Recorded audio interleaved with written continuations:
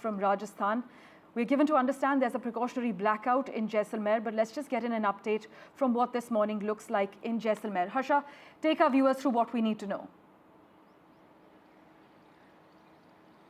Well, yes, the border districts are on a heightened sense of alertness, but life has sort of returned to normal. In fact, in the day, you can see people going about their daily business, but in the evenings, they have been asked to sort of return indoors. This is at about 7:30 in the evening when the blackout begins. So that's quite early, really, in the evening for the western districts, but that's how it is. And that's how it's going to probably remain for the next few days until, the situation actually eases as far as the border districts are concerned. But having said that, there has been no activity actually reported, apart from a little bit of drone movement that some people reported from Barmer. The collector also tweeted about it. Then she also went on her Twitter handle to say that, don't give in to social media speculation. No drones have been shot over Barmer. Similarly, in Jaisalmer also, the siren went off for a few minutes in the early hours of the morning. But again, no activity reported, no sounds of explosions heard. So we are assuming that it's much, much calmer, in fact, much calmer than what it was, say, even a night before. People are going about their business as usual. But of course, the blackouts will remain in place. Border area, the restrictions will definitely be there for local people movement, at least for the next 36 to 48 hours, is what we've been told by the police and the BSF personnel. And the state government also remains on a heightened sense of alert.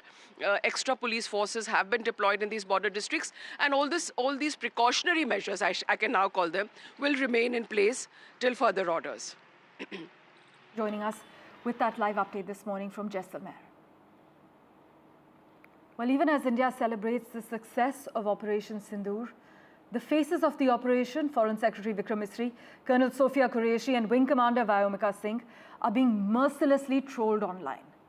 After Foreign Secretary Vikram Misri was subjected to vicious trolling for announcing on the government's behalf a day ago that India and Pakistan had agreed for the cessation of military operations, the IAS Association has now come out in support and solidarity against the unwarranted personal attacks against the officer. Meanwhile, even the IPS, the Indian Police Service Association, has condemned the personal attacks on Mr. Misri, saying that such unwarranted assaults on civil servants committed to their duties are absolutely intolerable. This is what they have posted on X. My colleague Shiv has been tracking all the reactions since late last evening. He joins us with an update regarding this matter as well. Shiv, condemning the harassment, as you've been reporting, several diplomats, politicians, and journalists have voiced their support for Mr. Misri? And rightfully so. I think, jobless internet trolls with no skin in the game, absolutely no recognition of the hugely historic and important things that India is doing right now for its national security, have been attacking an illustrious officer who has devoted his life to the Foreign Service and who happens to be the face now of India's messaging to the world, is something beyond condemnable. And I'm not surprised, and I'm very happy that all of these organizations have come out to, condemn the horrible trolling. And I wish this was something that we could simply ignore and dismiss as, an occupational hazard being on social media, etc. But I did notice many, high-profile handles, well-followed handles, whatever you want to call it, Parmeshwar, going after Vikram Misri. This is an emotional time, sure. People feel strongly, but to channelize your anger and emotions over some misdirected sense of, India having jumped into a ceasefire and using Vikram Misri as a punching boy for that, just shows how shallow people can be and how shallow, certain emotions can really be at a time like this. So I don't think there's any forgiving it. There's no excusing it. And I'm actually hopeful that beyond condemnation, some of these handles are also acted against. Because remember, when you troll someone like Vikram Misri, who is front and center in the spotlight, high profile, I'm sure there is an element of risking the safety of himself and his family as well. And remember, the enemy is watching. Pakistan is watching all of this. And if you've got people within attacking your very own, let's make no mistake, Vikram Misri is a soldier right now. He stands for India's message, not just against Pakistan, but for the entire world that has been standing with terror proxies for so long. So this is something I hope will be handled, without absolutely any mercy. Well, we hope so too. Thank you so much, as always, Shiv, for joining us with the lowdown. Meanwhile, I must inform our viewers that 32 airports are shut as a precaution measure. And if we talk about just Delhi, at least 97 flights were cancelled and over 150 were delayed on Sunday as the Indira Gandhi International Airport continued to reel from the closure of the 32 airports in western and northern states of India due to the ongoing hostilities with Pakistan, even as an agreement to stop all military action was reached over the weekend. According to airport data, about 96 of the 97 flights were domestic, and of these 44 were arrivals and 52 were departures. But for the latest lowdown, let's go across to my colleague Tanushka, who's been tracking all matters in terms that are related to civil aviation. Tanushka, as you've been reporting, 32 airports are shut as a precaution and some key airports are expected to be closed till the 15th of May.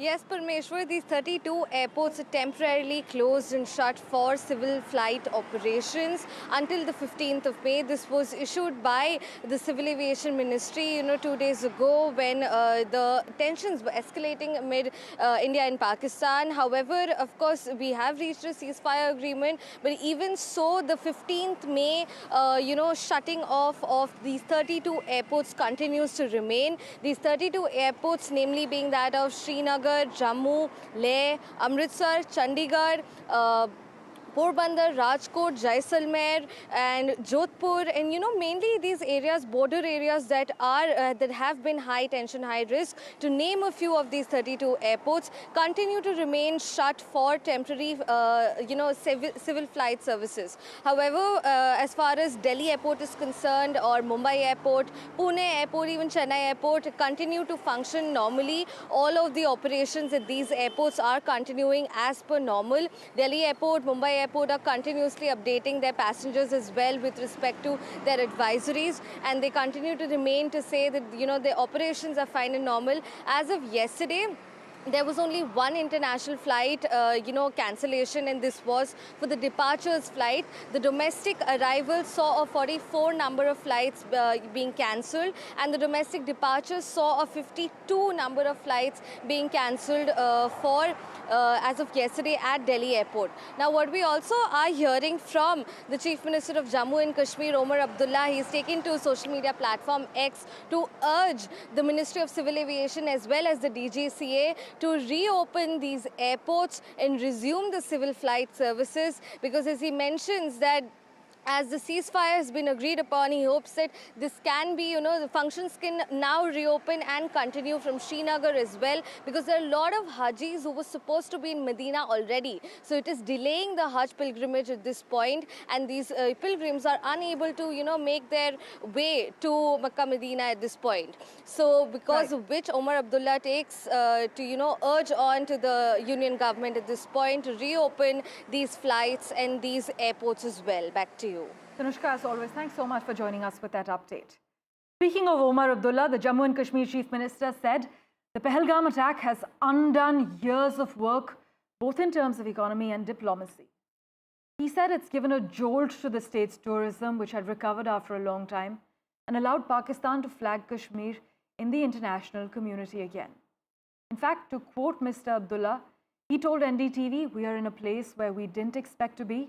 We're in a place where there has been bloodshed, suffering, turmoil, upheaval. Everything has changed, and yet, in some ways, nothing has." Listen in to his exclusive interview.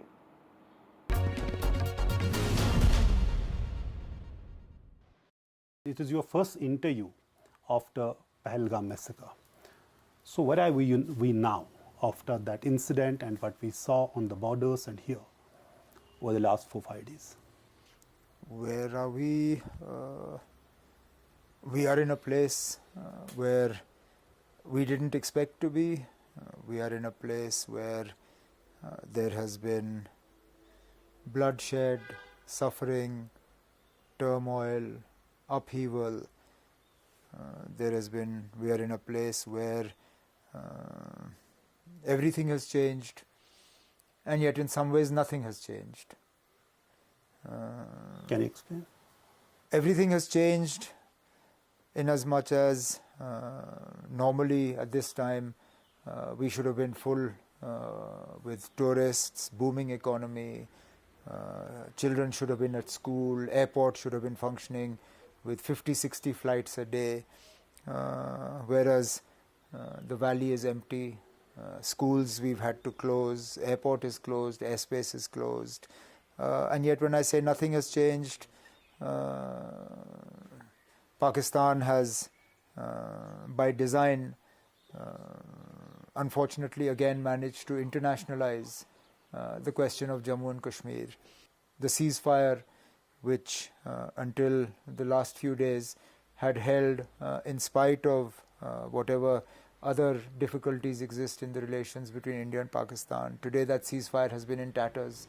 We await to see what happens tonight. So that's why I say so much has changed, and then in some ways so little has changed. But the fact is, there's a larger question is that when that massacre happened, it changed everything when it comes to the situation in Jammu and Kashmir. Till that time, we're saying militancy, separatism, everything is a thing of past. Well, it changed once and for all, once again, the perception of Jammu and Kashmir, and it changed it for the worse.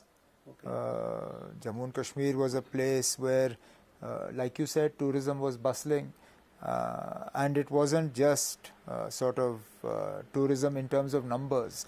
It was also tourism in terms of value. You were seeing high-spending tourists who did not mind spending even up to ₹1,00,000 a night for a hotel room. Today, that part of our economy lies in tatters. Those who were actively engaged by hotels, restaurants, shops, they are sort of in the process of being disengaged. Then coupled with that, people had taken loans to buy taxis, to buy deluxe buses, to convert rooms into homestay, to convert smaller houses into guest houses or hotels. All of that now adds to sort of an economic pressure. These people will be knocking on the government doors for jobs that are already in short supply. So the long-term effects of what happened in Pahalgam, we will be counting for some time to come. Meanwhile, in an exclusive interview to NDTV, Congress MP and Chief of Parliamentary Panel of Foreign Affairs, Shashi Tharoor, backed the India-Pakistan ceasefire, saying it was the right decision as a full-fledged war was not the right decision to take at this point. Mr. Tharoor also chided those who were calling for an all-out war and calling the decision a failure, saying that those comments were unfounded. Listen into his full remarks.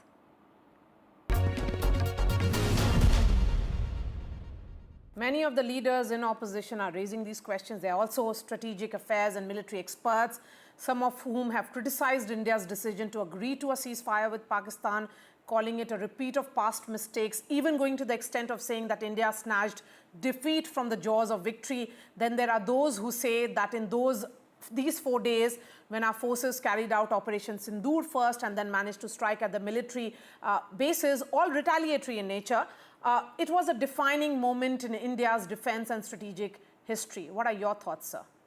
It was a very, very good moment. But listen, some of these people are clearly in the camp of those who wanted a quote-unquote war to finish off Pakistan.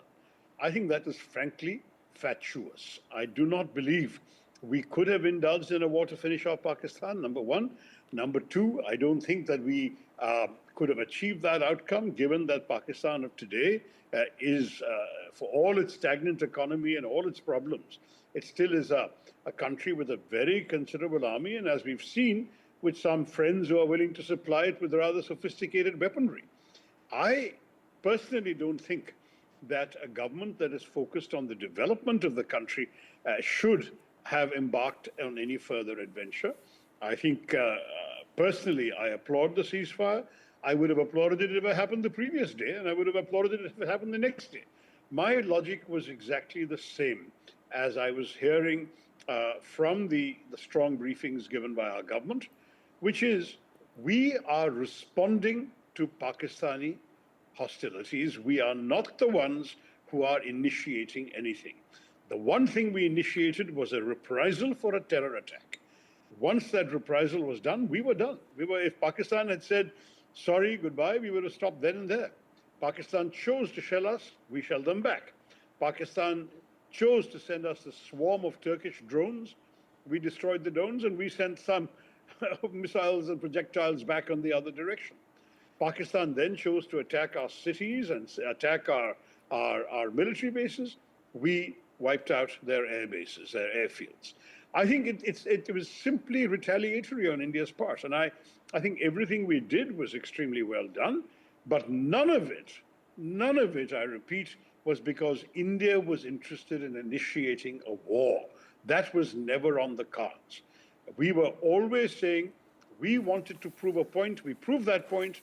Now you tell us when you're ready to stop. If you don't want to stop, we'll keep hammering you. And they stopped. Good message.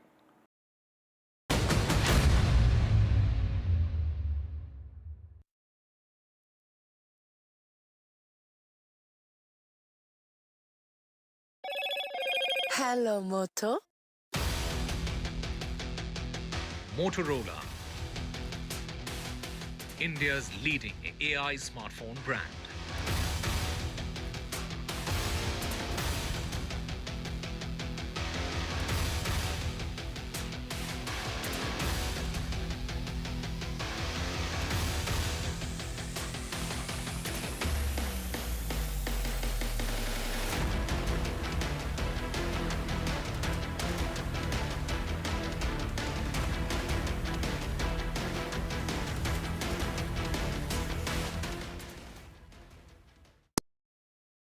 I've been reporting on all issues big and small from Andhra Pradesh, Telangana, rest of South India, bringing you all the action, all that you need to know, all that you want to know. The energy of maximum city is infectious. I'm bringing that energy in our news coverage from financial capital Mumbai. Covering from the southernmost part of India over the last 23 years, I bring in-depth and 360-degree coverage from the Dravidian heartland. The land of Mishti, also known for its bitter politics. I have seen much water flow under the Howrah Bridge, covering Bengal in all its vivid colors. India's IT capital is always bustling, a city full of startups, stories and surprises. And I keep you ahead on all the Bengaluru buzz. In today's interconnected world, India's voice is more crucial than ever. When India speaks, the world listens. At NDTV World, we are that voice, bringing you intelligent and insightful news from India and beyond. From geopolitics and diplomacy to economic shifts, migrations, tech disruptions, and the stories of our diaspora. We cover the news that shapes our global future. NDTV World, your new home for global news is here. If it matters to you, if it matters to you, if it matters to you, it matters to India, it matters to India, and it matters to me, and it matters to me. India Matters with Shivaru, only on NDTV 24/7.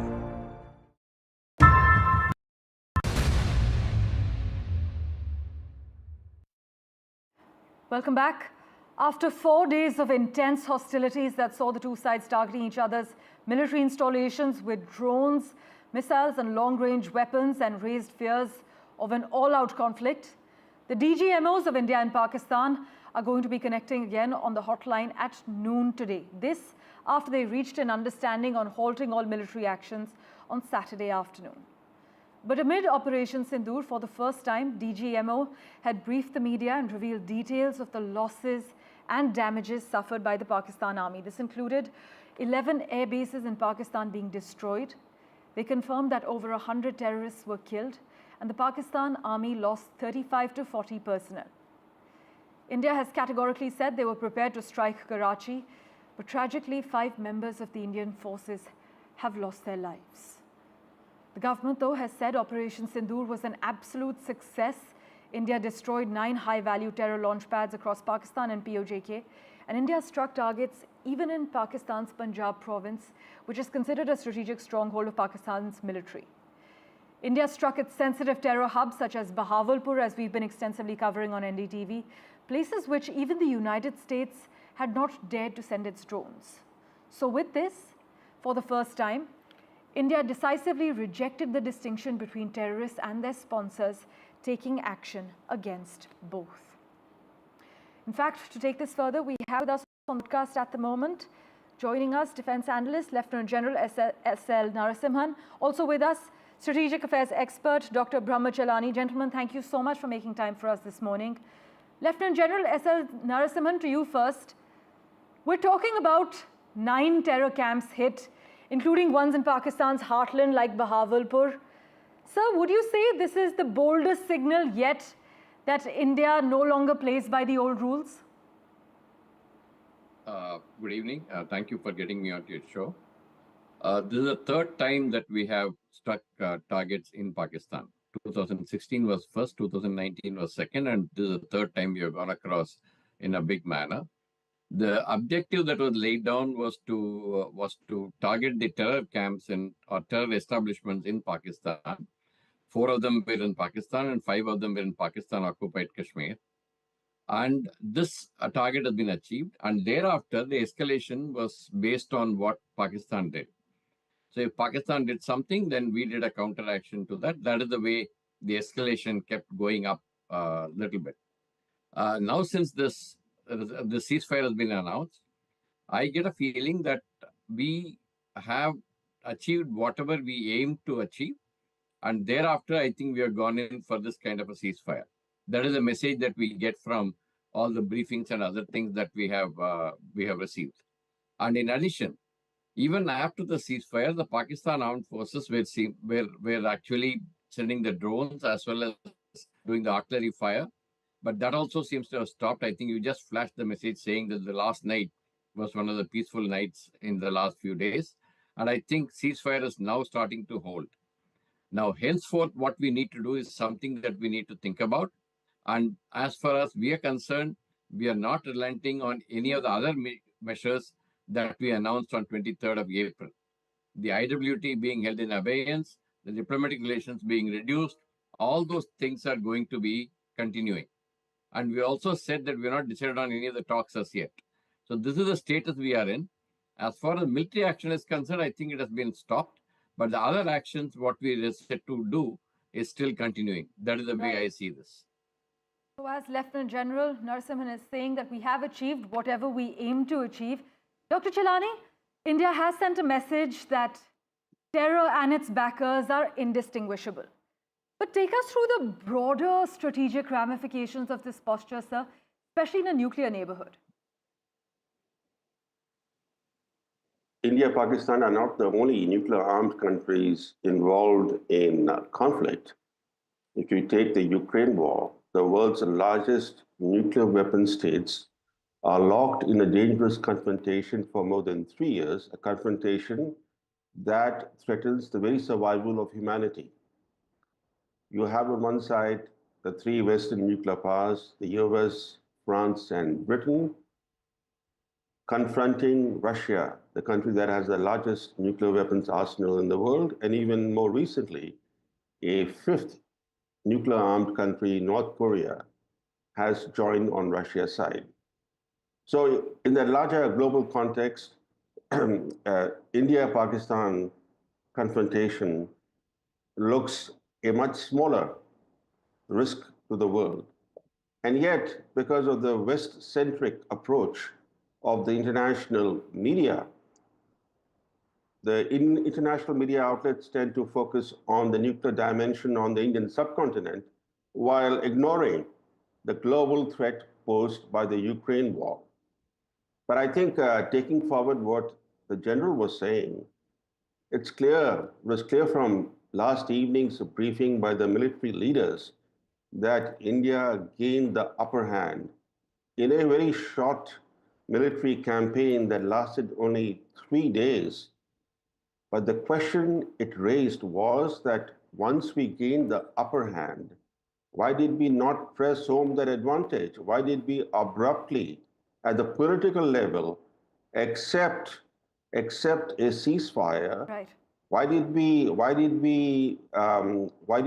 allow the US to mediate and persuade us to accept a ceasefire? These are questions that need to be answered, because Absolutely. when you undertake a military mission, you need to take it to its logical conclusion. There has to be a definitive outcome of a military mission. Now, if you terminate a military mission before that tangible outcome, an outcome that the world can see, then what happens is that, and we're seeing that now, we are seeing rehyphenation of India and Pakistan. We are seeing how from Trump down, Western leaders now are talking about not the core issue of cross-border terrorism, but they are resurrecting Kashmir as the core issue that needs to be resolved in order to have peace on the subcontinent. In other words, they're singing from Pakistan's playbook. And this is the unfortunate aspect, because if you do not take your military campaign to a definitive outcome, the pairing of the rival parties begins. This is not the first time in modern history that this has happened. Every time when there is a lack of a definitive outcome, the pairing of rival parties has become inevitable. Right. Lieutenant General Narasimhan, on that note, given the deep strikes into Pakistani Punjab and the damage inflicted on Pakistan's air assets, have we now crossed a psychological threshold in military signaling? I think, just one point about what Dr. Brahmacharani mentioned. You see, this comparing of hyphenating of India and Pakistan started even before the ceasefire. In fact, when Mr. Trump started saying that both are my friends, I am willing to mediate, etc., obviously he was hyphenating even at that point. So I think that is something which has happened even earlier than when the ceasefire went. The other point is when you want to take something, when you mean something as a logical conclusion, that we need to decide on what is that logical conclusion. Are we going for a full-scale conflict? Are we going for something else? That is something that we need to be discussing, and I am sure that was discussed and then debated in the government and the armed forces circles.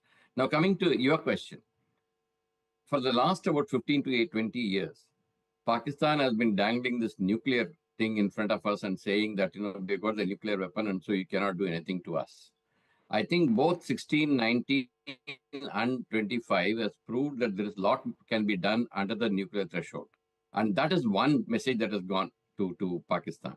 Okay. The second message that has gone to Pakistan is we will come across and sort out targets if you try and inflict casualties on us, inflict damage on us. These two are very clear messages that have gone to Pakistan. Pakistan may keep denying that they didn't seek the ceasefire, etc. But the very fact that they have been hit hard has sent a message to them, and they knew that they cannot sustain it. That is the reason that they did not actually move the forces anywhere. The ground forces or other forces did not move, actually speaking. They only did things with drones and other things which are peripheral. So that is the way, that is the message that has gone. I think Pakistan has got a very clear message on this. Right. And let's see as to how we go forward on this. Well, Dr. Chelani, meanwhile, as we wrap, many assert that India has redrawn the red lines, not just for Pakistan, but also for global players who were used to calling for restraint. Citing that earlier, India would be told to show restraint. Now, many argue that the world seems to be silent, even supportive. Would you argue that India's diplomatic narrative on terror has finally succeeded? Unfortunately, no. The opposite has happened. Before Operation Sindoor was launched, there were calls even from the US administration. For example, Marco Rubio publicly called on Pakistan to dismantle the terror networks that it may have on its soil. He said that Pakistan should arrest terrorists that it may be harboring. These were his words. After Operation Sindoor was prematurely terminated by India, after just 3 days of operations, The US narrative now is, and this is clear from Trump's own language, he sees not cross-border terrorism as an issue. In fact, he is silent, totally silent on cross-border terrorism as the core issue, or even as an issue, not even an acknowledgement from Trump that the issue that caused military hostilities, cross-border terrorism, needs to be addressed. Instead, he says that he wants to mediate and help solve the Kashmir dispute.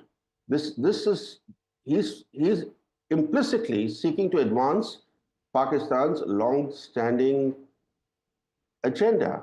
And this is the unfortunate part of it because, and we have seen over decades now that when the Indian armed forces gain military edge in combat, at the political level, we squander that advantage. It happened in 1948, it happened in 1965, it happened in 1971, especially at the 1972 Simla conference. It happened in 1999 during the Kargil conflict, and it's happened again. Why is it that at a critical time when the Indian armed forces have demonstrated to the enemy and to the world and to the Indian public that they have gained the upper hand on the battlefield, then we abruptly halt operations, military operations, and accept an outcome that does not inflict clear humiliation on the enemy? Well, we'll wait and I must add one point. If I could add one after point. that hotline talk that's supposed to happen at noon today. Gentlemen, I'm told I'm completely out of time on this discussion, but thank you so much for making time for us and joining us on NDTV. We will, of course, revert to you for regular updates and analysis on the current situation. Meanwhile, Salman Khurshid had said Pakistan has to understand that terrorism is unacceptable, else no amount of dialogues will reach the desired conclusion. Meanwhile, he added, India cannot be too optimistic and drop her guard. Listen in to Mr. Khurshid's full remarks.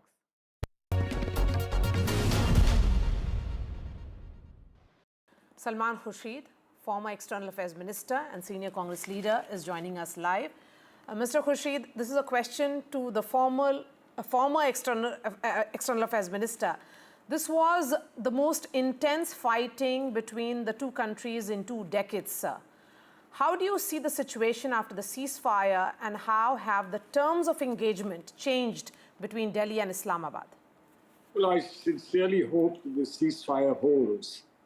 People have opinions about the ceasefire, and I'm sure that there is a range of points of view. But the ceasefire has happened. Unfortunately, last night there were many reports about the ceasefire not being strictly adhered to, and that raised some doubts. But I imagine since then, the matter seems to have settled down, and the ceasefire, at least for the present, will hold. And on the 12th, which is tomorrow, there will be another round between the DGMOs. And therefore, if there is something that needs to be ironed out, I hope that that will be ironed out. Now, of course, we've learned a lot because technology has started playing a very major role in the way wars are fought now. And this has become apparent, very critically, this has become apparent during the course of the 4 days. But I think that once all this is over, people will take stock and then assess as to what is achieved and how much more could be done. That will come in due course. This is perhaps not the time to be analyzing those things. Mr. Khurshid, you know, successive Indian governments have, including Prime Minister Narendra Modi's, tried to better relations with Pakistan in the interest of the people of both the countries. But Pakistan has always dealt in treachery. What do you think is the way forward for us, particularly with regards to our neighbor? And you know, having achieved ceasefire, where do we go from here on? Well, I think there are many loose ends yet, not very clear, that ceasefire obviously must be succeeded by talks. But what will be the format of talks and the structure of talks is, I think, a big question. And ideologically, India has had some issues here, which I think are very well known. Since the ceasefire seems to have come at the partial, perhaps, if not the entire initiative of the US government and the US leadership, we'll have to see where that stands once the DGMOs talk and once a formal structure is figured out as to how we move forward. But clearly, no matter what we do and no matter what we try to reach out on, ultimately there's a bottom line, and that bottom line is terrorism. Now, we've said in our explanatory manner that if there is terrorism, even now, it'll be treated as an act of war. Now, why act of war with ceasefire, etc., you know the implications.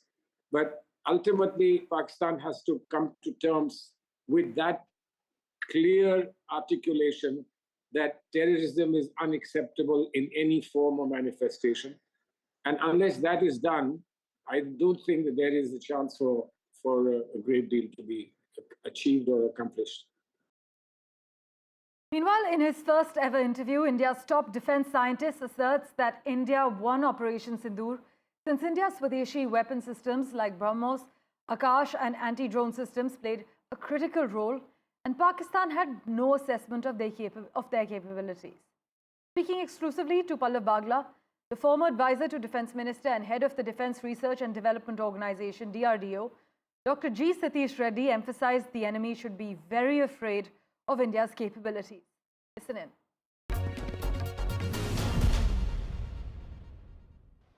What is your first reaction about Operation Sindoor, its success, and which are the 3 or 4 indigenously developed systems which played a decisive role?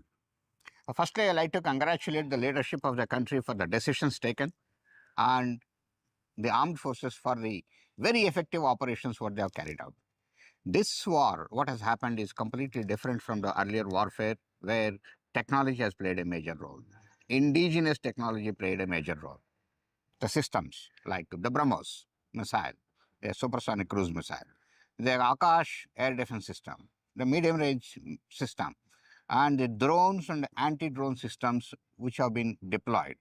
These are all indigenously which have been developed here. What we are hearing the reports from the media that they have been deployed and they have played a very effective role. They have pulled down many aircrafts, almost all the drones, everything have been brought down, and then we have striked very accurately the important bases deep inside Pakistan. This shows the capability what India has now. The Indian technological prowess has been proven in this war. Are you happy? Are you elated that the outcome is what it is today based on systems which were developed by you and your teams? Extremely happy. All the scientists are very happy, and even the entire countrymen are very happy that India could develop the advanced systems like any other advanced nation and have worked very effectively, efficiently. Enemy should be very afraid of entangling with us. Now they have come to know what is the technological capability of this country and what it can deliver and what can make. So I am sure he will be careful.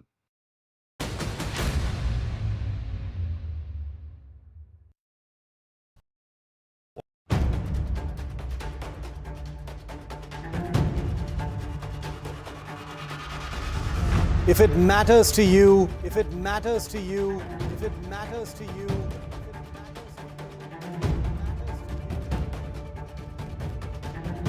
it matters to India. It matters to India. It matters to India. And it matters to me. And it matters to me.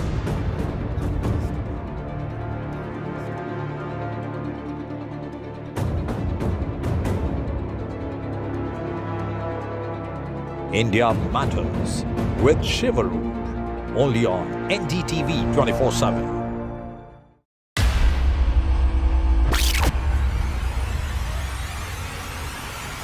The last 1 month, if you see, the share prices of Genzol Engineering has fallen more than 58%. Why are the rating firms calling the debt payments as default? We have 2 credible credit rating agencies on March 4th coming and downgrading the stock to D. Statements are consistently being proven wrong, and transactions are being taken place which are different from what they were originally pictured to be.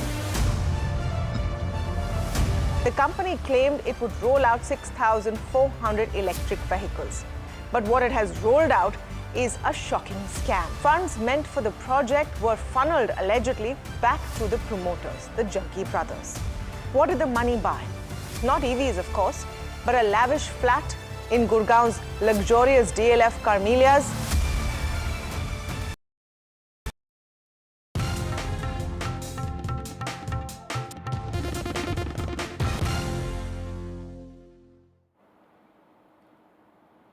Welcome back. Let's take you through the big international headlines we're tracking at the moment. Ukrainian President Volodymyr Zelensky has said he expected to meet Russian President Vladimir Putin in Turkey this week in what could mark a turning point for the war. Mr. Zelensky's announcement that he will be waiting for Putin personally came a day after European leaders gathered in Kyiv to pressure Moscow to accept an unconditional 30-day ceasefire. Ukraine had previously said that it wouldn't enter into direct talks without a truce already in place, and to do otherwise was seen as a show of weakness of Ukraine and its partners blinking first, is what some analysts have pointed out. But the Ukrainian leader likely does not want to lose favor with US President Donald Trump, because hours before Zelensky's announcement on Sunday, Trump had again urged him to meet with the Russian President Vladimir Putin. Just listen in to what the Kremlin had to say regarding the matter. President Putin is open for peace negotiations without any preconditions. We thought that President Trump was going to use his enormous influence over Ukraine to get Ukraine closer to the idea of negotiations.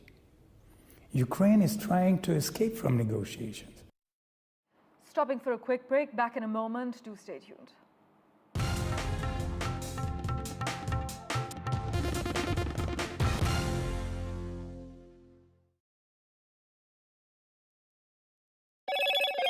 Hello, Moto. Motorola, India's leading AI smartphone brand.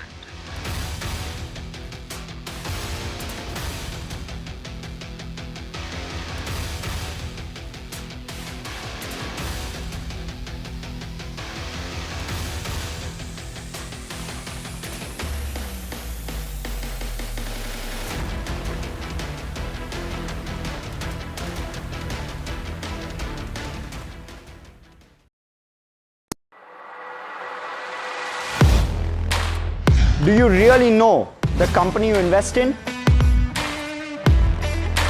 What is the real picture behind presentations and claims?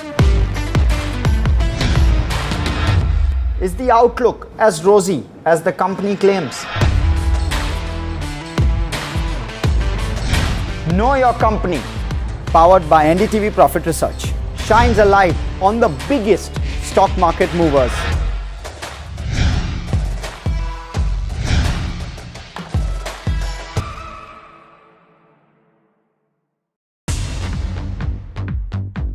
More news that matters.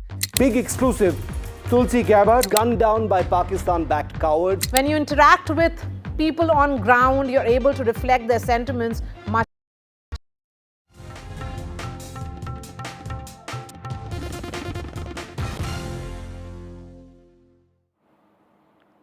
Welcome back. The United States touted substantial progress following 2 days of trade talks with China and Switzerland, with details of a possible deal set to be announced later today, perhaps tonight. The outcome of this meeting, which Donald Trump characterized as a total reset without going into specifics, could have vast ramifications for the global economy. And Trump's China tariffs have upended international trade, disrupting supply chains and sending shockwaves through markets. So this is a development we're keeping a close eye on. And switching tracks, well, free flights and cash bonuses, they're just some of the things inside Trump's new plan for migrants who self-deport from the United States. Titled Project Homecoming, this new program will end up saving taxpayers in the US billions and billions of dollars, Trump claims. This report brings you the details.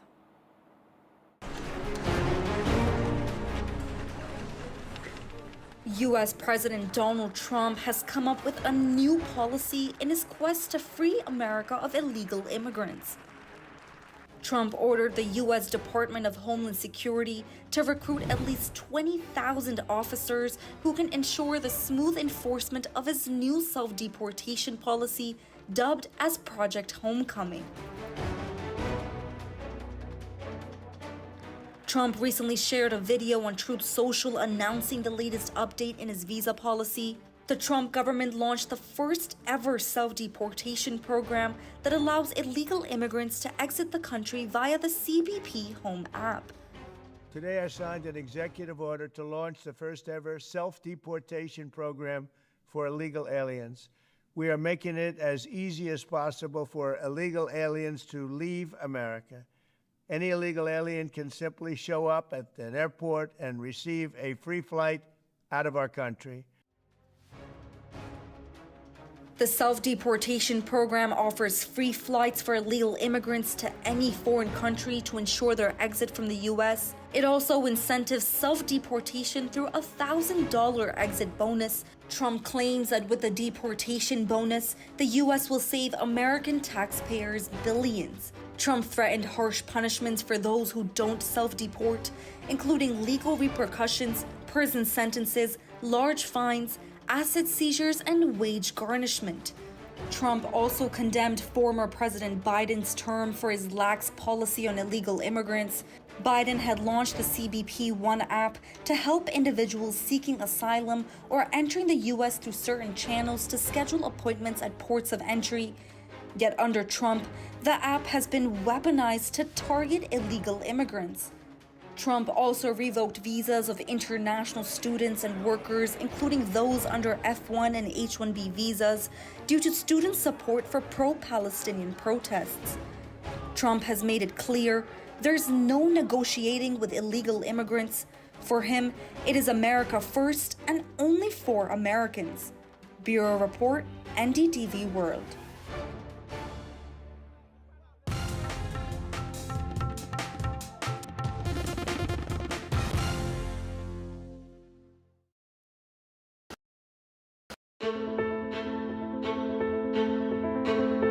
News is not just headlines, it is what impacts you. And news should never be mistaken for noise. What matters is the reality. Accurate, in-depth, and with the right perspective.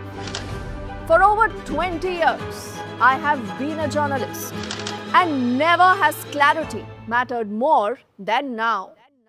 At Newsnight, we go beyond the surface. We dissect the details, challenge the narratives, and bring you the unparalleled clarity you deserve in a world clouded by misinformation. We are bold, we are direct. Newsnight, for the news in your interest. Only on NDTV 24/7. I've been reporting on all issues big and small from Andhra Pradesh, Telangana, rest of South India, bringing you all the action, all that you need to know, all that you want to know. The energy of Maximum City is infectious. I'm bringing that energy in our news coverage from financial capital Mumbai. Covering from the southernmost part of India over the last 23 years, I bring in-depth and 360-degree coverage from the Dravidian heartland. The land of Mishti, also known for its bitter politics. I have seen much water flow under the Howrah Bridge, covering Bengal in all its vivid colors. India's IT capital is always bustling, a city full of startups, stories and surprises. And I keep you ahead on all the Bengaluru buzz. In today's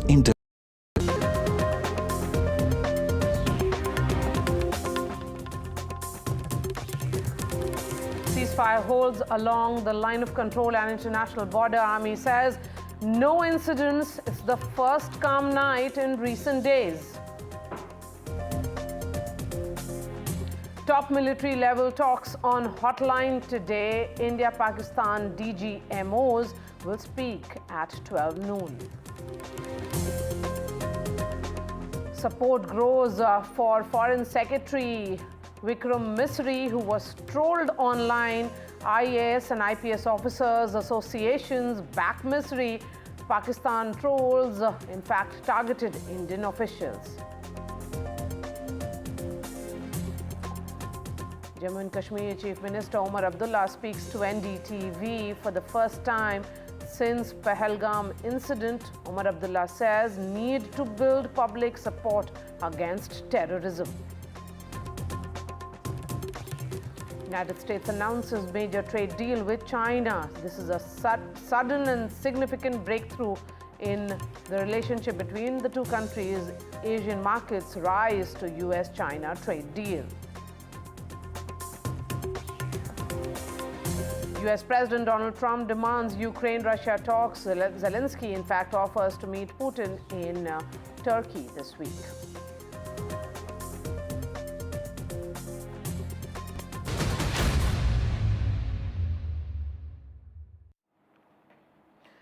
It's been the first night at LOC and international border after the ceasefire violations when there has been no incident at all. A calm night, that's what India is waking up to. The situation has been tensed, but relative calm. There is a semblance of calmness in areas along the LOC and international border. No incidents reported overnight. There is calm and normalcy in Punjab, Rajasthan, Gujarat, and top military level talks will be held today. Border areas, in fact, across India's northern and western fronts, remember, remained peaceful on Sunday through the day yesterday after the understanding which was reached between India and Pakistan on halting military actions after 4 days of escalating tensions and conflict. And uneasy calm prevailed in Jammu and Kashmir, and there is no ceasefire violation or drone activity recorded. Shashi Tharoor is joining us from Srinagar. We also have Gurpreet from Firozpur. Shiv, coming to you. You've been on ground for now over 2 weeks. What does this morning look to you in Srinagar? You know, on the basis of your own personal experience, Shiv.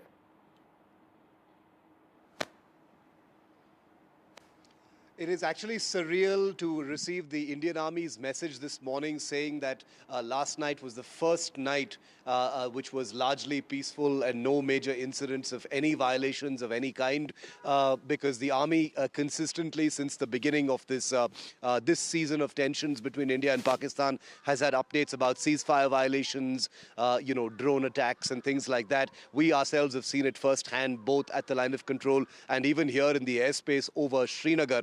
But on the second day after this understanding was reached between India and Pakistan, right in the middle of very, very high-octane combat between the two sides, it seems after those initial troubles, initial violations that took place night before last night was largely peaceful. I have to admit I didn't get very much sleep last night because there was a belief that there would be updates from our contacts in different parts of the line of control in the Kashmir sector and in the Jammu sector as well. There were rumors right through the night of firing and drone attacks, etc. But it's good to see that the army has now put all of that to rest and said that this has been the first peaceful night with no incidents whatsoever. Obviously, this sets the stage for the conversation over the hotline between the two Director Generals of Military Operations, Major General Kashif Abdullah of Pakistan, Lieutenant General Rajiv Ghai of India. This is, of course, prefixed by a message that was sent by the Indian DGMO to his counterpart yesterday, just before that briefing by the armed forces, where it was conveyed in no uncertain terms that the initial violations past that understanding may be explained as some teething troubles or some units not getting the message in time, etc. But from this night onwards was the real test, and since it's gone peacefully, I think the decks are cleared for hopefully some kind of a healthy conversation put between the two DGMOs. And let's make no mistake, it means that Pakistan has got the message as well. That's right. So India managed to achieve the objective of Operation Sindoor and perhaps set a new template. This is the new normal between the two countries. that if there is a terror activity on Indian soil, then Pakistan will have to face military action from India, where not only it's the terror hubs inside Pakistan will be targeted, but also military air bases. Shiv, when we say DGMO talks happen, what is their mandate like, in the sense that agenda we know, but what do those talks really mean? Well, these talks are very structured talks. Ever since the ceasefire that was renewed between the two countries in 2021 during the COVID pandemic, after a whole year of ceasefire violations by Pakistan in the first year of COVID-19, the hotline was obviously renewed and activated, and it was decided that the two Director Generals of Military Operations or senior officers from the Directorate General of Military Operations would have a conversation at least once a week. That structured conversation is supposed to happen on Tuesday. In times of emergency or conflict, or when there's a high octane action happening on the LOC, obviously these conversations can happen anytime. The word hotline obviously means that there is instant access because of the urgency of the situation. These conversations, like I said, happen every Tuesday. They've happened right through this season of tensions. Obviously the conversations have happened on days apart from Tuesday because of Operation Sindoor, the huge numbers of ceasefire violations, and past that, a ceasefire understanding between the two countries, the two officers have also been talking to each other. So it's important because there is an exchange of information. It's also important because as relations between the two countries have completely deteriorated in the last few weeks and months, and especially in the last 20 days that we've been reporting from here in the aftermath of Pahalgam, it's important to note that the two DGMOs talking every Tuesday was literally the only official point of contact between the two countries. There was hardly any diplomatic contact. There was pressure on the High Commission as well. So as far as the military was concerned, it was the only point of contact. And sometimes, having communication is really a message and somewhat keeps the peace. With Pakistan, it's always unpredictable, of course. Even now, India's guard is fully up. It's not going to be winding down the war machine anytime soon, but at least we know that the agenda is set for this conversation. All right, Shiv, thank you so much. I won't be holding you much for now. You can have your breakfast perhaps in Srinagar today. You have been working relentlessly non-stop. Let me bring in Gurpreet now. Gurpreet joins us. Gurpreet, what is it looking like this morning in Firozpur? New advisories, and did the blackout happen last night? And will the schools reopen? So that when we talk about uneasy, calm and moving away to normalcy, near normalcy, is this the new normal?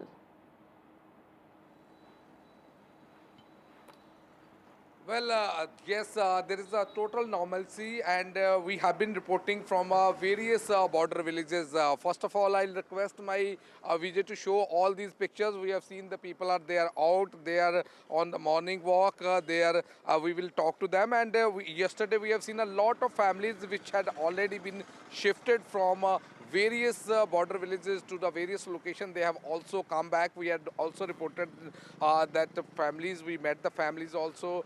We have gone to various villages. But as of now, if we can talk about the administration side, we have seen the border area of Punjab is also on the alert. There is no specific advisory, no restriction which has been imposed by the local administration, but they have taken a lot of precautions. And what we have learned in the border area, school have already been shut down for today.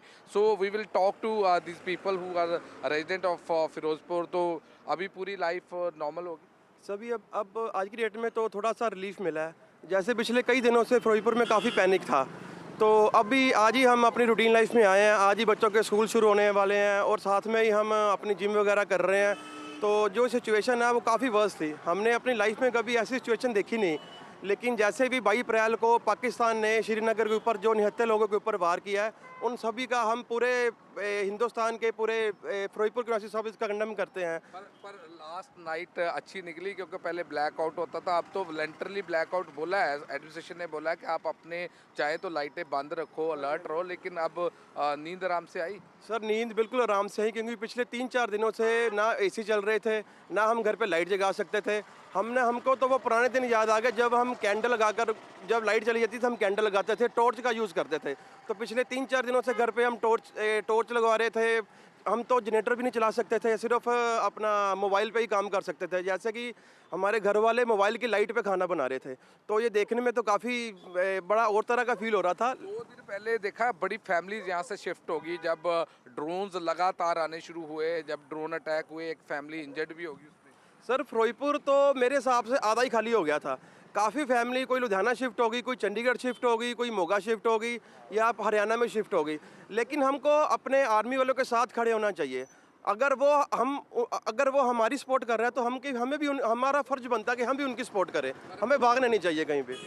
तो कुल मिला के आप cycling कर रहे हैं, सुबह देख रहे हैं, जिम भी जा रहे हैं, तो क्या कुल मिला के पूरी जहाँ पे बॉर्डर एरिया में पूरी लाइफ नॉर्मल होगी? सर आज हालात सही लग रहे हैं, जैसे नॉर्मल लग रहे हैं, हम अपने डेली रूटीन में वापस आ गए हैं। लेकिन जो 2 दिन हालात रहे हैं वो बड़े पैनिक थे, बड़ा गलत माहौल था। लड़ाई कभी भी किसी भी चीज़ के लिए अच्छी नहीं है। जो 2 दिन का माहौल रहा था, बच्चे डर गए, सारे फैमिली छोड़ के बाहर जा रही थी, बहुत बुरा हाल था। लेकिन जैसे ही चाहे प्रशासन ने कल बोला कि हालात सही है, सभी डेली रूटीन में वापस आ गए हैं, हम अपनी जिम शुरू कर रहे हैं, सारे अपने कारोबार पे जा रहे हैं। 2 दिन में पूरे कारोबार बंद रहे हैं, सारा कुछ बंद था, बुरा हाल था। लेकिन हमें फिर भी प्रशासन के साथ चलना चाहिए, जैसा उन्होंने बोला उसी के साथ हमें चलना चाहिए था। आज स्कूल बंद किए गए हैं, लेकिन बाकी मार्केट सब कुछ खुला हुआ है, क्योंकि कहीं ना कहीं अभी भी प्रिकॉशंस लिए जा रहे हैं। कोई आपको कोई इंस्ट्रक्शन तो नहीं? क्योंकि पहले हम देख रहे हैं कि लगातार सायरन बज रहा था, लगातार लोग पैनिक हो रहे थे। सर प्रशासन की तरफ से कल इंस्ट्रक्शंस आई थी कि आपने 8 बजे अपने घर की लाइटें बंद करनी है, लेकिन उन्होंने ये ज़रूरी बोला कि हम भी ज़रूरी है। बस हमें भी, अब हमारी भी ये बनती है कि हम भी, अगर प्रशासन ने बोला, हमें उसके साथ चलना चाहिए। बाकी स्कूल आज बंद है, स्कूल कल से खुलने शुरू हो जाएंगे।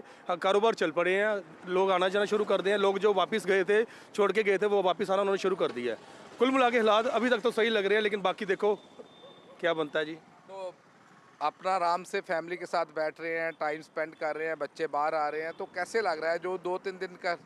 सर पहले तो फिरोजपुर में काफ़ी पैनिक सिचुएशन थी, लेकिन आज की डेट में बच्चे भी आ रहे हैं, बाहर आ रहे हैं, हम साइकिलिंग बच्चों के साथ कर रहे हैं, बच्चों के साथ घूमने जा रहे हैं, तो बड़ा अच्छा लग रहा है। लेकिन ये 3 दिनों का, ये हमारी ज़िंदगी का सबसे वर्स्ट टाइम था जो हमने 3 दिनों में ये सिचुएशन देखी। हम अपनी छत पे चढ़ रहे थे, ड्रोन वगैरह ऐसे उड़ रहे थे जैसे कोई दिवाली के पटाखे वगैरह चल रहे होते हैं। तो पहली बार देखा तो बच्चे भी डर रहे थे, हम खुद डर रहे थे, तो भगवान के चलो सारा सिस्टम सेट हो गया। These are the voices from Firozpur. We have seen there is no restriction has been imposed by the local administration, but in the border area of Punjab, whether it's Gurdaspur, Pathankot, Amritsar or Firozpur, we have seen some precautions are being taken, and they have also advised the people not to come out of their houses if there is no necessary work. But at the same time, we have seen, we have got a lot of reaction from the people that there is a total normal life in border area of Punjab. Back to studio. All right, thank you so much for getting us those bites and sound of people, you know, I would say voices of people early morning. Gurpreet, thank you so much for joining us. And remember, there was a press conference which was held yesterday, which had all those officers who were leading this entire Operation Sindoor from multiple fronts, from Navy to Army to Air Force, address the media. Let's listen in to what Lieutenant General Rajiv Ghai, who is the DGMO of India, had to say, and other officers. I have no doubt in my mind that we achieved total surprise, and those strikes across those 9 terror hubs left more than 100 terrorists killed, including high-value targets such as Yusuf Azhar, Abdul Malik Rauf, and Mudassir Ahmed, that were involved in the hijack of IC-814 and the Pulwama blast. A decision was taken to strike where it would hurt, and towards that, in a swift, coordinated, calibrated attack, we struck his air bases command centers, military infrastructure, air defense systems across the entire Western Front. The bases we struck include Chaklala, Rafiki, and mind you, Chaklala is Islamabad. Rahim Yar Khan, Sakar, sending a clear message that aggression will not be tolerated. Operation Sindoor, remember, marked a significant demonstration of India's military and strategic prowess through a blend of military and non-military means. There were PSYOPs as well at play here, and the Indian Navy and Indian Air Force, and I would say the entire Indian Armed Forces, clearly saying that they stunned Pakistan. The big takeaway of this press conference, Shiv, particularly those officers, those generals who were actually leading this entire Operation Sindoor from multiple fronts. What an incredible message it sends out that the chiefs of operations of the three armed forces, conducted this joint press conference. It was stupendous in every way. And, as a journalist, I think it was a template for how communications ought to be done, unlike the histrionics and the exaggerations and and the chest thumping that the Pakistanis do in their press conferences. This one was professional. It was clipped. It was crisp. They answered all questions. They, released all information. They had an absolutely amazing presentation of visual evidence of battle damage of all those targeted sites in Pakistan. So this really is something that all journalists who attended and watched are going to remember. For me personally, I think, given that there had been quite some substantial updates, Maria, regarding the Indian Air Force operations, obviously the strikes on the terror sites as well as the air bases, and the army actions including missile strikes, action on the line of control, etc. The Navy was a bit of an enigma. There had been rumors about what the Navy was doing, and boy, what one hell of a headline they gave us at this briefing. The Navy basically revealed in no uncertain terms, with no ambiguity, that far from being just called the silent service, it was out there, far out in the North Arabian Sea, creating a dramatic blockade of the Pakistan Navy, completely confining them to their ports, not allowing them to leave their ports and get into operational areas or very close to the port or the harbor. And most crucially, that the Indian Navy was primed and ready, to bomb the Karachi harbor and reduce it to rubble, to its energy sites, to its oil tanks. It would have been something that they had done the previous time only during the 1971 war. So the amazing details of information, the kind of troubling aspect of how a single escalation by Pakistan could have meant, BrahMos or other missiles flying from Indian Navy ships and smashing into Karachi boggles the mind. That could have been very much the next step in that escalation. And I can guarantee you that the Indian Navy is not kidding when they say they were primed and ready. The target information was fed in. Everything was set, for a strike on Karachi. That didn't happen because that ceasefire agreement finally came into check. But the Indian Navy, also called the Silent Service, was completely ready. Also, amazing levels of information in terms of visual evidence by the Army and the Air Force. So we have a very clear picture of why that quote-unquote understanding was something that Pakistan needed and requested. Sense certainly is, the Shiv, that a new red line has been drawn, and we have been saying that this is a defining moment as far as India's messaging to the world is also concerned, that if there is terror emanating from Pakistan and if Indian citizens are facing the brunt, then there has to be deterrence. But the question is, will this really act as a deterrence, knowing the kind of deep state Pakistan is? Let me bring in Aishwarya. Aishwarya, India has decisively rejected the distinction between terrorists and their sponsors, taking action against both.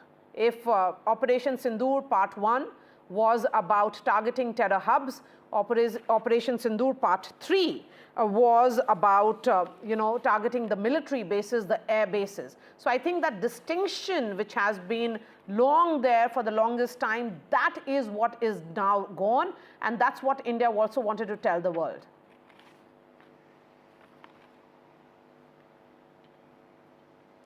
Well, certainly, and DGMO Rajiv Ghai had specifically stated during the press conference that the Chief of Army Staff have given the Indian Army a full responsibility for any contract with the Pakistani misadventure. The Indian Armed Forces have full hand and a free hand, in fact, to counteract as far as any misadventures by Pakistan are concerned. On the other side, it is also, remember, during the press conference, he has stated that on India's agenda would be only and only longevity of the understanding between India and Pakistan as far as the ceasefire on air and land and sea is concerned between both these sides. He also accepted yesterday that it was Pakistani side who violated on the western front the ceasefire, and at several places there were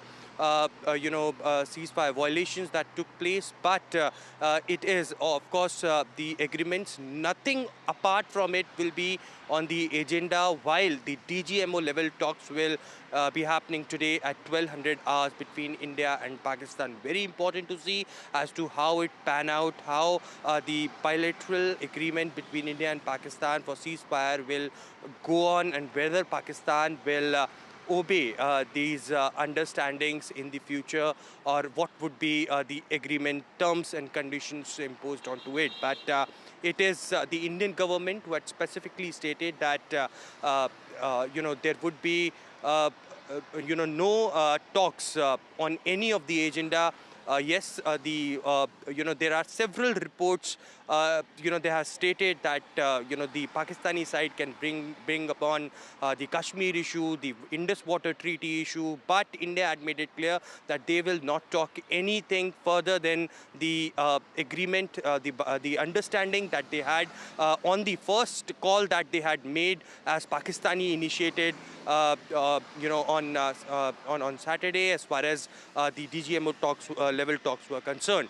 I'm at the Prime Minister's residence, 7 Lok Kalyan Marg, and we have been reporting from this place for the last 2 weeks. Of course, Prime Minister had been briefed on a regular intervals, and today as well, when these DGMO level talks will be done, it would be, of course, the PMO would be monitoring this very, very closely. All right, Aishwarya, let's see what is lined up for today at where you are, 7 LKM. That has been clearly the war room of sorts, with the Prime Minister himself monitoring each and every developments right from Operation Sindoor, which was conducted that night. Thank you so much, Aishwarya. And even as India celebrates the success of Operation Sindoor, the faces of the operation, Foreign Secretary Vikram Misri, Colonel Sophia Qureshi and Wing Commander Vyomika Singh are being mercilessly trolled online. The IS Officers Association has now come out in solidarity against the unwarranted personal attacks against the officer. The IPS Association also condemned the personal attacks on Vikram Misri, saying that such unwarranted assault on civil servants committed to their duties are absolutely intolerable, is what the IPS Association had posted on X. Remember, he is a career diplomat, and those officers were just doing their part. In fact, they were telling the world with complete sobriety and an art of communication which should be learned as to what really had happened and how Operation Sindoor was playing out. Let's listen in to all the reactions which have come in on this story, beginning first with a quick analysis by Shivaroor. Jobless internet trolls with no skin in the game, absolutely no recognition of the hugely historic and important things that India is doing right now for its national security, have been attacking an illustrious officer who has devoted his life to the Foreign Service and who happens to be the face now of India's messaging to the world, is something beyond condemnable. And I'm not surprised, and I'm very happy that all of these organizations have come out to, condemn the horrible trolling. And this is, I wish this was something that we could simply ignore and dismiss as, an occupational hazard being on social media, etc. But I did notice many, high-profile handles, well-followed handles, whatever you want to call it, Parmeshwar, going after Vikram Misri. This is an emotional time, sure. People feel strongly, but to channelize your anger and emotions over some misdirected sense of, India India having jumped into a ceasefire and using Vikram Misri to as a punching boy for that just shows how shallow people can be and how shallow certain emotions can really be at a time like this. So I don't think there's any forgiving it. There's no excusing it, and I'm actually hopeful that beyond condemnation, some of these handles are also acted against. Because remember, when you troll someone like Vikram Misri, who is front and center in the spotlight, high profile, I'm sure there is an element of risking the safety of himself and his family as well. And remember, the enemy is watching. Pakistan is watching all of this, and if you've got people within attacking your very own, let's make no mistake, Vikram Misri is a soldier right now. You know, he stands for India's message, not just against Pakistan, but for the entire world that has been standing with terror proxies for so long. So this is something I hope will be handled, without absolutely any mercy.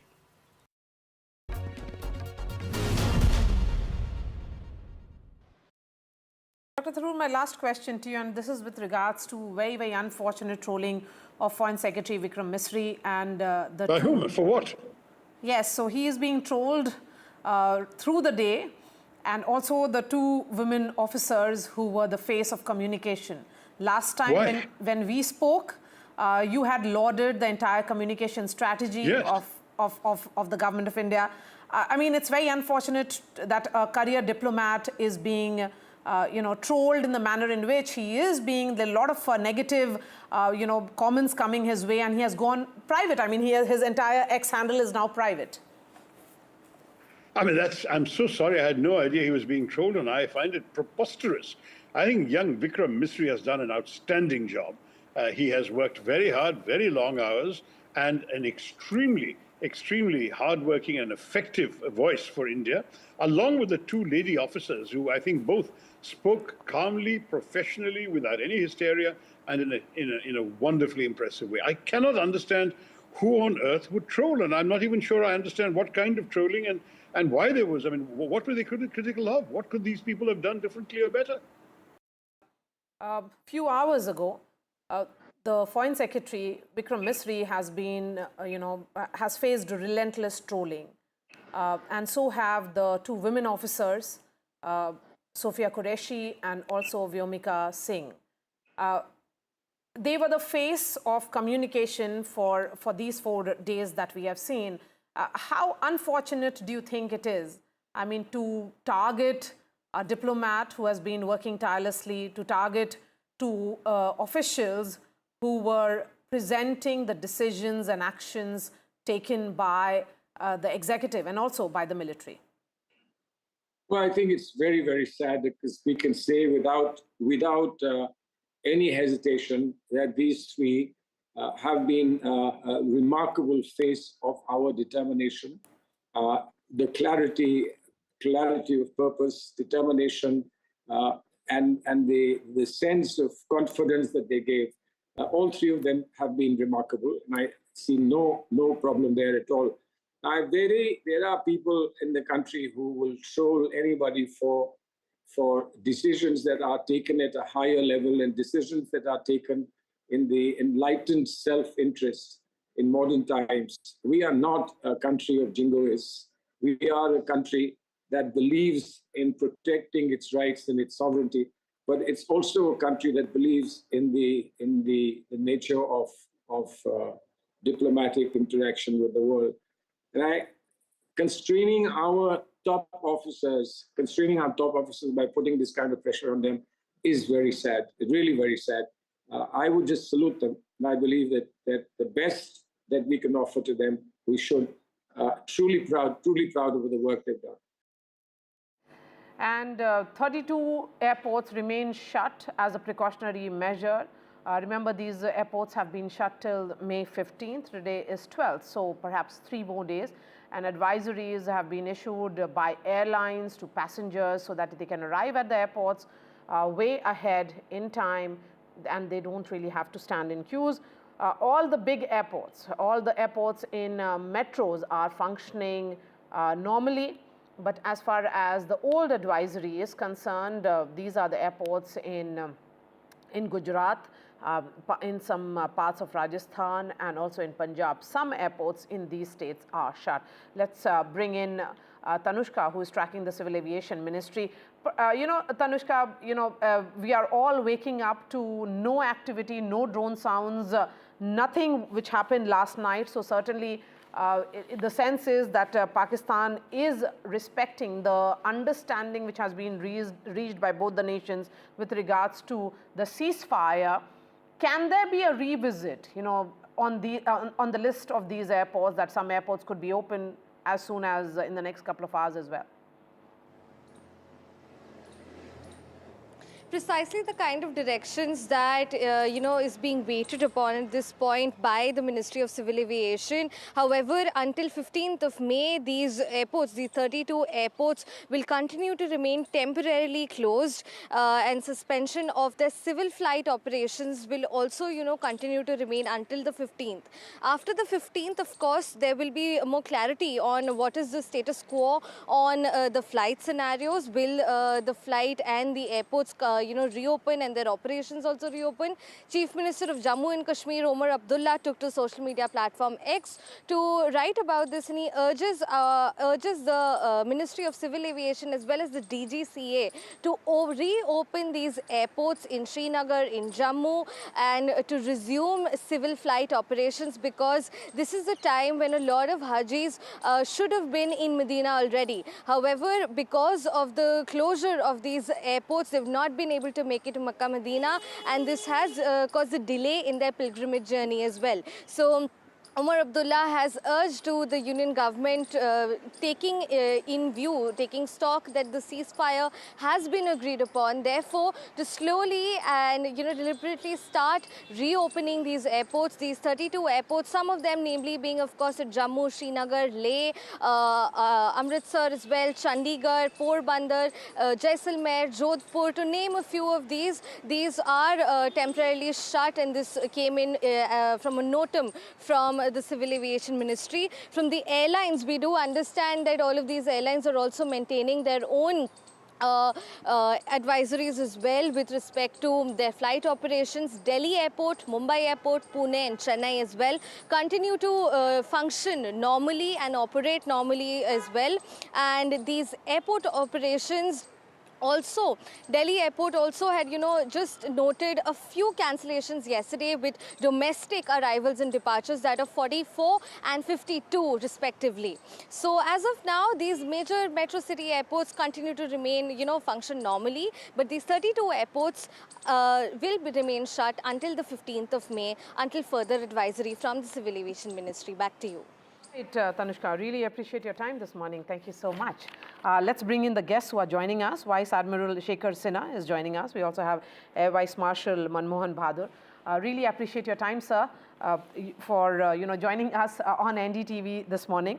Vice Admiral Shekhar Sinha, the press conference which was held by DGMOs, you had Air Marshal A.K. Bharti, Lieutenant General Rajiv Ghai, Vice Admiral A.N. Pramod and Major General S.S. Sharda addressing that press conference. These are the officers who were leading Operation Sindoor. According to you, I'm sure you were monitoring it just as journalists were, like all of us. What do you think are the big takeaway in terms of the military prowess that India has displayed? Well, Maria, thank you for getting me on your show. I think they're very precise. They answered the questions absolutely to the point, and what was not supposed to be answered, they did not answer. They made it very clear that they haven't let their guard down. They are very much alert, particularly the Navy. They're all in forward position. The Air Force is taking action, because if there are any violations, which it was last night, those violations have been repealed. Adequately actions have been taken, but there's no firing which has taken place, since probably from last night, except for twice in the evening, which was returned across the line of control. Air Force has said that all the objectives have been met.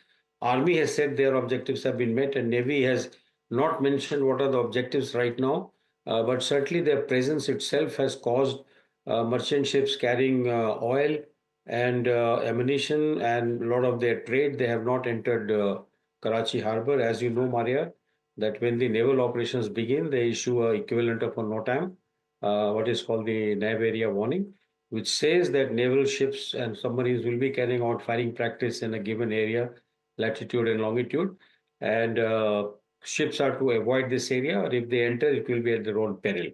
This is what the warning reads. And none of the ships, would like to enter when the ships have indicated that they will do the firing. So I think that they are all quite poised and they are quite confident. They are very, their confidence in talking actually reveals that operation has gone on quite well. There are ups and downs. You don't get something for nothing. So if there are losses on their side, there will be losses on our side as well. And we have a peacetime percentage laid down that these are acceptable. So is the wartime. They're all percentages that are acceptable, and they're all mentioned in our Union War Book and the fighting instructions of the Air Force, the Army, and the Navy. Now there are joint documents. So I would say that it's a very good sign that three services have acted in unison. And having spent a long time, both Manmohan and I in the IDS headquarters, AVM Manmohan Bahadur, we are really happy to see this is happening because all of us have worked very hard for many years to see this day, and I'm glad I'm still around to see this day, Maria. Yes, I'm going to talk a little bit more about the Navy's role, as was explained by Vice Admiral A.N. Pramod in our press conference. But before that, since you're talking about Air Vice Marshal Manmohan Bahadur, Air Vice Marshal Manmohan Bahadur, in terms of your big takeaway of that press conference, what has India managed to achieve, according to you, through these 4 days? In these 4 days, what has India told its domestic audience as much as to the Pakistanis in terms of its military, new red line in military action? Good morning, Maria, and Jai Hind. Good morning, sir.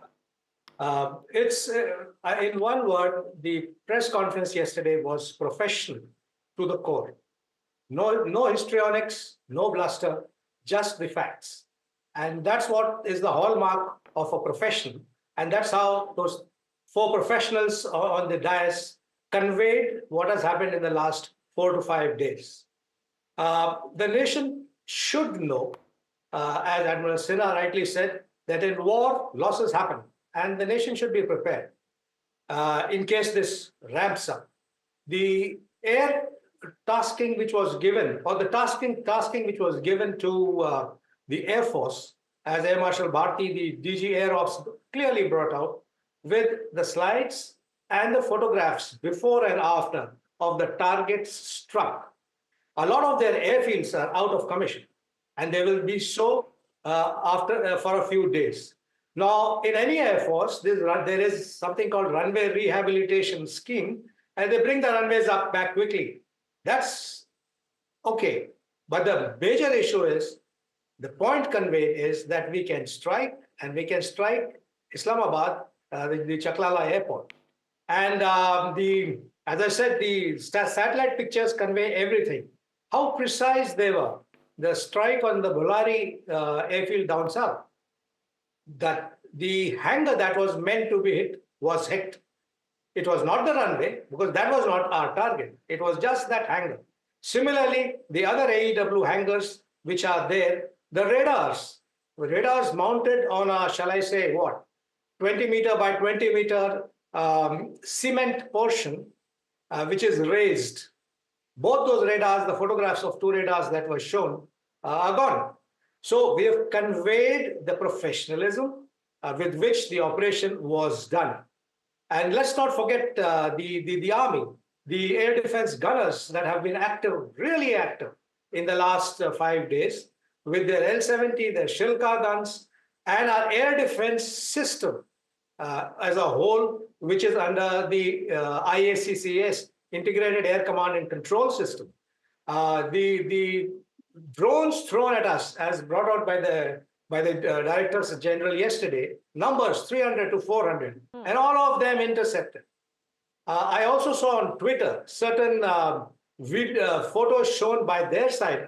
They had a PC press conference after ours, saying Udhampur has had damage and Jammu has had damage. I say, I have been in both the stations, served there for long. And I know people, there has been no damage, zero, zilch. So since you're talking about it, elaborate for our viewers, then why are we continuing to see those images? I mean, alleged photoshopped images which are being put out by Pakistani handle of some kind of damage which has not occurred. Is this how perception management is done during the times that we are living in? Pure perception manage for the domestic audience? Absolutely. It's a battle of perception right now. The information warfare that is happening, the amount of, the videos that are going around, the memes going around. Unfortunately, people tend to believe that, and that's the common man on the streets. So this information warfare will continue, and we as citizens of India must know and must believe in what's been told to us officially and from official channels. The bluster that was seen in their press conference yesterday, and that was mentioned, I think, partially, is, they're making up, they're putting clipped versions of our news channels. That's most unprofessional and a straight giveaway of having to tell their people something to counter what we have actually done. So information warfare, people need to be careful. Absolutely. Vice Admiral Shekhar Sinha, explaining Navy's role, Vice Admiral A.N. Pramod had spoken about something very interesting, that Navy remain in deterrent posture with full readiness and capacity to strike select targets at sea and land, including Karachi, at a time of our choosing. That was the role of Navy, Vice Admiral Sinha. And throughout this operation, be it Wing Commander Vyomika Singh or the Foreign Secretary or Colonel Qureshi, they had maintained that the response of India was measured, non-escalatory in nature, and responsible from day one. And this professional press conference of the DGMOs perhaps actually showcased how professionally it can be done, not the kind of bluster that we keep on hearing from our neighbor.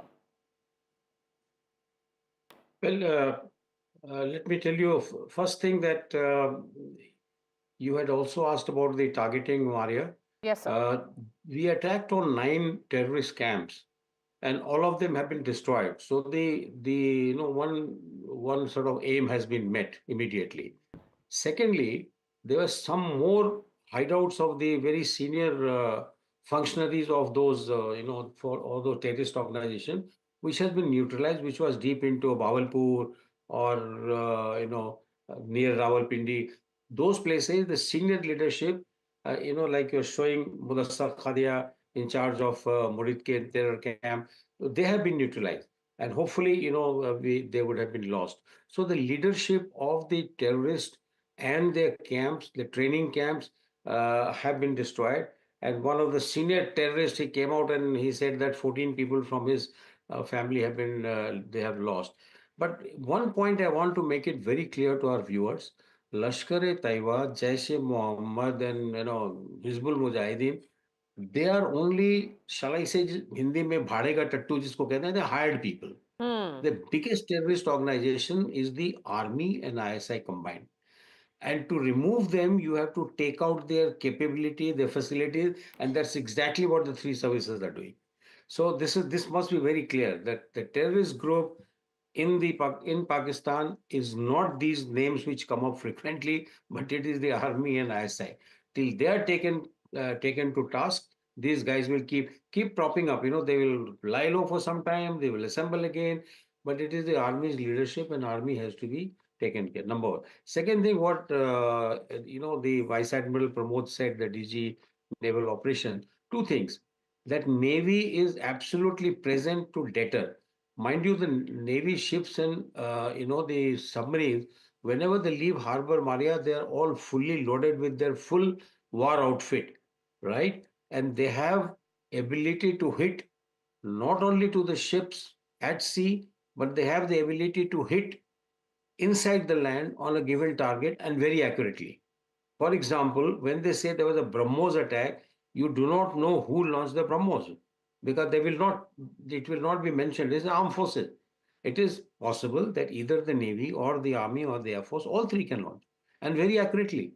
And sadly for them, that this missile cannot be tracked because of being supersonic. And and therefore somebody says we jammed it, and this is all rubbish. Something which is going at 3 times the speed of sound, there's no question of its jamming, but it doesn't give you any time. So what the Navy is saying, that if they are told now, they will annihilate total annihilation of Karachi harbor like they did in 71. Even now, they're not very far from Karachi. Full firepower is available. None of the merchant ships or the warships of Pakistan Navy have entered or left Karachi harbor from the day they are deployed. So that is deterrence. It is the fear of getting shot. Okay, so that's And that deterrence area strong enough. warning which has been issued. Yeah. Okay, that's So very well warning is- explained, sir. But sir, I'm going to ask both of you in 30 seconds, please respond to my next question.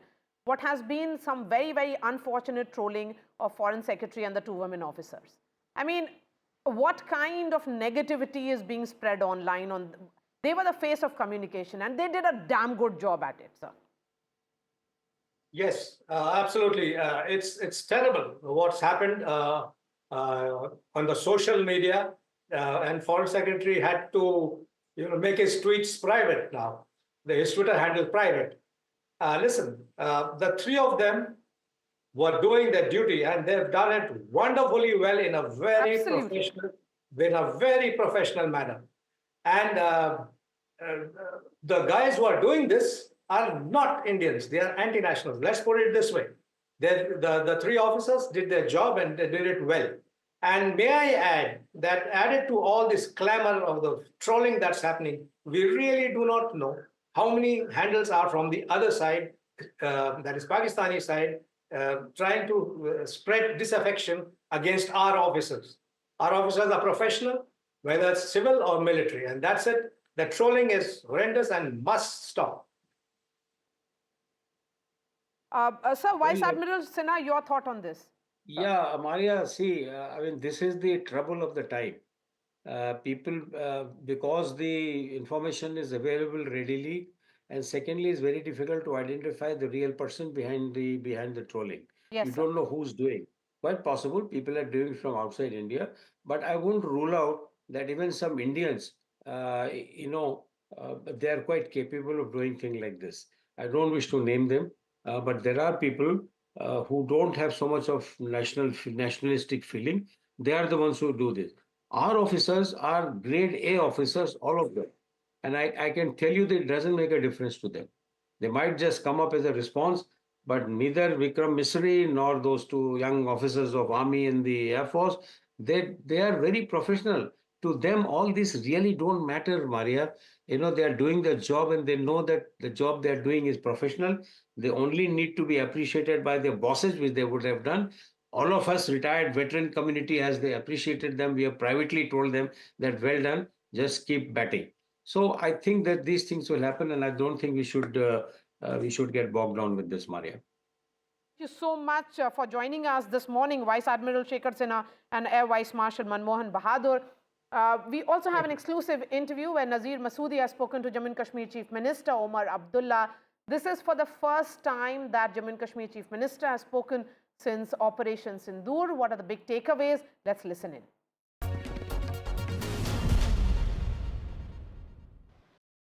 It is your first interview after Pahalgam massacre.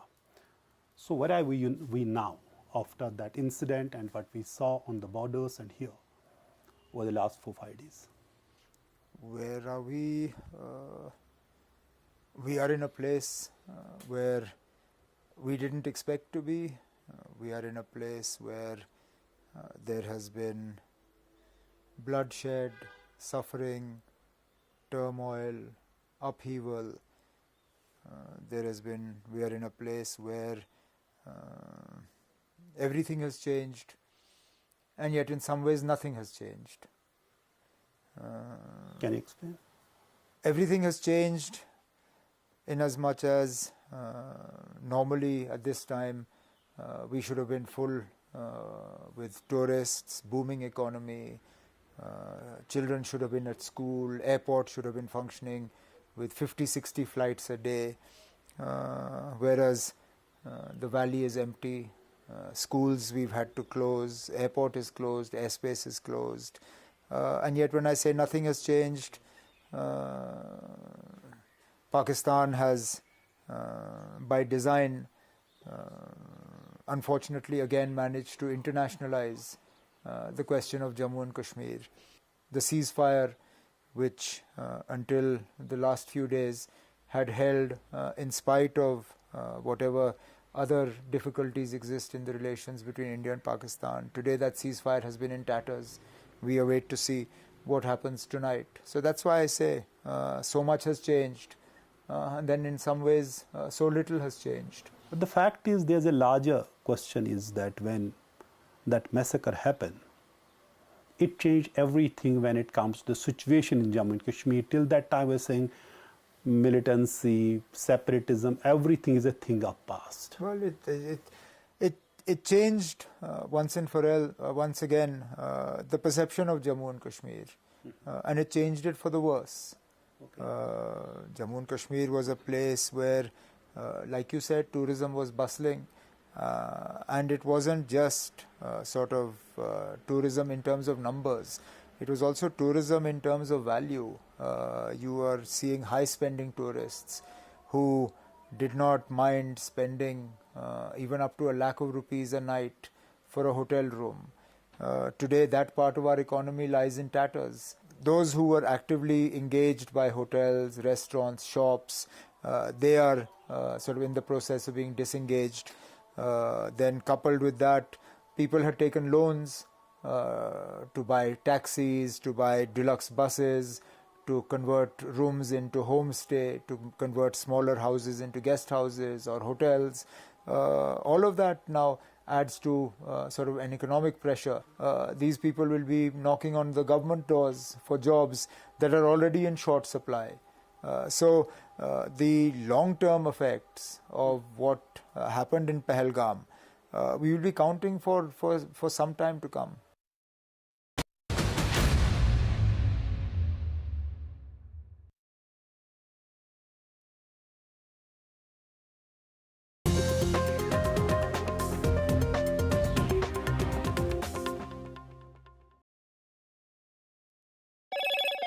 Hello, Moto.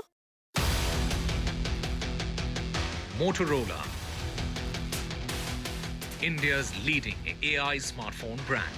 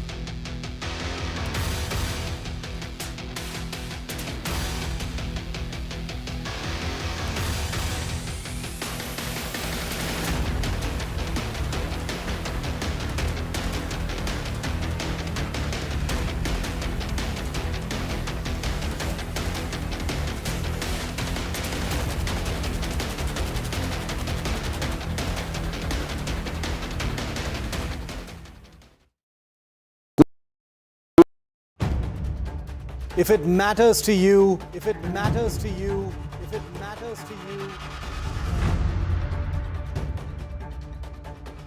it matters to India. It matters to India. And it matters to me.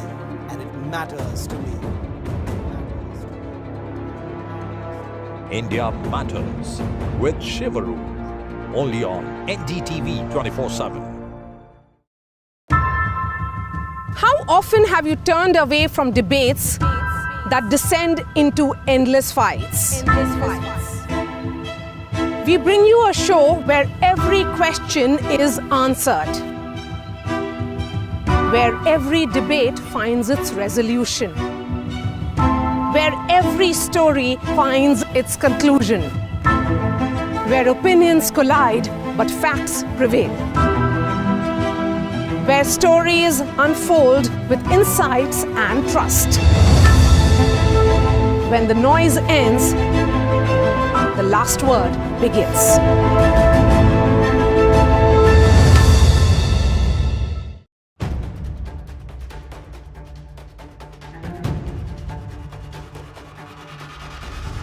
If it matters to you, if it matters to you, if it matters to you,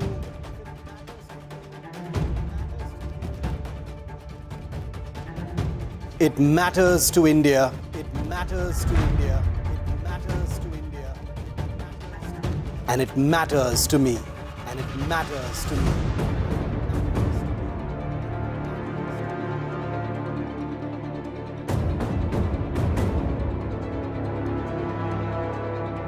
India Matters with Shivaru, only on NDTV 24/7.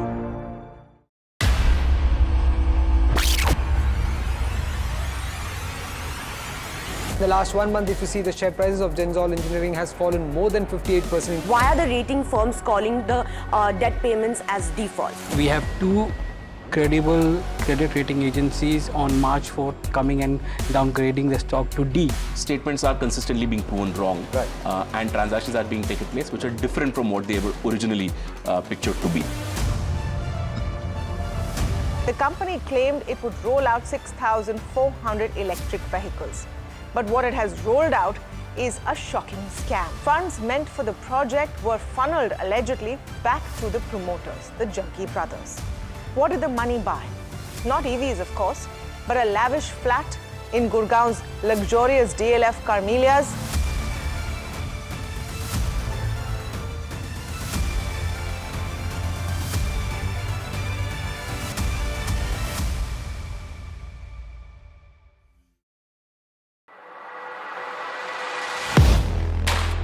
Do you really know the company you invest in?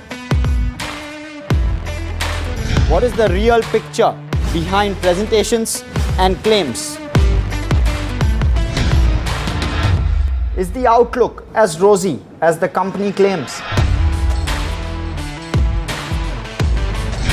Know Your Company, powered by NDTV Profit Research, shines a light on the biggest stock market movers.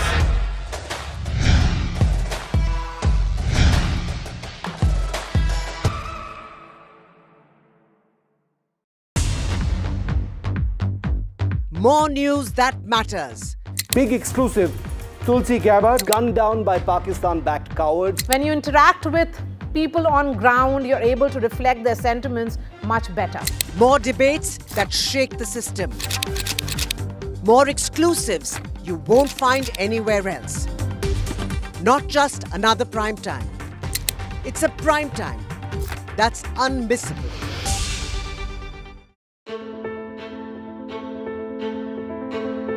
News is not just headlines, it is what impacts you. And news should never be mistaken for noise. What matters?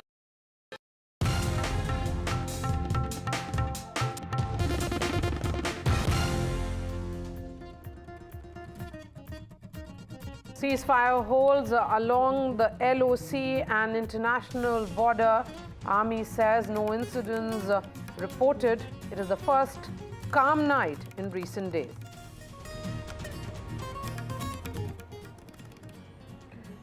At 12 noon is when the India-Pakistan DGMOs will take to the hotline. Top military level talks on hotline today.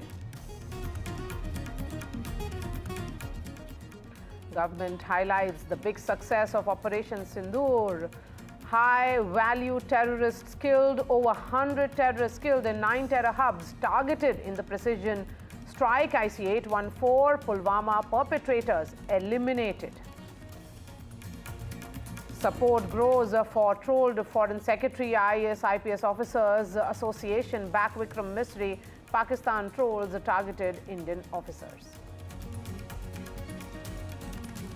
United States announces major trade deal with China. This is a significant breakthrough in US-China trade talks. Asian markets cheer.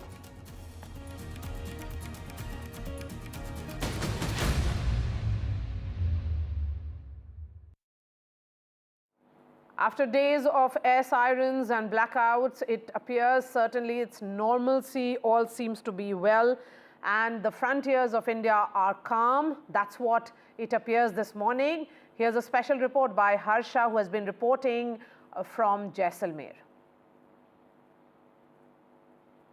Are on a heightened sense of alertness, but life has sort of returned to normal.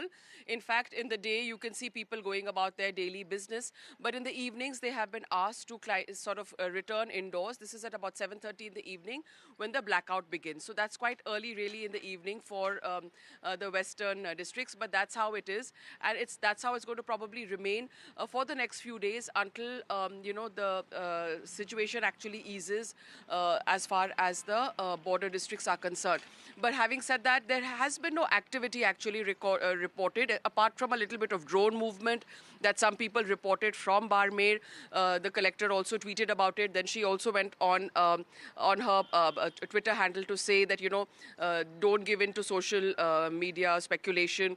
No drones have been shot over Barmer. Similarly, in Jaisalmer also the siren went off for a few minutes in the early hours of the morning, but again no activity reported, no sounds of explosions heard. So we are assuming that it's much calmer, in fact much calmer than what it was say even a night before. People are going about their business as usual, but of course the blackouts will remain in place. Border area, the restrictions will definitely be there for local people movement, at least for the next 36 to 48 hours is what we've been told by the police and the BSF personnel. And along, the state government also remains on a heightened sense of alert. Extra police forces have been deployed in these border districts, and all these precautionary measures, I can now call them, will remain in place till further orders. Let's go to Firozpur. That's where Gurpreet Chinna continues to report for NDTV. We have those visuals coming in from across the country. These are largely the border districts along the LOC and international border on your screens. Rajouri, Jaisalmer, Badgam, Akhnur. People have started their lives. Shops have opened. Schools, whether schools are open or not, perhaps Gurpreet will be able to explain to us. Is it an extended chutti for the children?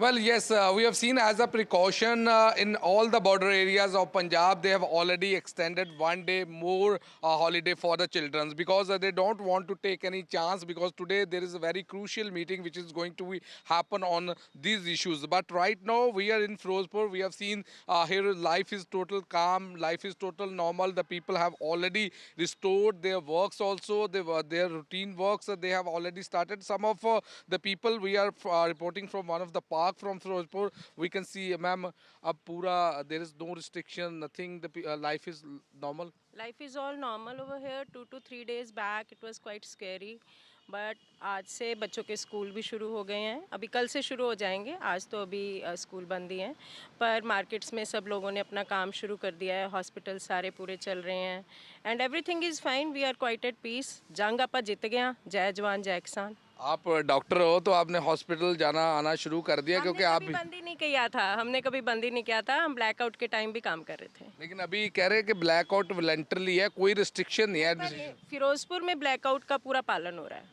तो आप भी देख रहे हैं, morning walk कर रहे हैं यहाँ पे, कुछ लोग जिम जा रहे हैं, तो पूरा नॉर्मल हो गया सब. पहले तो काफ़ी सिचुएशन काफ़ी पैनिक थी, लेकिन आज की डेट में जैसे कल से बच्चों के स्कूल खुल जाएंगे तो रूटीन सब लोग अपनी रूटीन लाइफ में वापस आ रहे हैं.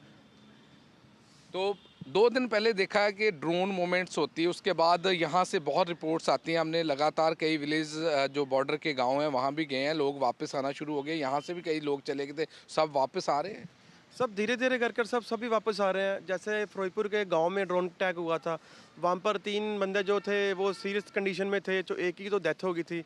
तो रूटीन लाइफ में जैसे चल रहा है बस वैसे लाइफ में सभी को आना चाहिए. जैसे भी फिरोजपुर का माहौल है, जैसे हम पीस के हिसाब से हम चलते हैं तो पीस के हिसाब से यहाँ पे होना चाहिए. देखिए, last night we have seen life was very calm and there was no siren, no imposed blackout, but yes, voluntarily they had given some guidelines if people they are supposed to follow. तो आप walk कर रहे हैं यहाँ park में, अब पूरा normal हो गया है? हाँ जी नॉर्मल, टोटली नॉर्मल जी. ਇਹ ਇਸ ਤਰ੍ਹਾਂ ਨਾ ਜੀ, ਦੋਨੋਂ ਉਧਰਲੇ ਪਾਸੇ ਵੀ ਆਪਣੇ ਭਰਾ ਬੈਠੇ ਆ, ਇੱਧਰ ਵੀ ਆਪਣੇ ਆ. ਸਾਰੇ ਲੋਕ ਸ਼ਾਂਤੀ ਚਾਹੁੰਦੇ ਜੀ, ਸ਼ਾਂਤੀ ਹੋਣੀ ਚਾਹੀਦੀ ਹੈ ਤਾਂ ਕਿ ਜਿਹੜਾ ਸਾਰਾ ਕਾਰੋਬਾਰ ਹੈ ਸਭ ਕੋਈ ਵੀ ਲੜਾਈ ਦੇ ਹੱਕ 'ਚ ਨਹੀਂ ਹੈਗਾ ਜੀ। तो बिल्कुल क्योंकि कुछ दिन पहले हमने देखा था टेंशन हुई थी यहाँ पे, लोग यहाँ से कहीं और भी जा रहे थे, लेकिन अब लग रहा है कि पूरा नॉर्मल हो गया क्योंकि एडमिनिस्ट्रेशन की तरफ से भी कोई भी ऐसी गाइडलाइंस नहीं दी गई। कल रात को तो खास करके बिल्कुल भी नहीं दी। नहीं, कल रात को गाइडलाइन थी स्कूल आज स्कूल बंद हैं। आज स्कूल बंद हैं, फिर भी माहौल तो आज अब भी डीसी का ऑर्डर है माहौल बाहर ना निकलो, अभी ऑर्डर है इनके। पर एक बार तो हर बार होना चाहिए था, ये जो बात हुई है एक बार तो हर बार होना चाहिए। पाकिस्तान बाज नहीं आएगा, पाकिस्तान ने बाज नहीं आना, उसने दोबारा हरकत करनी है। एक बार तो मोदी को पूरा जोश लेकर काम करना चाहिए था। तो बिल्कुल, लेकिन जो लाइफ है अगर बात करें सिचुएशन की ग्राउंड पे, तो सिचुएशन कैसी देख रहे हैं? सिचुएशन बहुत नॉर्मल है यहाँ, आगे से बहुत बेहतर है। शुक्र शनिवार बहुत माड़ी थी, लोग बाहर भाग रहे थे, लेकिन अब जो है बिल्कुल नॉर्मल लाइफ है, बिजनेस उस तरह चल रहा है। तो आप भी, हम देख रहे थे लगातार यहाँ पे कई दिन से यहाँ पे थे, आप भी बातचीत कर रहे थे लोगों से, तो आप बिल्कुल नॉर्मल लग रही है। बिल्कुल इस समय जो माहौल है बिल्कुल नॉर्मल है, रात को भी बिल्कुल नॉर्मल रहा, लेकिन जो डीसी के ऑर्डर थे वो ब्लैक आउट अपने आप करनी है आपने, मतलब कि हम सायरन नहीं देंगे आपको, लेकिन माहौल बिल्कुल ठीक है। जो ये सीज फायर हुआ है ये बहुत बढ़िया हुआ है, ये दोनों देशों के लिए ठीक है, तो क्योंकि पाकिस्तान को पता तो लग ही गया इंडिया भी एक पावर है। Well, here we are getting reaction from these residents of Firozpur. They say life is calm and normal, and normalcy has been in everywhere of this border area of Punjab. Back to studio. All right. Thank you for getting us those voices of the morning walkers, Gurpreet. What is the situation right now in Srinagar? Remember, the DGMOs will be taking to the hotline, in fact, roughly around 12 noon, and that's perhaps from where the headline will also emerge. So let's listen in to what Tharoor had to say about the situation in Srinagar. It is actually surreal to receive the Indian Army's message this morning saying that last night was the first night which was largely peaceful and no major incidents of any violations of any kind, because the Army consistently since the beginning of this season of tensions between India and Pakistan has had updates about ceasefire violations, drone attacks and things like that. We ourselves have seen it firsthand, both at the line of control and even here in the airspace over Srinagar. But on the second day after this understanding was reached between India and Pakistan, right in the middle of very, very high-octane combat between the two sides, it seems after those initial troubles, initial violations that took place night before last night was largely peaceful. I have to admit I didn't get very much sleep last night because there was a belief that there would be updates from our contacts in different parts of the line of control in the Kashmir sector and in the Jammu sector as well. There were rumors right through the night of firing and drone attacks, etc. But it's good to see that the army has now put all of that to rest and said that this has been the first peaceful night with no incidents whatsoever. Obviously, this sets the stage for the conversation over the hotline between the two Director Generals of Military Operations, Major General Kashif Abdullah of Pakistan, Lieutenant General Rajiv Ghai of India. This is, of course, prefixed by a message that was sent by the Indian DGMO to his counterpart yesterday, just before that briefing by the armed forces, where it was conveyed in no uncertain terms that the initial violations past that understanding may be explained as some teething troubles or some units not getting the message in time, etc. But from this night onwards was the real test, and since it's gone peacefully, I think the decks are cleared for hopefully some kind of a healthy conversation put between the two DGMOs. And let's make no mistake, it means that Pakistan has got the message as well. Around 6:30 p.m. yesterday, the 4 DGMOs, in fact, the 3 DGMOs and Major General S.S. Sharda briefed the press with regards to details of Operation Sindoor. Remember, these were the officers who were leading the entire operation. And hence, India sending a message that there is a new red line, a new doctrine in place as far as the security paradigm of the country is concerned. Let's listen in to the DGMOs. A decision was taken to strike where it would hurt. And towards that, in a swift coordinated, calibrated attack. We struck his air bases, command centers, military infrastructure, air defense systems across the entire Western Front.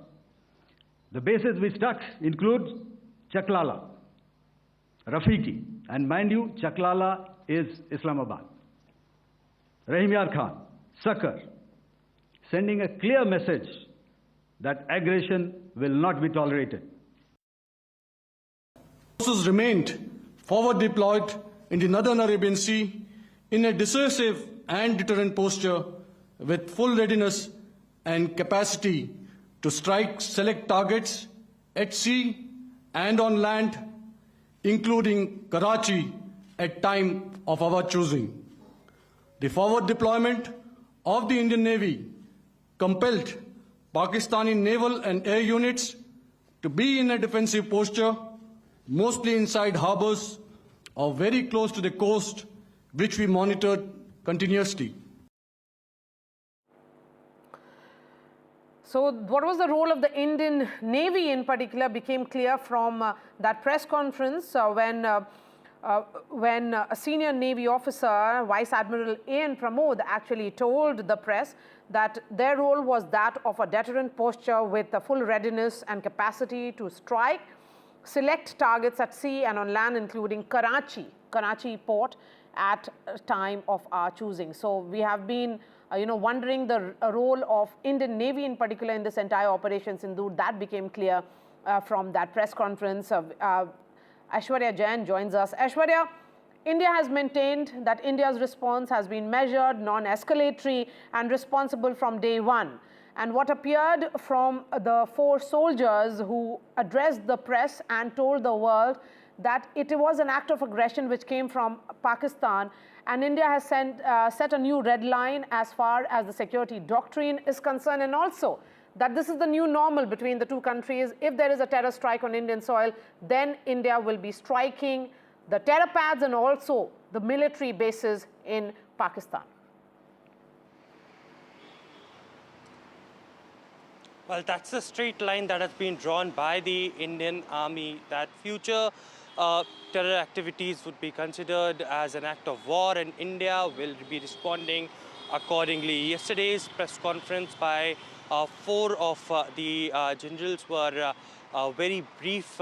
It was detailed in nature. The amount of proofs and the evidences that were given through the visuals, through the pictures that were completely neutralized by the Indian Armed Forces were strategic, and those were the hit points as far as the terror infrastructures in Pakistan and Pakistan-occupied Jammu and Kashmir concerned. Yesterday's press conference also had given a brief about how Indian Navy was very much active, and it was full authority that was given to Indian Navy as to choose the time if the things escalate, but they were ready with full strength.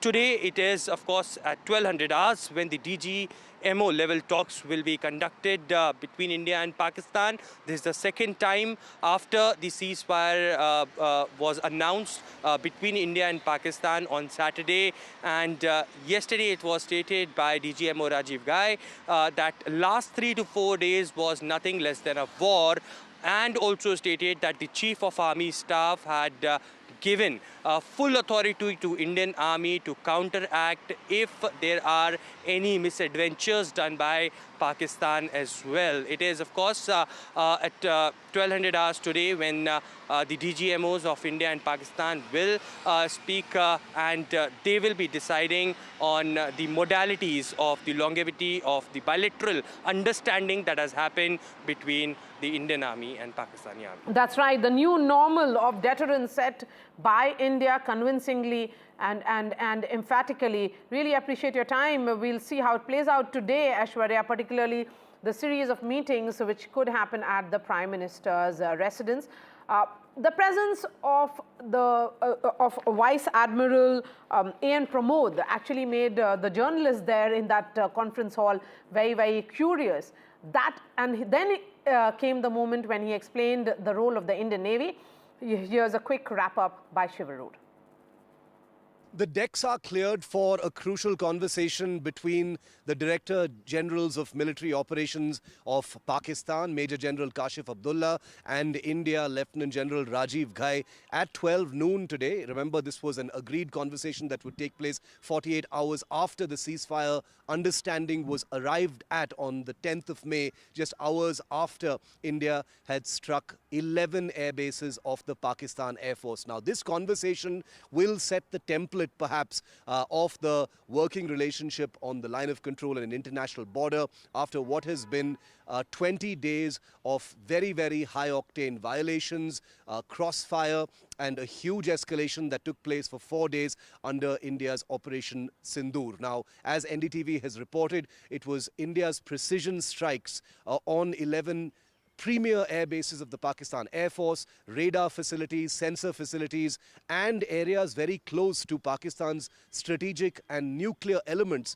that finally forced Pakistan to plead with the United States practically to intervene and then pick up the phone and call India and request a ceasefire.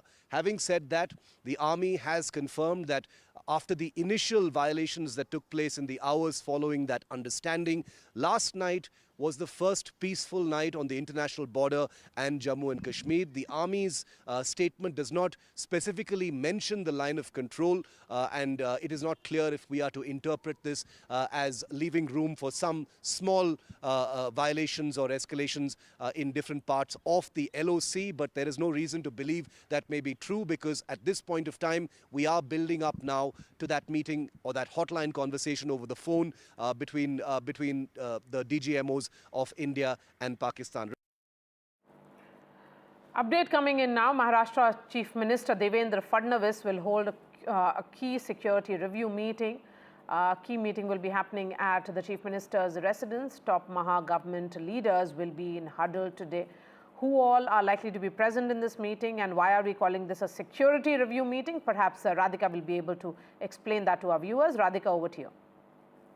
An important meeting will be chaired by Maharashtra Chief Minister Devendra Fadnavis. Also present will be Deputy CMs and other officials from civil defense. So this meeting is primarily about strengthening and also enhancing civil-military coordination. We know for a fact that a high-level security review meeting was conducted on Friday to assess the preparedness as far as the state security is concerned. Several top officials were. A lot of instructions were also given by Chief Minister in terms of conducting full-scale mock drills, dedicated war rooms that is to be set up, and also building a public awareness. Besides, also looking into cyber crimes as well. And besides that, on-ground vigilance, coordination with various agencies, including maritime and aerial surveillance. All that was discussed as part of Friday's review meeting, but it has gone one step further, whereby civil defense officials and coordination between civil defense and military will be discussed in today's meeting, once again to enhance and assess state preparedness and coordination and enhance the current security apparatus in the state.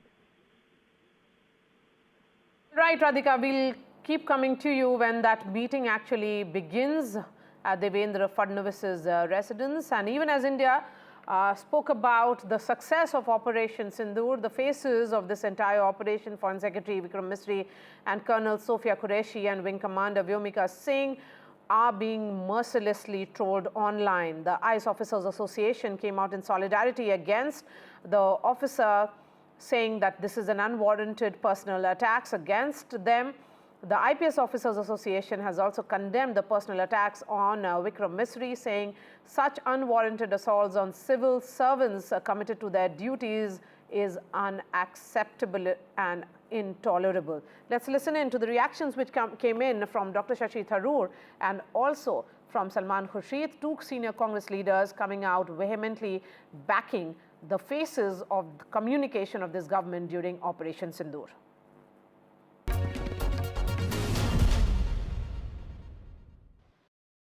Dr. Tharoor, my last question to you, and this is with regards to very, very unfortunate trolling of Foreign Secretary Vikram Misri and the... By whom? For what? Yes, so he is being trolled through the day, and also the 2 women officers who were the face of communication. Last time when we spoke, you had lauded the entire communication strategy of the government of India. I mean, it's very unfortunate that a career diplomat is being trolled in the manner in which he is being. There are a lot of negative, comments coming his way, and he has gone private. I mean, his entire X handle is now private.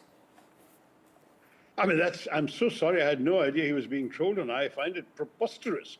I think young Vikram Misri has done an outstanding job.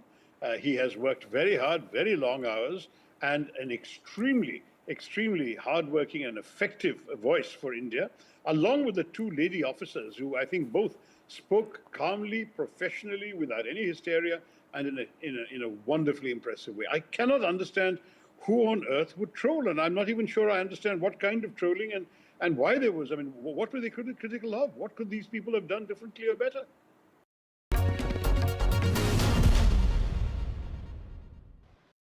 A few hours ago, the Foreign Secretary Vikram Misri has been, has faced relentless trolling, and so have the 2 women officers, Sophia Qureshi and also Vyomika Singh. They were the face of communication for these 4 days that we have seen. How unfortunate do you think it is? I mean, to target a diplomat who has been working tirelessly, to target 2 officials who were presenting the decisions and actions taken by the executive and also by the military? Well, I think it's very, very sad because we can say without any hesitation that these 3 have been a remarkable face of our determination. The clarity of purpose, determination, and the sense of confidence that they gave. All 3 of them have been remarkable, and I see no problem there at all. There are people in the country who will troll anybody for decisions that are taken at a higher level and decisions that are taken in the enlightened self-interest in modern times. We are not a country of jingoists. We are a country that believes in protecting its rights and its sovereignty, but it's also a country that believes in the nature of diplomatic interaction with the world. And constraining our top officers by putting this kind of pressure on them is very sad. It's really very sad. I would just salute them, and I believe that the best that we can offer to them, we should truly proud of the work they've done.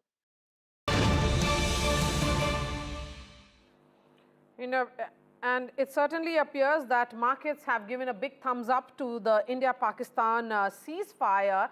Sensex has jumped over 1,800 points and markets surge over 2%. Nifty spikes over 500 points. How should this be read? Sakshi is joining us. Sakshi? Absolutely. Well, a marvelous Monday on Dalal Street. We have seen the benchmark indices surge over 2%. The Nifty and the Sensex witnessing sharp gains. The Sensex up over 1,800 points. The Nifty up over 550 points as we speak. Investor confidence really back. Experts believe that, look, of course, investors are cheering the India-Pakistan ceasefire decision, and that really can be witnessed across sectors. We've seen the broader market surge. We've seen sectoral indices witness sharp gains.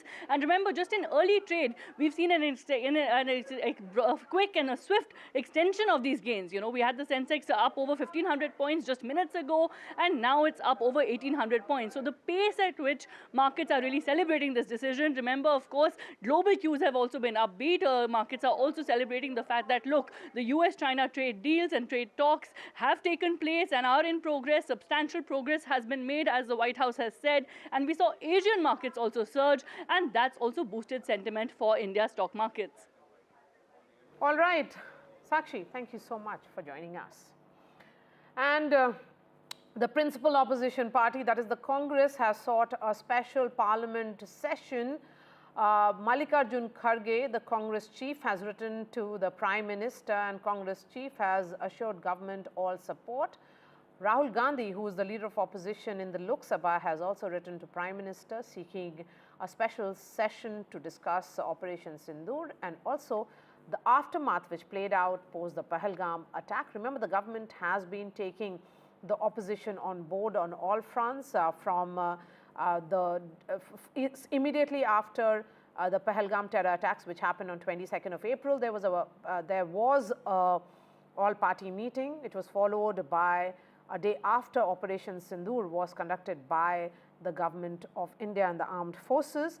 Now it appears that what happened during the ceasefire is what the opposition wishes to know, and the mails or letters being sent by Rahul Gandhi and Congress Chief Mallikarjun Kharge. We have Sunil Prabhu joining us live on this story.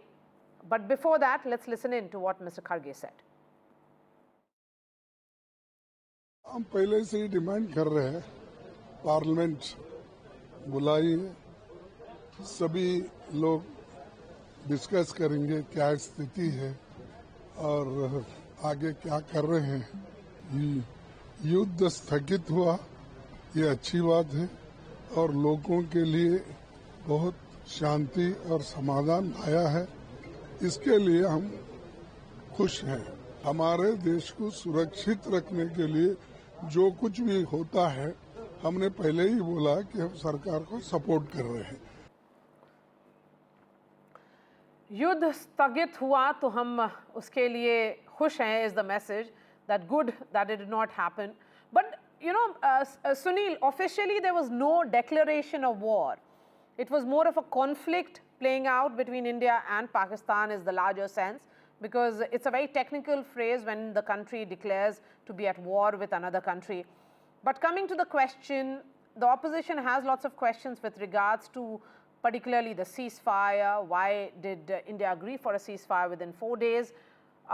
With the details which have come out in the public domain already, particularly by the DGMOs who were leading this operation, are you of the opinion that there could be a special session, or that's highly unlikely, or perhaps an all-party meeting by the government now?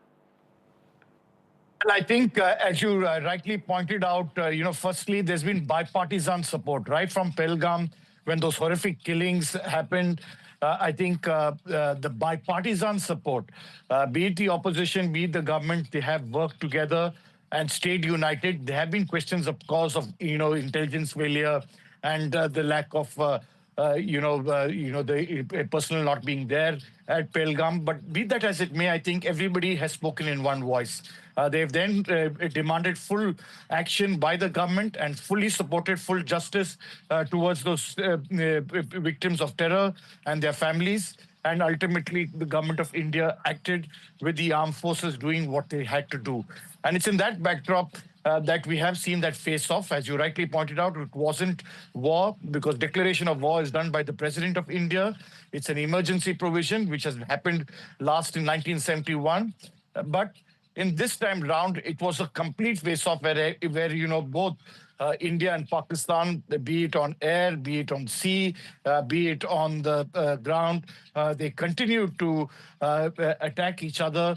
And it's in that backdrop that I think finally there was some intervention, the opposition saying, how come the United States is claiming credit, even though our Ministry of External Affairs have been trying to stress and explain that it was bilateral, it was the DGMO of the Pakistan to speak to our counterpart and ask for cessation. It's in that context that the opposition wants to be taken into confidence. You're right, I don't think a special session will happen. They haven't had one. The last was when when Parliament was in session held when China attacked us. We haven't seen that in recent times. Will they do an all-party meeting? That's something that we'll have to wait and see, because it's right now, it's Operation Sindoor, which is still in motion and it's early days at this stage. All right, Sunil, really appreciate your time. Thank you so much for joining us this morning and giving us all the details. Now, getting a quick update for our viewers who may be heading to airports. Remember, there are 32 airports which are shut as a precautionary measure. And the Civil Aviation Ministry says that these airports will remain shut, these 32 airports, till May 15th. And airlines have issued advisory to passengers. But as far as major airports, that is Delhi, Mumbai, Chennai, Bengaluru, Hyderabad, are concerned, and many others are functioning normally, and the commercial flights and the civilian flights are continuing. Let's bring in Let me bring in Tanushka, who's joining us live on this. Tanushka, is there a possibility of a rethink now that there has been one full night of calm and peace? A rethink is definitely on the cards and has been the question rather. May 15th is until when these 32 airports are to remain temporarily shut for civil flight services, and the Civil Aviation Ministry, continues to remain status quo on this until May 15th. As of now, all of these 32 airports are to remain shut and temporarily shut, that is, some of them being Srinagar, Amritsar, Leh, Chandigarh, Porbandar, Rajkot, Jodhpur, Jaisalmer, to name a few of these 32 airports. Of course, these are very high-risk areas that were taking stock of the situation amid the escalating tensions between India and Pakistan with the ongoing war that has now come to a ceasefire. So now the ceasefire brings about the question of whether or not, or until how long will these airports continue to remain shut. Chief Minister of Jammu and Kashmir, Omar Abdullah, took to social media platform X and says that in view of the ceasefire, he also urges the Aviation Ministry as well as the DGCA to reopen these airports and to resume civil flight operations, as many pilgrims who were supposed to be in Medina right now for the Haji pilgrimage have not been able to make it yet to Medina, which is why he urges that it is important that now, with at least also a night of complete calm, it's important to now go back to complete normalcy with respect to these 32 airports as well. And the airlines also, of course, continue to maintain the same instructions and advisories from the ministry, be it Indigo, Air India, Akasa. All of them have also been ensuring full refunds and waivers of cancellations of these flights as well. And as far as Delhi airport is concerned, Mumbai airport, Bengaluru, Hyderabad, as you also mentioned, they continue to function normally. So metro city airports continue to function normally, but the 32 airports, as mentioned in the notum by the Aviation Ministry, will remain shut temporarily until May 15th. Back to you. All right. Thank you, Tanushka, for joining us and getting us all the updates. On that note, we are slipping into a short break, and then we'll return with all the news and updates.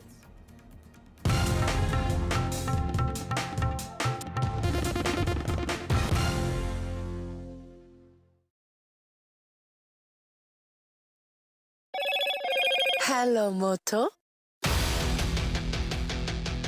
Motorola, India's leading AI smartphone brand. Ceasefire holds along LOC international border. Army says no incidents. It is the first calm night in recent days. Top military level law talks on hotline today. India-Pakistan DGMOs will speak at 12 noon. India's Operation Sindoor is a huge strategic and military success. High-value terrorists killed, over 100 terrorists killed in 9 terror hubs. IC-814 and Pulwama perpetrators eliminated.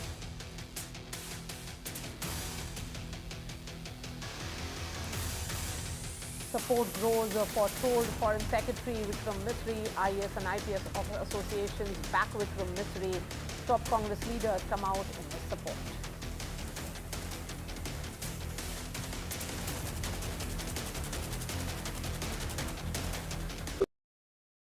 I've been reporting on all issues big and small from Andhra Pradesh, Telangana, rest of South India, bringing you all the action, all that you need to know, all that you want to know. The energy of Maximum City is infectious. I'm bringing that energy in our news coverage from financial capital Mumbai. Covering from the southernmost part of India over the last 23 years, I bring in-depth and 360-degree coverage from the Dravidian heartland. The land of Mishti, also known for its bitter politics. I have seen much water flow under the Howrah Bridge, covering Bengal in all its vivid colors. India's IT capital is always bustling, a city full of startups, stories and surprises. And I keep you ahead on all the Bengaluru buzz. In today's interconnected world, India's voice is more crucial than ever. When India speaks, the world listens. At NDTV World, we are that voice, bringing you intelligent and insightful news, from India and beyond. From geopolitics and diplomacy to economic shifts, migrations, tech disruptions, and the stories of our diaspora. We cover the news that shapes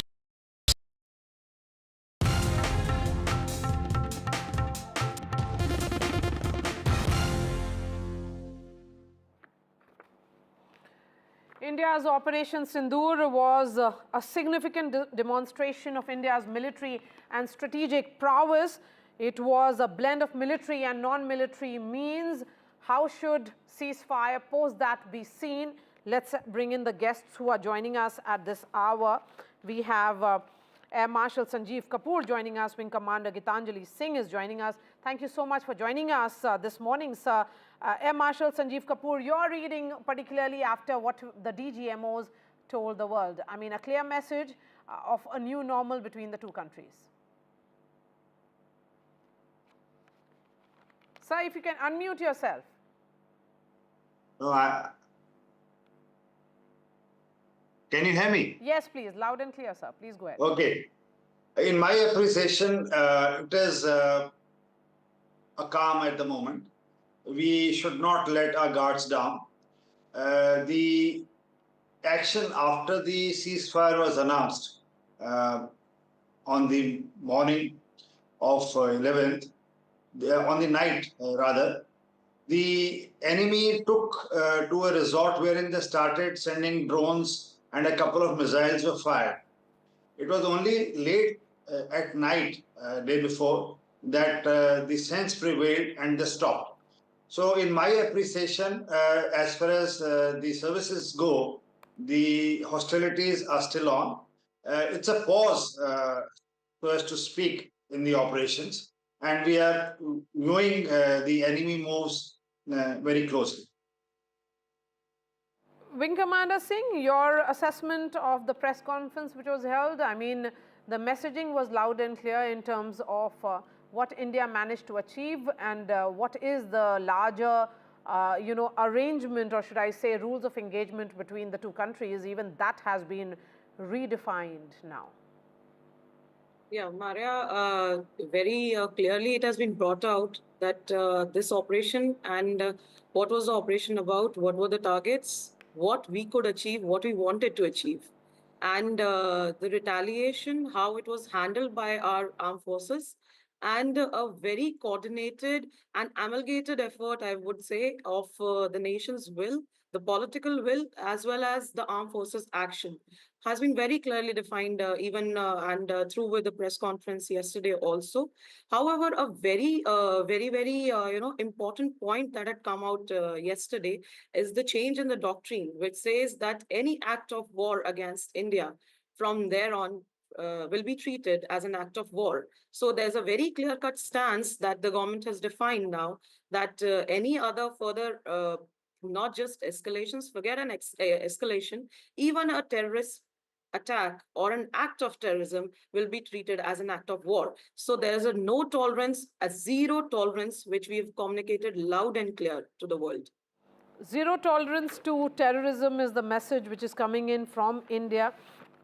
But Air Marshal Sanjeev Kapoor, the role of Indian Navy also became clear in that press conference when Vice Admiral A.N. Pramod actually spoke about they were in deterrence position. Their role was that to ensure that in case if something happens, and they had actually sent a message that the Navy's carrier, battle group, surface forces, submarines and aviations were deployed at sea with full combat readiness. So the point was that they were looking at the Karachi port and in full readiness and capacity to strike select targets at sea and on land, and including Karachi at the time of our choosing. That was the message that came in from the Indian Navy. In all parlance is called a silent service. Yes. Their effects are not as visual as what the Air Force and the Army does, because it is visible to everybody. But what Navy does has a far-reaching effect. Now, the Indian Navy had deployed in the Arabian Sea much before, after Pahalgam incident, and they were doing exercise over the area. Our Navy is about 6 to 8 times more in strength, but there is no match in the capability and the training of the naval personnel. So when the hostilities began, our ship started to move northbound towards Karachi, and the coastline is about 1,000 kilometers, Pakistani coastline, right from Gwadar to Karachi. So the ships and the battle carrier groups were so positioned that in case the hostilities were announced, or if the enemy went into doing some action which was not conducive to us, the ships at that stage could have been turned marked as hostile. So what happens in the naval parlance is that your country waters are till about 12 nautical miles. Beyond that are international waters. So staying 12 nautical mile away, and if a designated hostile ship is told by our Navy, then when we are right within our purview, once the hostilities have been declared, to attack that helicopter, attack that ship, and not allow that ship to move towards the harbor. So Karachi, in a way, was surrounded, and Pakistan does not have much reserves with it. In my guess, not more than 3 to 4 days of oil, fuel, because they import everything, like many countries. They import everything. So if the blockade is done, it will start to directly affect on their war waging ability, and that was the role of Navy by posturing. So the message had gone that in case you do anything, the southern front of Pakistan would get into action. And before I let you go, another word particularly on that how India and the tri-services worked in complete sync. The Pakistani military installations were also struck by Indian strikes. They were precise and calibrated in nature, and India has that capability to strike inside Pakistan in the mainland, and that's what particularly the Air Vice Marshal communicated. For your viewers and benefit of all those who are watching, yes, sir. This particular operation, 4 days, was, in my personal opinion, a turning point in India's presence at the global scene. I tweeted last night to say India has arrived. Now, quickly, I'll put across why I feel this way. First, we struck after 1971 on the first day, on the 7th early morning, 5 targets in POK, but 4 more important targets in Pak, Punjab. After 1971 war, there was no target that was taken out in Pakistani Punjab, which we did with utmost precision. Now, the best part is that we gave the message to the Pakistanis that we have just taken out your terror hubs, their headquarters, and their camps. So if you wish to leave, we leave it at that. But as they started to escalate. A large amount of Turkish drones, missiles, and other things were fired. Now, here I bring in the integration, the question which you just asked. It was a wonderful amalgamation of the Army and the Air Force. The weapons used this time were, for the first time, because they have never been used, the loitering munitions, the precision-guided weapons. The best part is most of them are indigenous. The world has been shaken by our indigenous capability. We have developed our own NAVIC. It's a sort of a inertial navigation, a global positioning system. So we are not totally dependent on the GPS and GLONASS of the Russian space. And also the development which the DRDO has done to its Akash Tir. Now, this is the beauty which has not come out much anywhere. It is the integrated air defense setup which has been indigenized, totally made in India by DRDO and Bell. It has got 4 layers of air defense, and this was deployed along the border. So Army air defense guns of L-70, Zu-23 and others were integrated with these radars. So the night of 8th and 9th, when the Pakistanis sent hundreds and hundreds of drones from Leh to Sar Creek in Gujarat, they were ably stopped and our guns neutralized, barring 2 or 4 of them which came into a fields. No damage was done. Absolutely no damage was done. All right. And in 2021, India had purchased S-400 from Russia. For benefit of your viewers, this was, in my opinion, one of the finest purchases India has done in recent times. This air defense system at that time was contested much in the parliament, on the newspapers, but the Air Force went ahead and bought. The Americans even threatened at that stage to put sanctions on us. But this formed a huge umbrella behind our air defense system. And it's like the game of rugby, you have people backing at the end, holding a goalpost, and that was S-400. But the turning point for your viewers came on the early morning hours of 10th of May. This will go down in the history of military aviation as a day which was decisive turning point. The Indian Air Force aircraft, right with the precision weapons, BrahMos and Spice and other modified aeroplanes, took out 11 Pakistani frontline air bases in a span of 90 minutes. Never ever in the history of aviation such kind of a damage has been done in such a short time. And I tweeted this morning that this would be taught in the air power books in the years to come, this campaign which was done. All right, sir. Air Marshal Sanjeev Kapoor, thank you for breaking that down for our viewers so beautifully. Thank you so much for joining us. And Wing Commander Gitanjali Singh. In fact, the former External Affairs Minister has also spoken out with regards to the India-Pakistan ceasefire. He says that he certainly hopes that ceasefire holds, and he also added that India has managed to send a strong message to Pakistan. Listen in. Salman Khurshid, former External Affairs Minister and senior Congress leader, is joining us live. Mr. Khurshid, this is a question to the former External Affairs Minister. This was the most intense fighting between the two countries in 2 decades, sir. How do you see the situation after the ceasefire, and how have the terms of engagement changed between Delhi and Islamabad? Well, I sincerely hope that the ceasefire holds.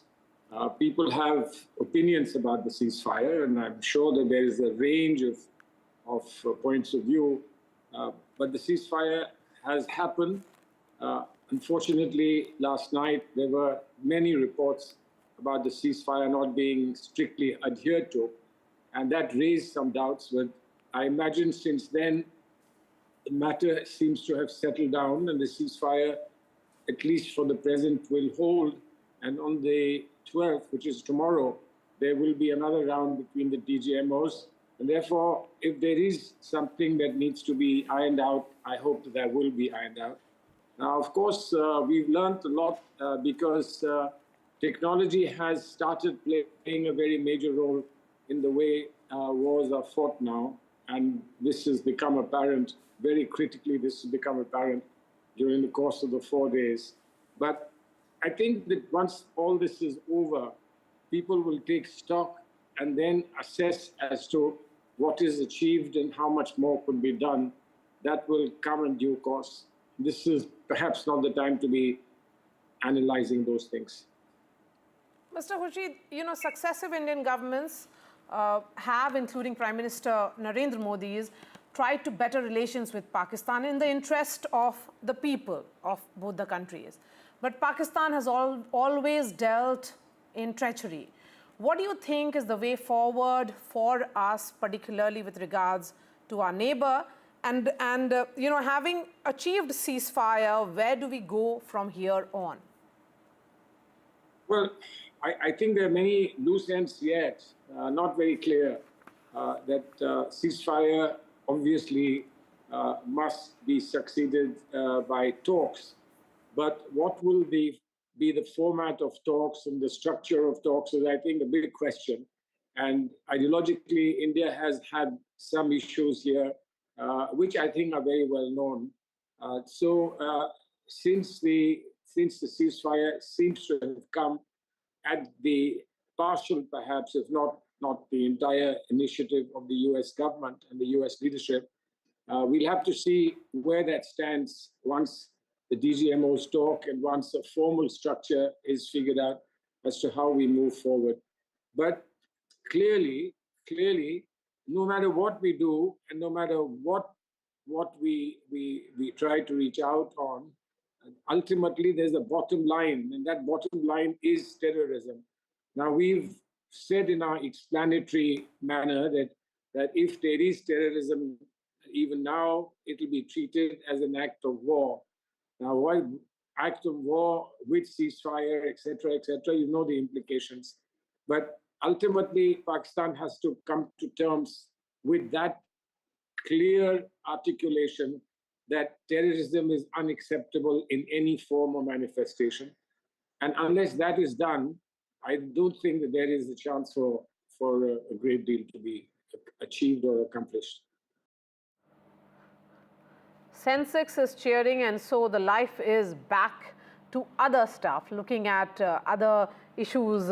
That's why we are shifting focus to other developments also in the news world. Mumbai is set to get its first land-based cable-stayed bridge tomorrow at Ray Road in South Mumbai, and it was built by Maha Rail since February 2022. What will it mean? It replaces a 1910 era structure and aims to reduce traffic disruption with fewer and minimal underground work. Let's bring in Anuj, who's joining us from right where this new bridge will be first land-based cable-stayed bridge. What does it actually mean, Anuj? I mean, how is it different from other bridges? Maria, I'm standing on this Ray Road bridge, which, the construction for which started in 2022, and it became one of the first, one of the fastest developed bridge here in Mumbai in the recent times. Now, this is a 6-lane bridge which spans to close to 385 meters, and it also has got these very beautiful cable, infrastructure which lights up in the evening as a part of an aesthetic, development here in this part of the city. Now, why does this bridge become important? Because it is a part of the MMRDA's renovating the old British time bridge campaign, wherein 4 bridges from across the city, which were over 120 years old, were brought down, and the new bridges were, built in place of them. This was done primarily for 2 reasons. Firstly, because the former or the earlier bridges had already lived their life, and secondly, because the extension also means that more number of vehicles could also be, accommodated on this new bridge. Now, when you talk about this particular bridge, it's located in Baikala. It's going to connect Baikala to the eastern side, wherein we have the Britannia Industries. It will also give a very easy passway to people who are living in the rather congested areas of Baikala to the Eastern Freeway and to the Atal Setu. This bridge is expected to open, is all set to get inaugurated tomorrow at 7 p.m., which will potentially bring down the traffic time to 30 minutes. All right, Anuj, thank you so much for joining us. And on the National Technology Day, NDTV's science editor, Pallav Bagla, has been honored with a Science Popularization Award, which was bestowed on him by the Governor of Telangana at a function in Hyderabad's CSIR Institute of Chemical Technology. The award, given by the Academy of Science, Technology and Communication, recognized his lifetime achievements. Shifting focus to another exclusive that we have for our viewers, Congress MP Shashi Tharoor has spoken on the ceasefire, also on the special session of Parliament, which has been demanded by his party. Let's listen in to what his views are on a ceasefire between India and Pakistan.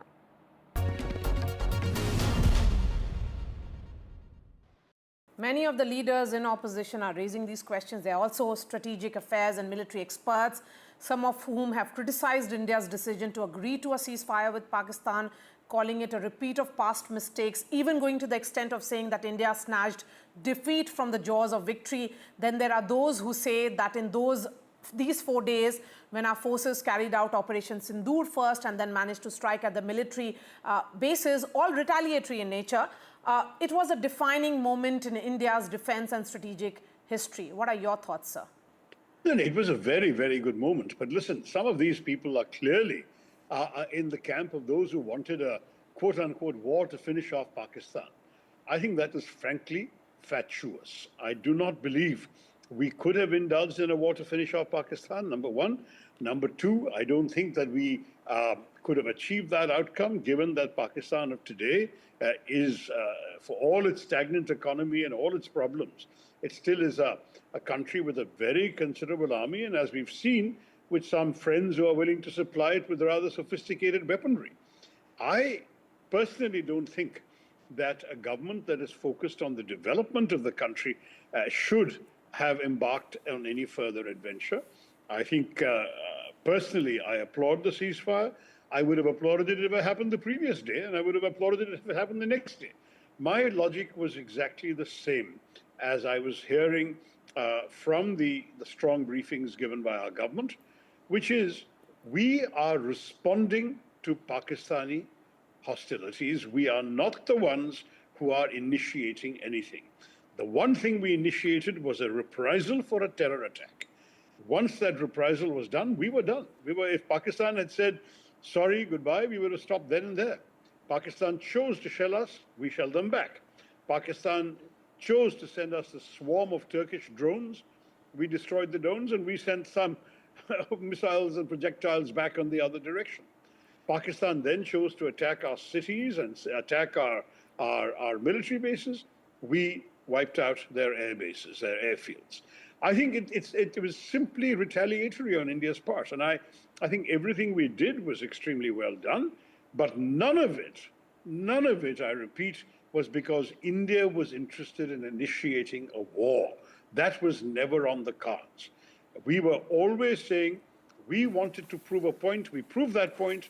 Now you tell us when you're ready to stop. If you don't want to stop, we'll keep hammering you. And they stopped. Good message.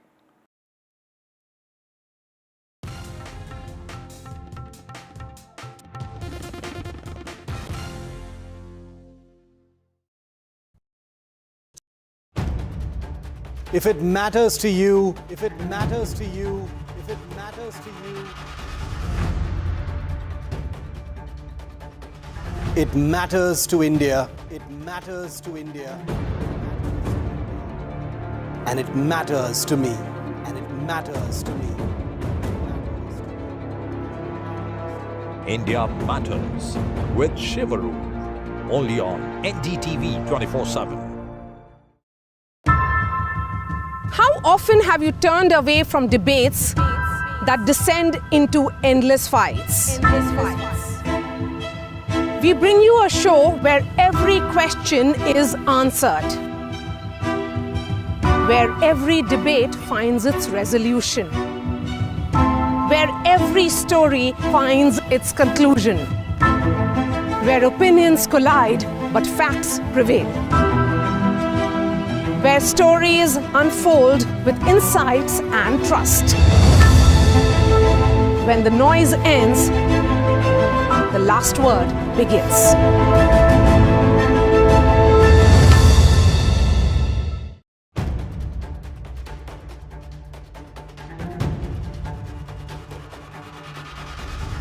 If it matters to you, if it matters to you, if it matters to you,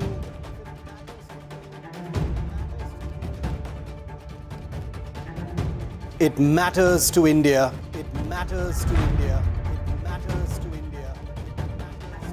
And it matters to me. And it matters to me.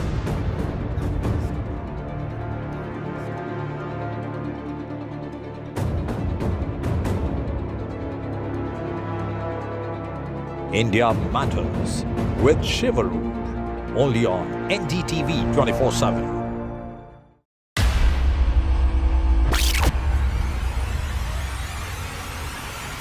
The last 1 month, if you see, the share prices of Denzol Engineering has fallen more than 58%. Why are the rating firms calling the debt payments as default? We have two credible credit rating agencies on March 4th coming and downgrading the stock to D. Statements are consistently being proven wrong, and transactions are being taken place which are different from what they were originally pictured to be. The company claimed it would roll out 6,004.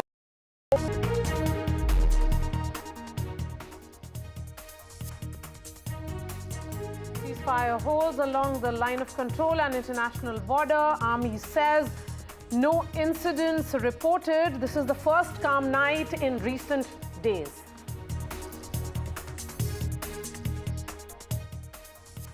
Top military level talks on hotline today. India, Pakistan DGMOs to speak at 12 noon.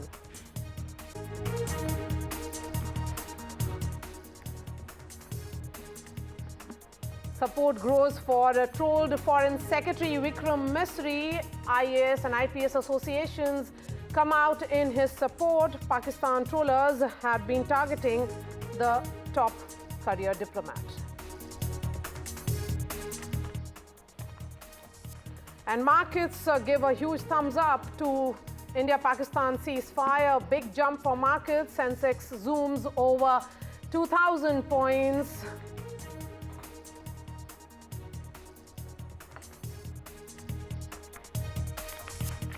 And US announces major trade deal with China. It is a significant breakthrough between the two countries with regards to trade talks.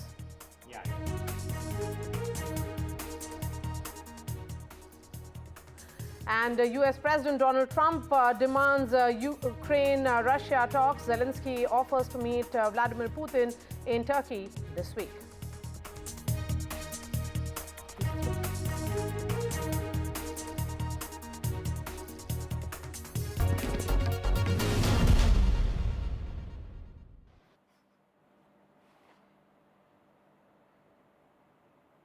And joining us now on this broadcast is Rajiv Chandrasekhar, former Union Minister, and Nikunj Garg, our Senior Managing Editor, is also joining us on this.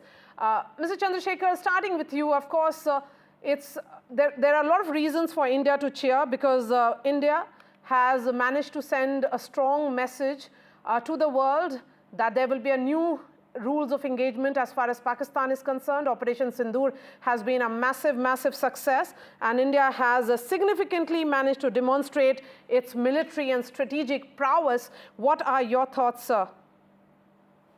Look, I think it's very clear that Pakistan has had a long, dubious history of trying to distract its own people from its failings and its slide towards a failed state by occasionally having these terror attacks against India, targeting innocent Indians to try and blackmail India and shift the narrative into a narrative of Kashmir and India, and as this general, this very, very dubious general tried to make it a Hindu-Muslim thing recently over the last 10-15 days.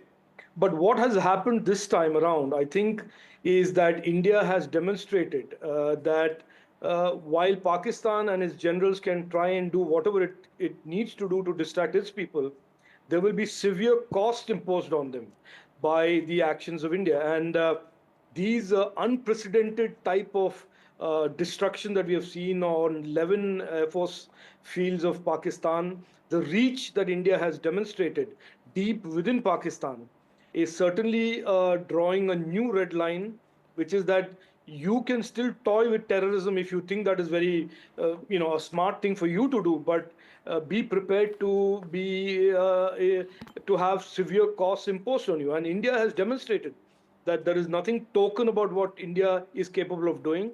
It will impose severe costs on Pakistan and the Pakistani establishment if it continues to play terror and use terror as some sort of a war against India. And I think this is very unprecedented. The fact that we've had our missiles and our forces reach 11 different airfields ranging from Chaklala to Jacobabad is absolutely unprecedented in the history of how India has responded to Pakistan. Mr. Chandrasekhar, after 50 years, in response to asymmetric warfare for the first time, since last 3 decades we have been facing this problem from Pakistan, India has hit the heart of Pakistan and heart of Pakistani army, that is Punjab. Oh, absolutely. And that is Mr. Chandrasekhar, let me finish my question. Yeah, let me finish my question. My question is that despite that, Pakistanis, obviously they had to demonstrate to their public, tried to hit back at India. But do you think that with this kind of unprecedented penetration in the heart of Pakistan, Pakistanis will get the message, their deep state will get the message, or their generals will still continue to see as something that they can dangle before their public as a rallying point. What is your assessment of this situation? Unprecedented action by India, the reaction of the Pakistanis going forward, not now, that has happened, not now. Going forward, what is your assessment of Pakistani reaction? Look, 3 days ago at a public political program in Kerala, somebody said that Pakistan is a wild animal, and I said, don't insult wild animals. Pakistan is not a wild animal. Pakistan is a mad state. It is as I said in Malayalam, pranda means crazy. And when you deal with irrational, barbaric, uncivilized thinking, the kind of which Pakistan has demonstrated for many, many years, there is nothing sure about what they will do next. What we can be sure about is that every time Pakistan tries to become crazy or is attempting to become mad, that the treatment that India will mete out will be causing them severe pain and severe consequences. And that is what our government has done. Look, Nikunj, you are an experienced person in this. The capabilities that India has demonstrated this time around in air defense and in offense is something that is unprecedented in the history of Indian military evolution and growth. And that we can reach right into the heart of Pakistan and do so without being thwarted or without being deterred is a capability that India has developed over the last decade. And it is absolutely serious. And as the Prime Minister has always said, this type of capability is not for demonstration on our shelves.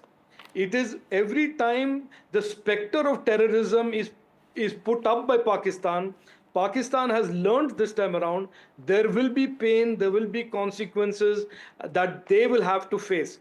And I think that is the message. In terms of trusting Pakistan, nobody on the planet, not even the Pakistanis, trust the Pakistan state. So there is no question of the Indians trusting the Pakistanis. That's, I think, very well put, that nobody trusts Pakistan on the global arena. Let me ask you another follow-up question to that. Quite clearly, Mr. Chandrasekhar, India has penetrated the defenses, the air defenses of Pakistan. Look, in last half a decade, China has been trying to build both the aerial as well as the naval defenses of Pakistan. Remember, that is a capability that United States was always coy in giving them, but Chinese have been very liberal in giving them. So they have been trying to build those defenses, and India has demonstrated without any doubt that irrespective of those defenses, we will hit them where it hurts them the most. So again, I ask you, do you think that that message will have some moving impact in the brains, in the minds of the Pakistani generals? Forget about the civilian establishment, they are hardly a player in this game.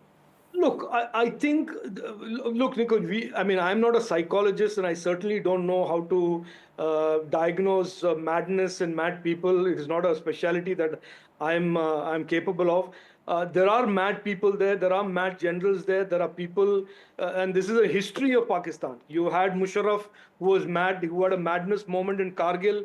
You have the General Munir, who's certainly, walking the traditions of mad generals, megalomaniacs.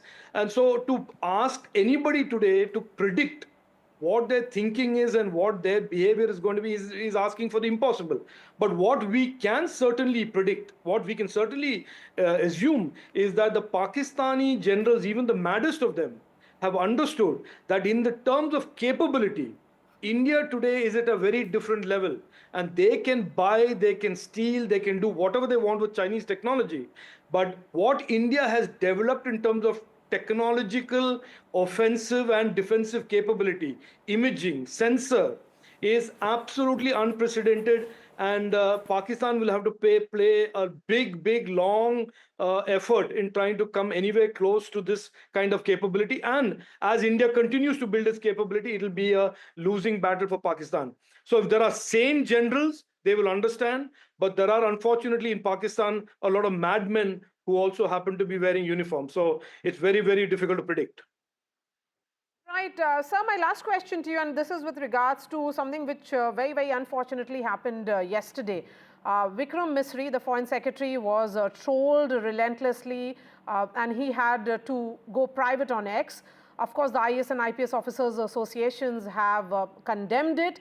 But, you know, the madness that we saw on social media in particular, there is a situation right now where you have Shashi Tharoor, Salman Khurshid, several Congress leaders coming out in his support saying that this is preposterous. What are your thoughts?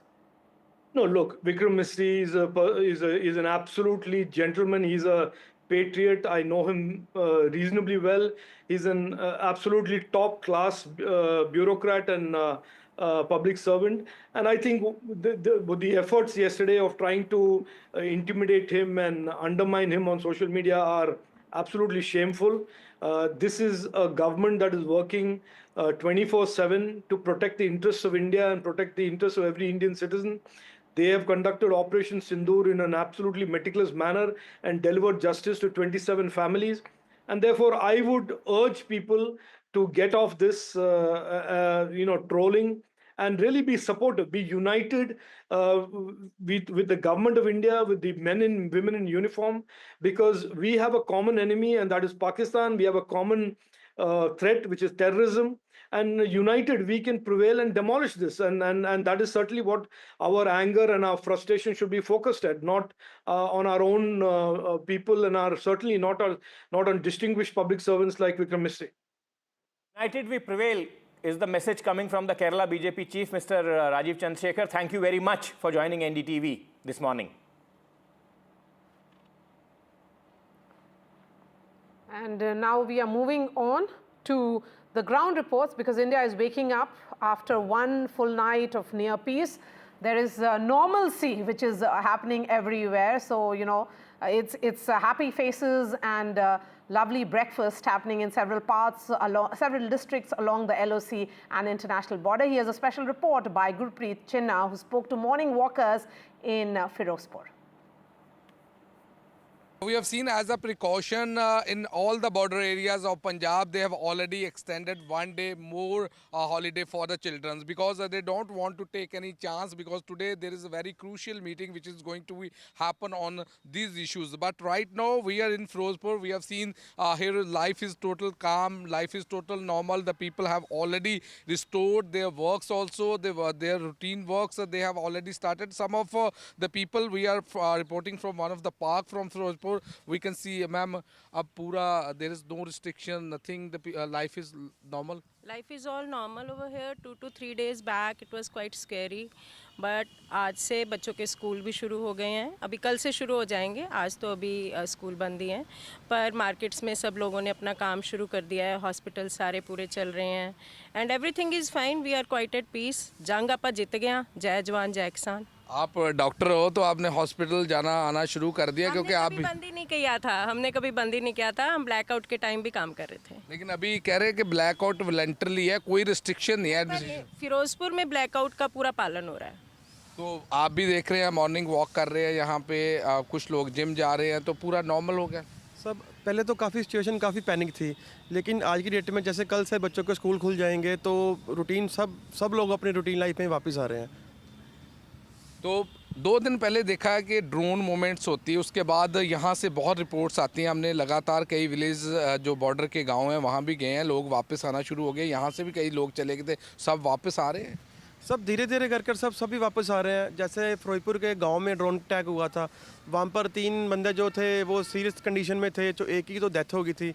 तो routine life में जैसे चल रहा है, बस वैसे life में सभी को आना चाहिए. जैसे भी फिरोजपुर का माहौल है, जैसे हम पीस के हिसाब से हम चलते हैं, तो पीस के हिसाब से यहाँ पे होना चाहिए.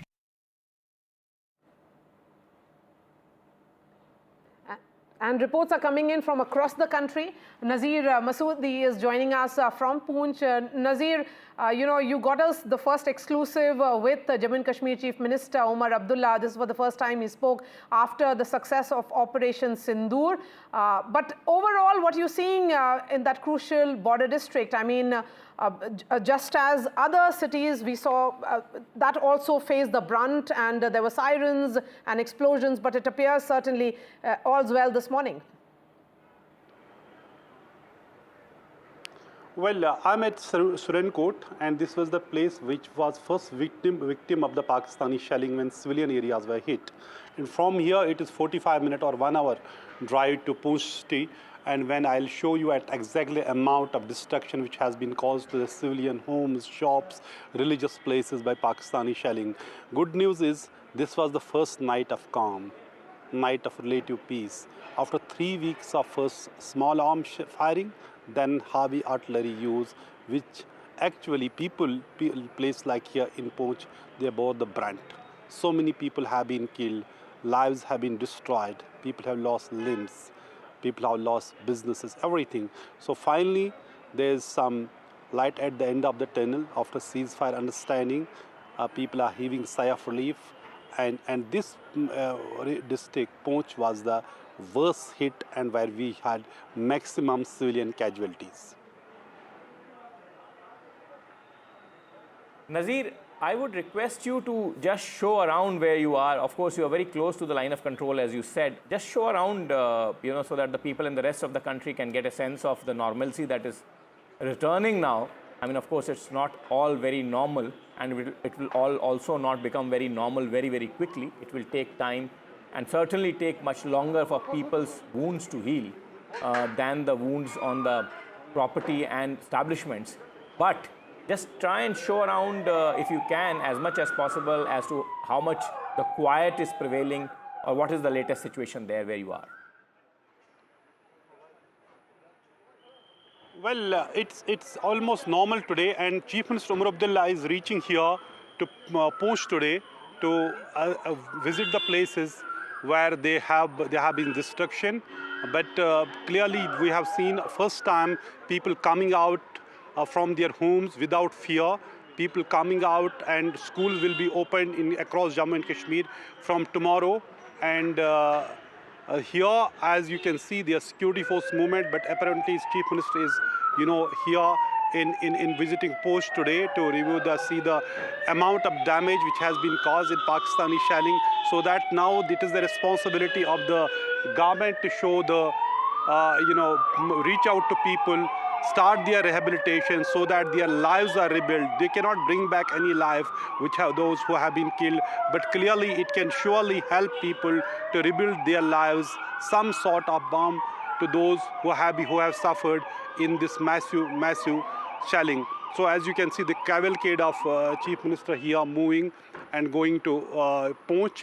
It is something, their people are now waiting for the government to help them because they have become the victim of Pakistan's aggression when there was heavy shelling on the civilian areas. But good news is, Nikunj, it was the first night after 3 weeks. 3 weeks, not just few days. Because after massacre of innocent people in Pahalgam, the small arm firing start along the line of control. But after May 7, strike by India on terror camps in Pakistan at 9 sites, there was heavy artillery guns were used here, and the Poonch was the first victim of that shelling where innocent people were killed and also religious places were targeted. All right. Nazir, since you were speaking about Omar Abdullah and he being there, of course, he's come to meet the families of those who lost their lives. Nazir spoke to Jammu and Kashmir Chief Minister. Of course, his big concern remains, rebuilding those homes which have been destroyed by indiscriminate shelling which happened along the LOC, and several, homes being destroyed then. But of course, all's well this morning is what we are picking up. Let's listen into what Omar Abdullah told NDTV's Nazir Masoodi.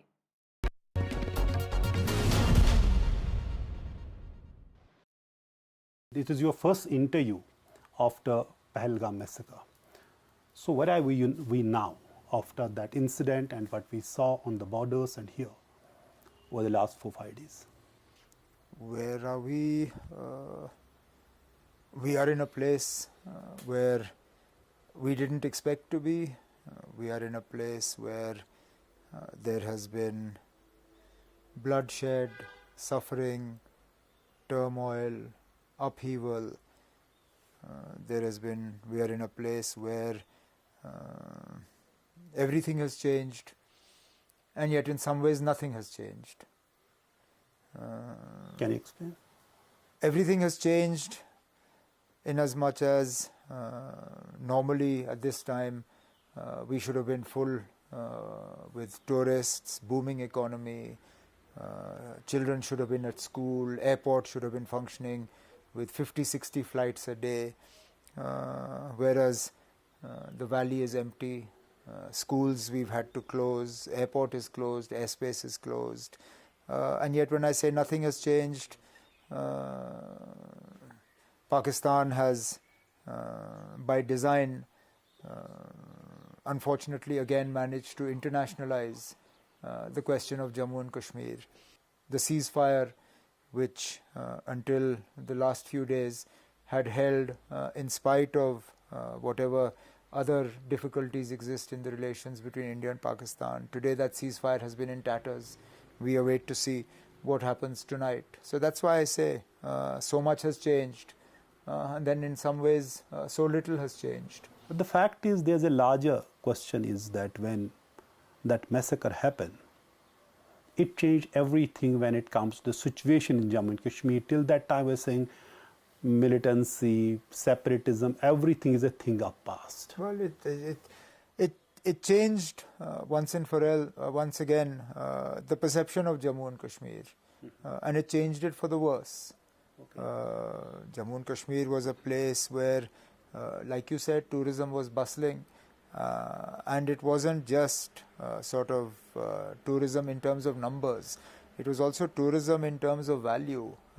You are seeing high-spending tourists who did not mind spending even up to ₹1,00,000 a night for a hotel room. Today, that part of our economy lies in tatters. Those who were actively engaged by hotels, restaurants, shops, they are sort of in the process of being disengaged.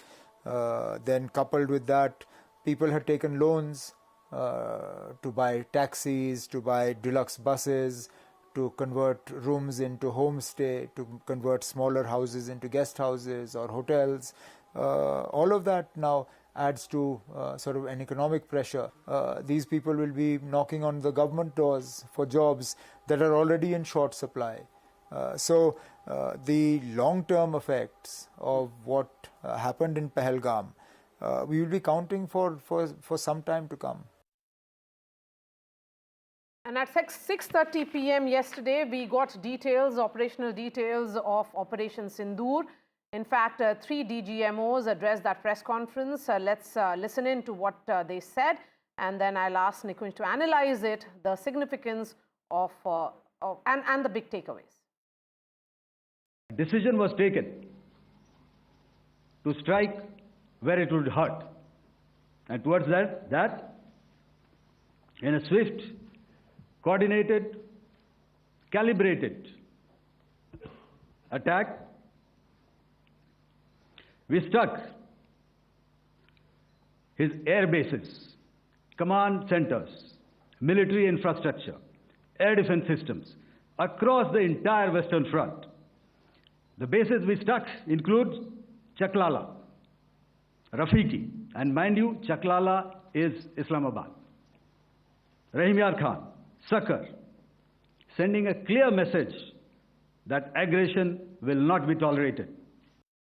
Forces remained forward deployed in the Northern Arabian Sea in a decisive and deterrent posture with full readiness and capacity to strike select targets at sea and on land, including Karachi at time of our choosing. The forward deployment of the Indian Navy compelled Pakistani naval and air units to be in a defensive posture, mostly inside harbors or very close to the coast, which we monitored continuously. I have no doubt in my mind that we achieved total surprise, and those strikes across those 9 terror hubs left more than 100 terrorists killed, including high-value targets such as Yusuf Azhar, Abdul Malik Rauf, and Mudassir Ahmed, that were involved in the hijack of IC-814 and the Pulwama blast. There was also a term of reference and our own binding self-imposed restriction to target only terrorists and thus prevent collateral damage. There were 9 camps that you are now all familiar with, which were confirmed by our various intelligence agencies to be inhabited. Some of these were in POJK, while there were others that were located in the Punjab province in Pakistan. So the tri-service synergy evident in that press conference, and something that they spoke about also elaborately, it is certainly a proof of India's growing joint warfare capability.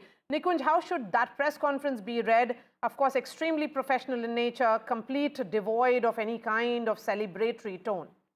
Well, yes, completely devoid of any kind of chest thumping and celebratory tone. Absolutely correctly put, Maria. My sense is that there was a lot of misinformation warfare that the Pakistanis had unleashed.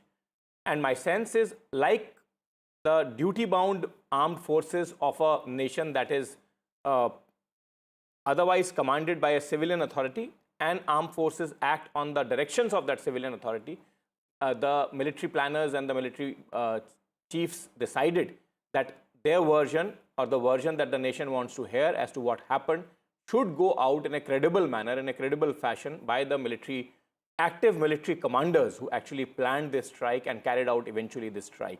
And that is why that press conference, shying short of operational details as they are expected to, making it completely professional and clarifying on the official directions where they say that it was self-imposed restriction that we followed, and we said that only the terrorists will be hit, only the terror targets and camps would be targeted, and only the terror masterminds would be penalized in this strike. They have clarified a lot of things, and I'm very happy and glad that in an otherwise toxic space of social media, also after this briefing of the 3 active commanders of all 3 services, the clarity of message is absolutely evident, and saner minds, people who wish to be sane and people who wish to understand a sane message, have picked up the right thread of the messaging that has come from the military commander. Yes, and a new normal, as we have been saying, the new normal in rules of engagement between the 2 nations has been set. India has maintained that it was non-escalatory in nature, but that was about Operation Sindoor .1, when it actually targeted terror bases. When it was forced, then it went ahead and retaliated and went right inside Pakistan again and targeting military air bases, military bases and air bases inside Pakistan. We have Aishwarya joining us as well now. Aishwarya, the DGMO talks will happen roughly around 12 noon. That becomes crucial because, but when we say it's a hotline conversation will happen, what should we be expecting and what is the protocol that's followed?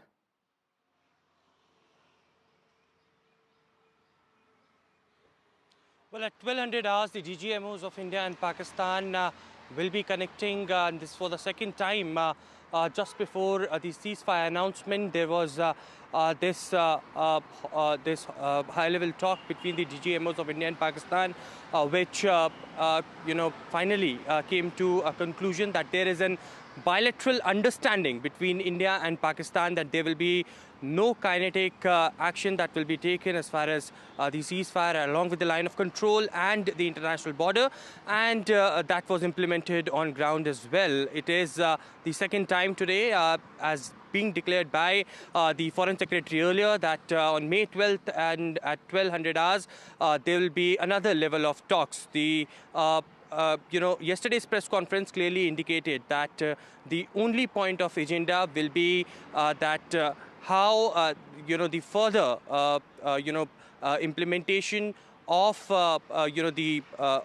the decision and the understanding that has been taken would be implemented, and that will be discussed. No other things will be discussed. That's been very clear on the Indian Indian part, and the earlier decisions that were taken by the government of India that will continue to go on. Few things very important that has been said yesterday as well, that it is the Chief of Army Staff who had given full authority to Indian Army that any misadventure ventures of Pakistan will be responded accordingly, and also the role of Indian Navy came into light for the very first time since Operation Sindoor began, and all the evidences, visual evidences that were showcased to the world yesterday by after the press conference, that had very categorically cleared the picture that how Indian Army was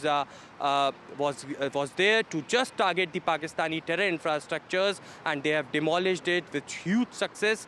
The last line that the commander stated yesterday in the press conference, that justice is delivered. Well, Aishwarya, yes, that's absolutely correct that you have put out for viewers that only the operational details will be discussed in the DGMO talks, and that's for that very purpose that hotline was established, and that hotline continues. The Director General Military Operations discuss all the operational matters. In this, quite clearly, the Indians will also take up the minor ceasefire violations that were purportedly reported from various places yesterday night, although Army in an official statement has said that it was a night of calm after a very long period of hot LC. Thank you very much, Aishwarya there, reporting from outside the Prime Minister's residence. Air Chief Marshal Khosla joins us now, and I can take that same question to you, Air Marshal. DGMO talks expected today, and military has already come out and said that there was it was a night of relative calm or night of near peace on the frontiers after a very long time. What do you think the DGMOs would be discussing at this point in time? Yeah, it's a very, very valid question. I think everyone is asking the same question that DGMO talks are scheduled for today, and what will be they talking about. So in my opinion, number one, before I start answering that question, I mean, having seen the violation, whatever reason these ceasefire violations took place, but the trust has been broken, and it will take a long time to re-establish. And our forces are on the alert, and they remain alert and not go by the face value of saying yes, ceasefire and talks to go on. Having said that, so DGMOs will obviously discuss that when the ceasefire was agreed, wherever the violations taking place, that is the first issue. And secondly, they will talk about how to ensure that in future it doesn't happen and ceasefire continues. Those measures at the defense forces level.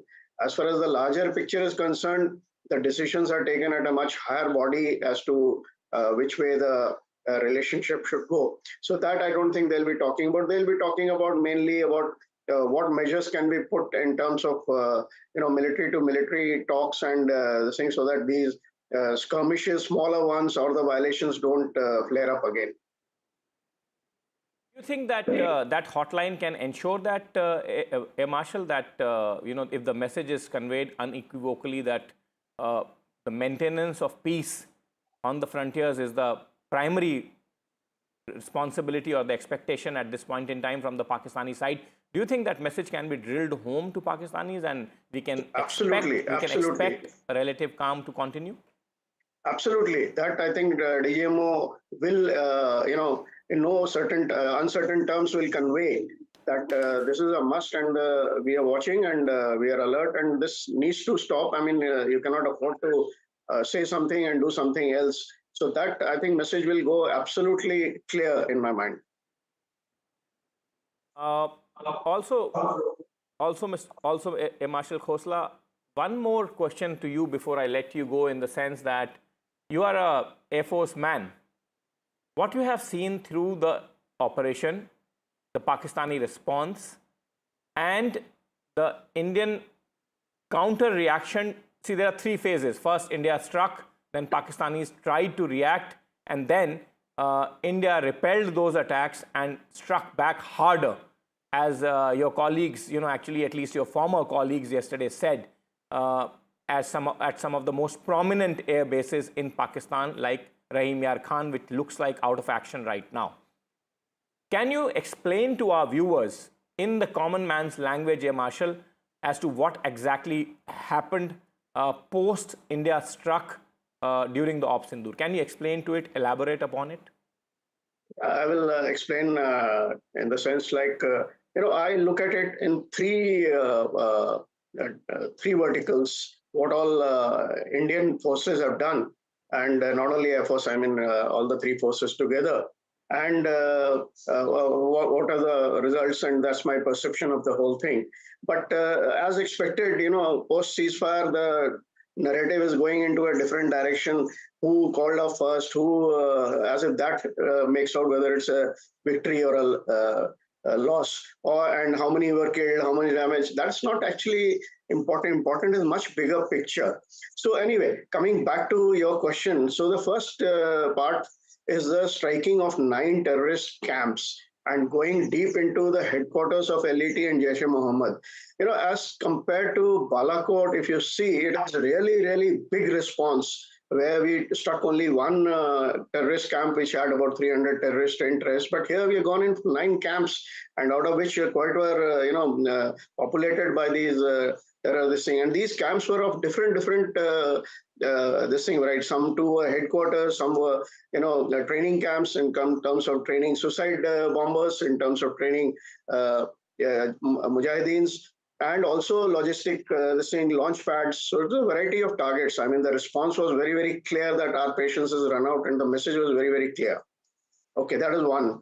The second vertical which I talk about is, Indian forces, they showed, or the India as a country, we showed a big restraint as far as no collateral damage, no military targets initially, and no civilian casualties, no targeting of any infrastructure except for terrorist camps. But Pakistan, when it started showing its color, then also we showed quite a bit of maturity in terms of not fully escalating and exercising, but responding in an equal or maybe slightly more to show our resolve. Okay, now the third part is again very, very important. When the things were getting too much, this last phase of attack, which the three DGMO, DGNO, DG Aerops briefed about the damage done on various airfields, I think that was very, very important. If you notice, two things. One is variety of airfields were attacked. It's not only 1 or 2 or 3. The message was very clear that we can go into all your infrastructure all over your country, wherever it is, number one. Number two, nobody has spoken about the type of targets. If you see, somewhere the runway was hit, a big crater was created, somewhere the hangars were hit, the hangar was destroyed, somewhere the command and control centers were hit, somewhere the radar units were hit, somewhere the surface-to-air missiles were hit. So the variety of targets, what it indicated was that we have the capability of hitting you everywhere. We have the capability of hitting every type of your military infrastructure. And this is just a sample which we have shown you. And second message which went was that we have the resolve to do it if you continue on this path. I think this third part which I covered was very, very important in making Pakistan come to a conclusion. Yes, I think we need to stop. Resolve to show that we can hit you where we wish to, says former Air Vice Chief Mr. Khosla, Air Vice Marshal Khosla. Thank you very much for joining NDTV and putting it out in perspective for our viewers in a very eloquent fashion. Thank you very much. We are now joined by former Ambassador Manjeev Puri, and I'll ask him a broader question than I have been asking military men. My question to you, Ambassador, is I tried to ask that question to Mr. Rajiv Chandrasekhar, who joined us earlier, but obviously, his response has limitations. Let me ask you the same question, repeat the question for you. The Pakistanis have been hit in the heart of Punjab, their jugular, in the heart of Pakistan, almost after 5 decades by India. Do you think that this message will dawn upon the generals there that this is a war which certainly will go up the escalatory ladders even after they have discounted all the support from China and they have factored in all the wherewithal that Chinese have given them? Do you think that this will deter them from future stunning attacks like Pahalgam or no? What is your sense, Ambassador? Nikunj, thank you very much. And for saying that I may have an advantage over Sri Rajiv Chandrasekhar. I mean, I really like that for somebody at his level and me, a retired diplomat. Look, Nikunj, let us understand that the Pakistani army has developed the Pakistani state in a certain manner where terrorism is a state policy. The fact that you are able to hit them is something which they realize. They perhaps may not have thought it would be that strong, but certainly they have realized. But to expect that it would deter them and change their posture, etc., I don't think so. You have mentioned the Chinese. Let's add the United States to this. They are, in a sense, a big client state. That's something we should also understand quite clearly. And they play a useful role for them, no matter if some people think that the role is diminishing, etc., etc. Therefore, I don't think in the long term, but at the short term, they had little choice but to sue for peace. These hits, especially in the areas around Rawalpindi, Punjab, etc., that you said, certainly they can't be things that they can just look away, shrug their shoulders and move. It has shown our abilities, the fact that we can reach out deep, not just in the POK areas, etc. There is no doubt that they know what this message is.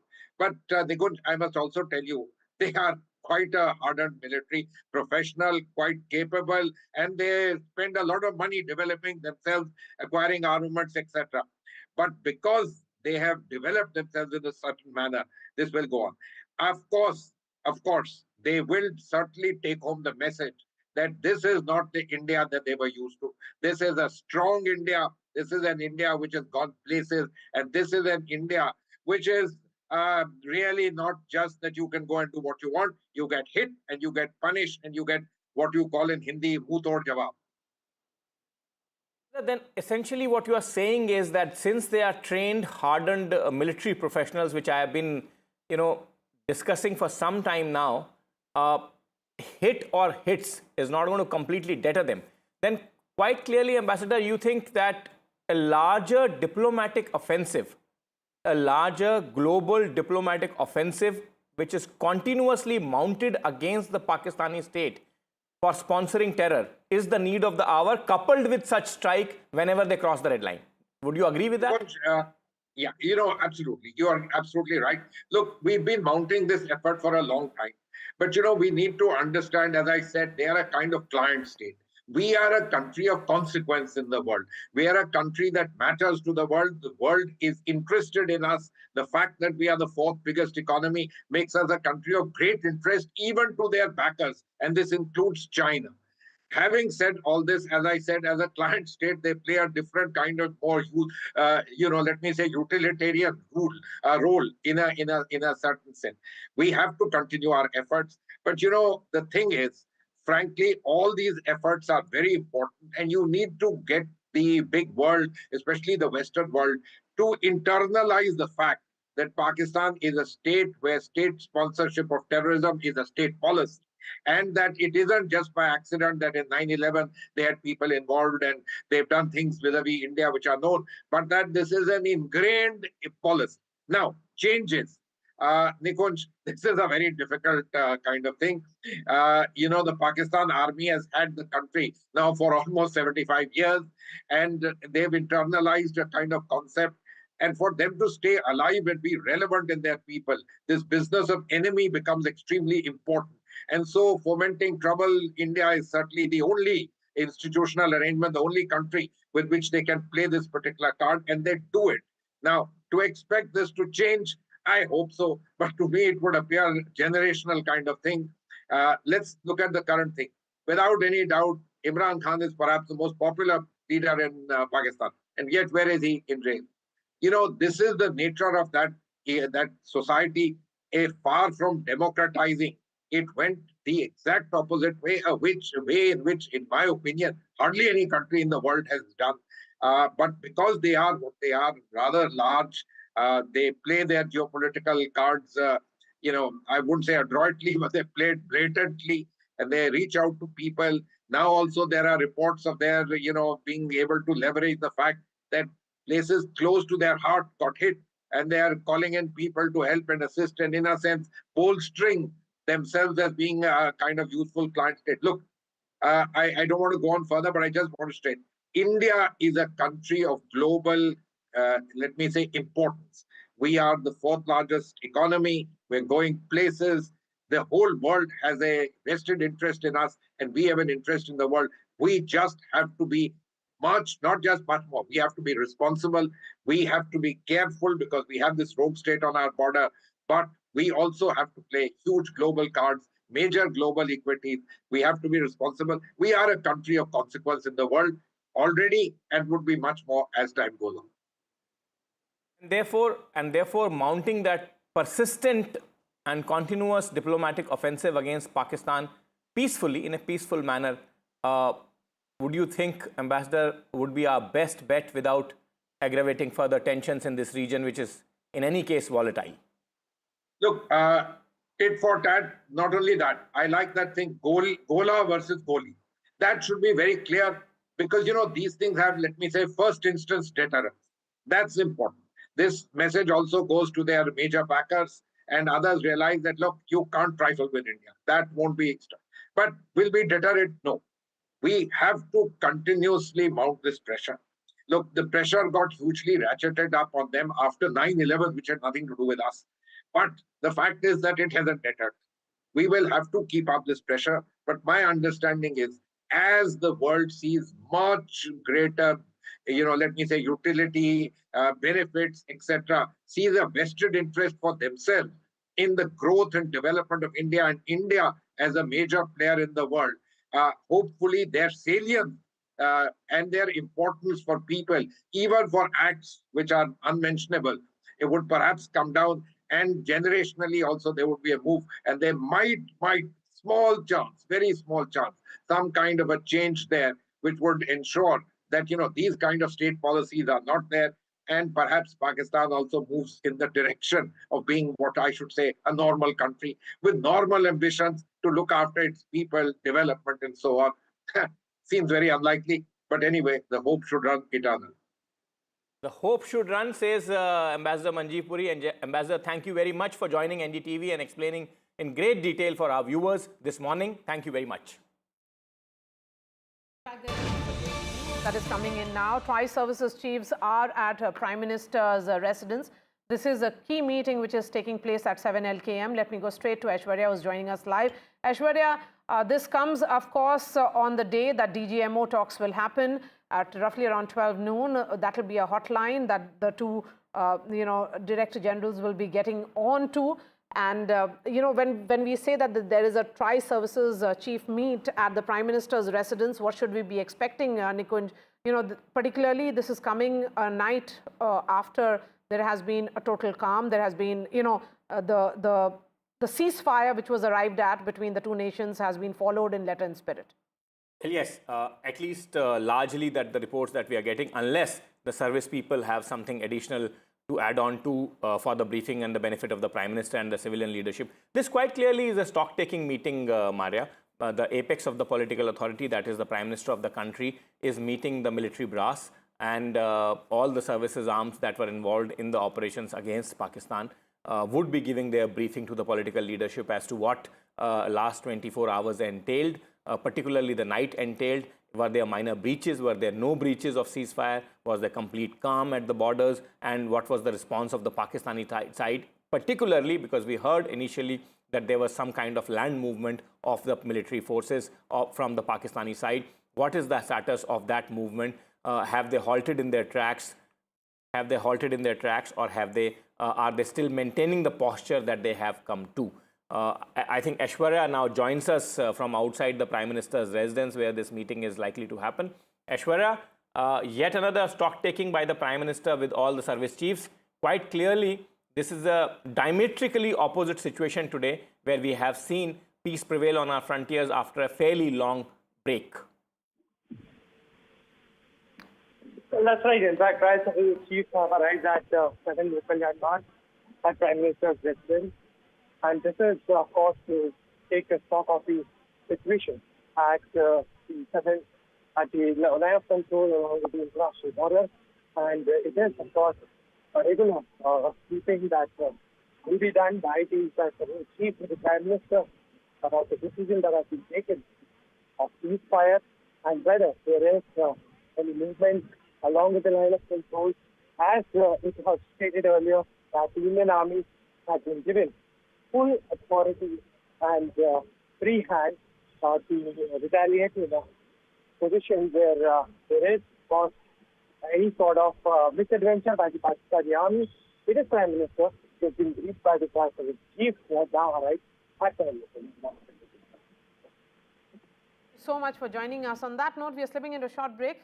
After a break, we'll be getting you update from all the airports, what is open, what is shut. A quick break and then we return.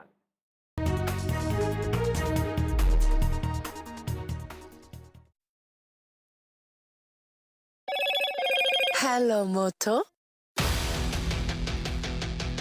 Motorola, India's leading AI smartphone brand.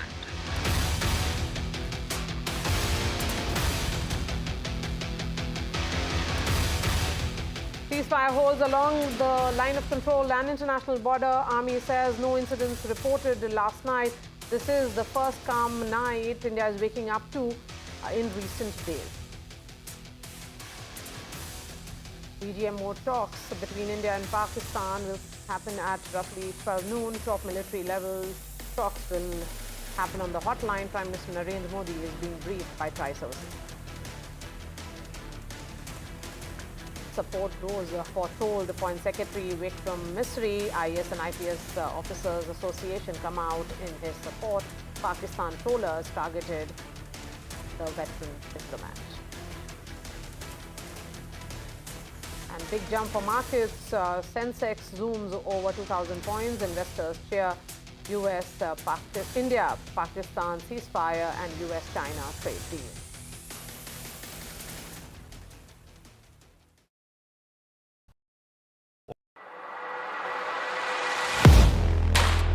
Do you really know the company you invest in?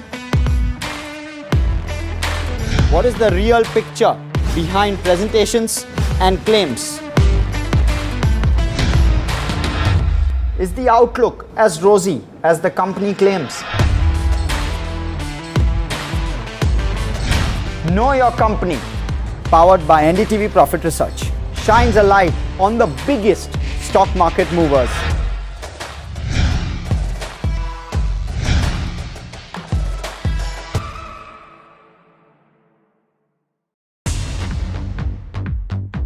More news that matters. Big exclusive. Tulsi Gabbard gunned down by Pakistan-backed cowards. When you interact with people on ground, you're able to reflect their sentiments much better. More debates that shake the system. More exclusive.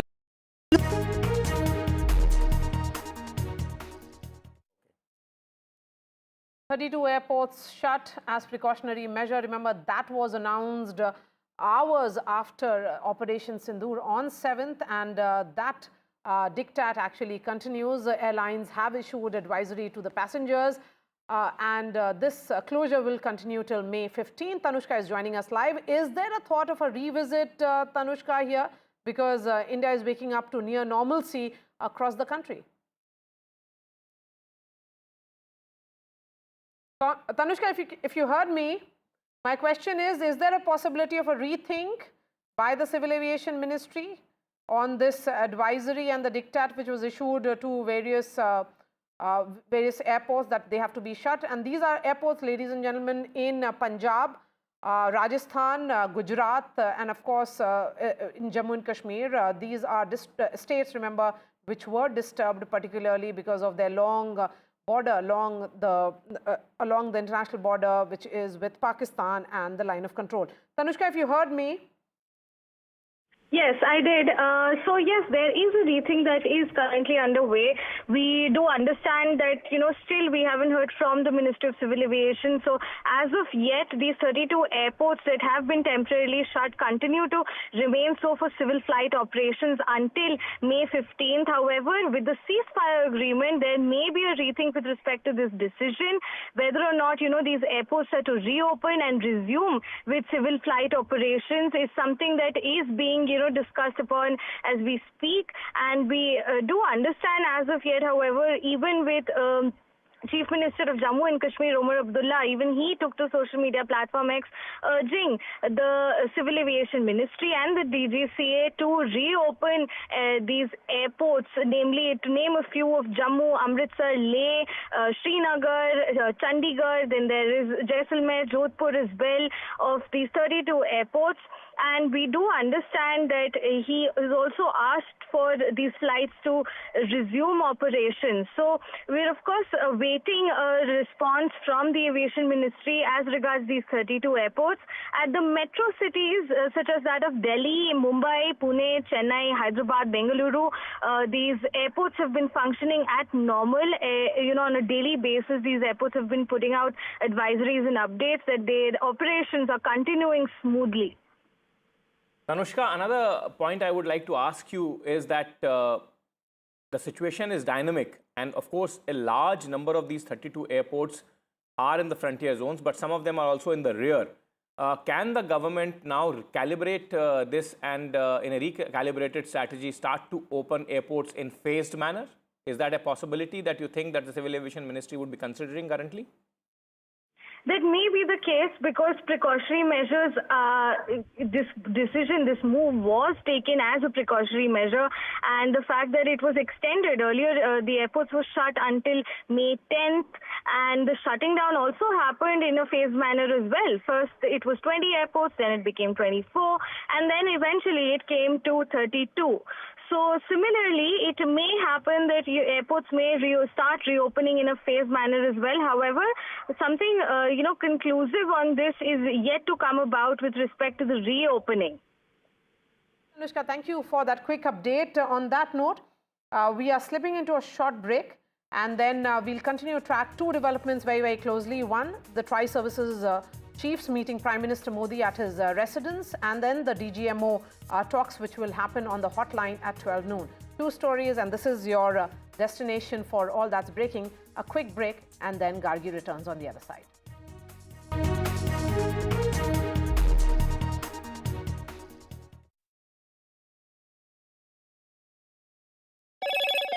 Hello, Moto. Motorola, India's leading AI smartphone brand.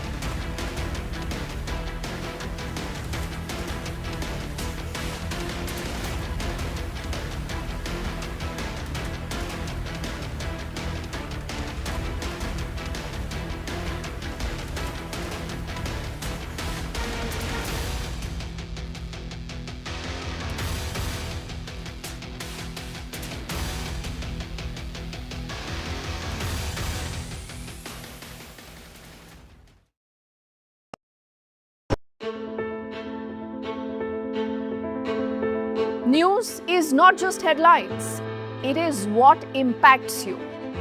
And news should never be mistaken for noise. What matters is the reality. Accurate, in-depth, and with the right perspective.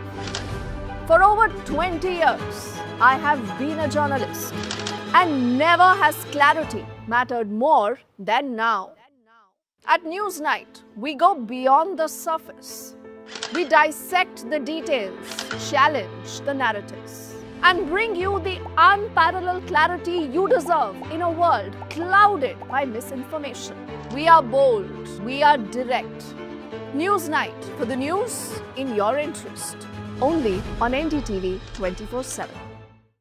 I've been reporting on all issues big and small from Andhra Pradesh, Telangana, rest of South India, bringing you all the action, all that you need to know, all that you want to know. The energy of maximum city is infectious. I'm bringing that energy in our news coverage from financial capital Mumbai. Covering from the southernmost part of India over the last 23 years, I bring in-depth and 360-degree coverage from the Dravidian heartland. The land of Mishti, also known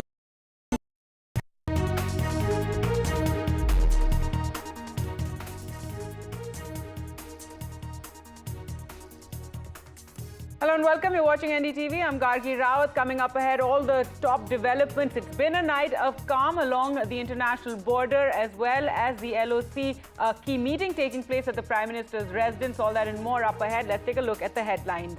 A key meeting takes place ahead of the India-Pak army talks, which will take place at noon. The tri-services chiefs are at the Prime Minister's residence, and key DGMO level talks will be taking place at noon. A briefing expected at 2:30 on Operation Sindoor. The ceasefire holds along the line of control and international border. It's been the first night of calm ever since the ceasefire violations first began after the Pahalgam attack. The army says no incidents, first calm night in recent days. And support grows for the trolled Foreign Secretary Vikram Misri and Rajiv Chandrasekhar. The BJP chief of Kerala says absolutely shameful to undermine the Foreign Secretary in this manner. Some good news on the markets front. The Sensex zooms over 2,100 points this morning. Investors cheer the India and Pakistan ceasefire as well as the US-China trade deal.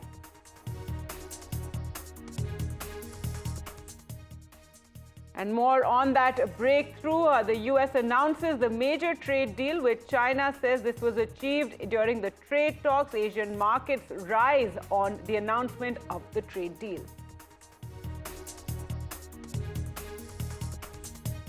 US President Donald Trump demands Ukraine-Russia talks. Zelensky offers to meet Putin in Turkey this week. So more developments on that front, and the two leaders could meet in Turkey.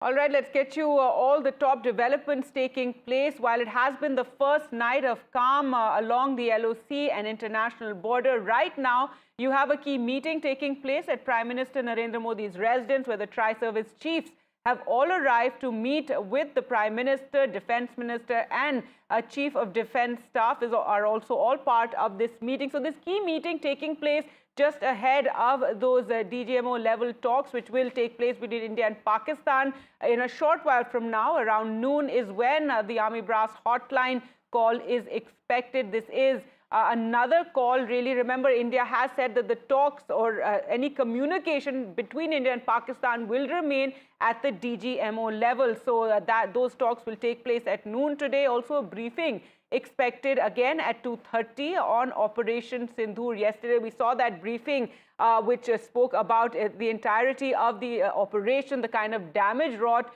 in Pakistan, how deep India went into Pakistan, how army bases there were destroyed, how India even managed to cause damage in Rawalpindi. So another briefing is expected at 2:30. As we said, the good news has been that last night remained largely peaceful across Jammu and Kashmir and other areas along the international border.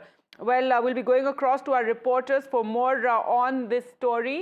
And currently this high-level meeting taking place. Remember, the Prime Minister has been holding a series of meetings ever since Operation Sindoor began, even before that, which we have been bringing to you all those details. Well, let's go across to Aishwarya now, who joins us for more. And Aishwarya, so what can you tell us about the meeting taking place and this meeting coming just ahead of the India-Pakistan DGMO level talks?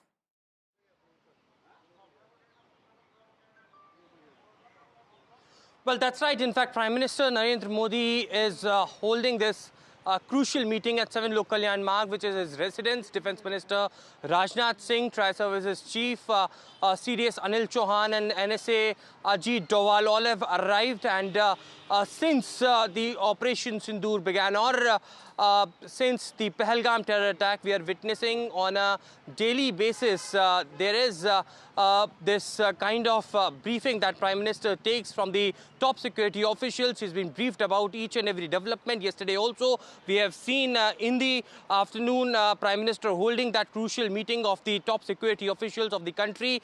Of course, this has it's been more than 24 hours that the ceasefire has been announced, and to take the stock of the situation, Prime Minister holding this high-level meeting at 1200 hours is the time that was announced earlier on 12th of May, that there will be DGMO-level talks between India and Pakistan via hotline, and this specifically will only concentrated towards the bilateral understanding between India and Pakistan to stop the firing exchange at the line of control or at the international borders through land, sea and air, and nothing else apart from it will be discussed. But the situation remains tense. The yesterday's briefing and the DGMO clearly stated that the Chief of Defence Staff had given the authority to the Indian Army to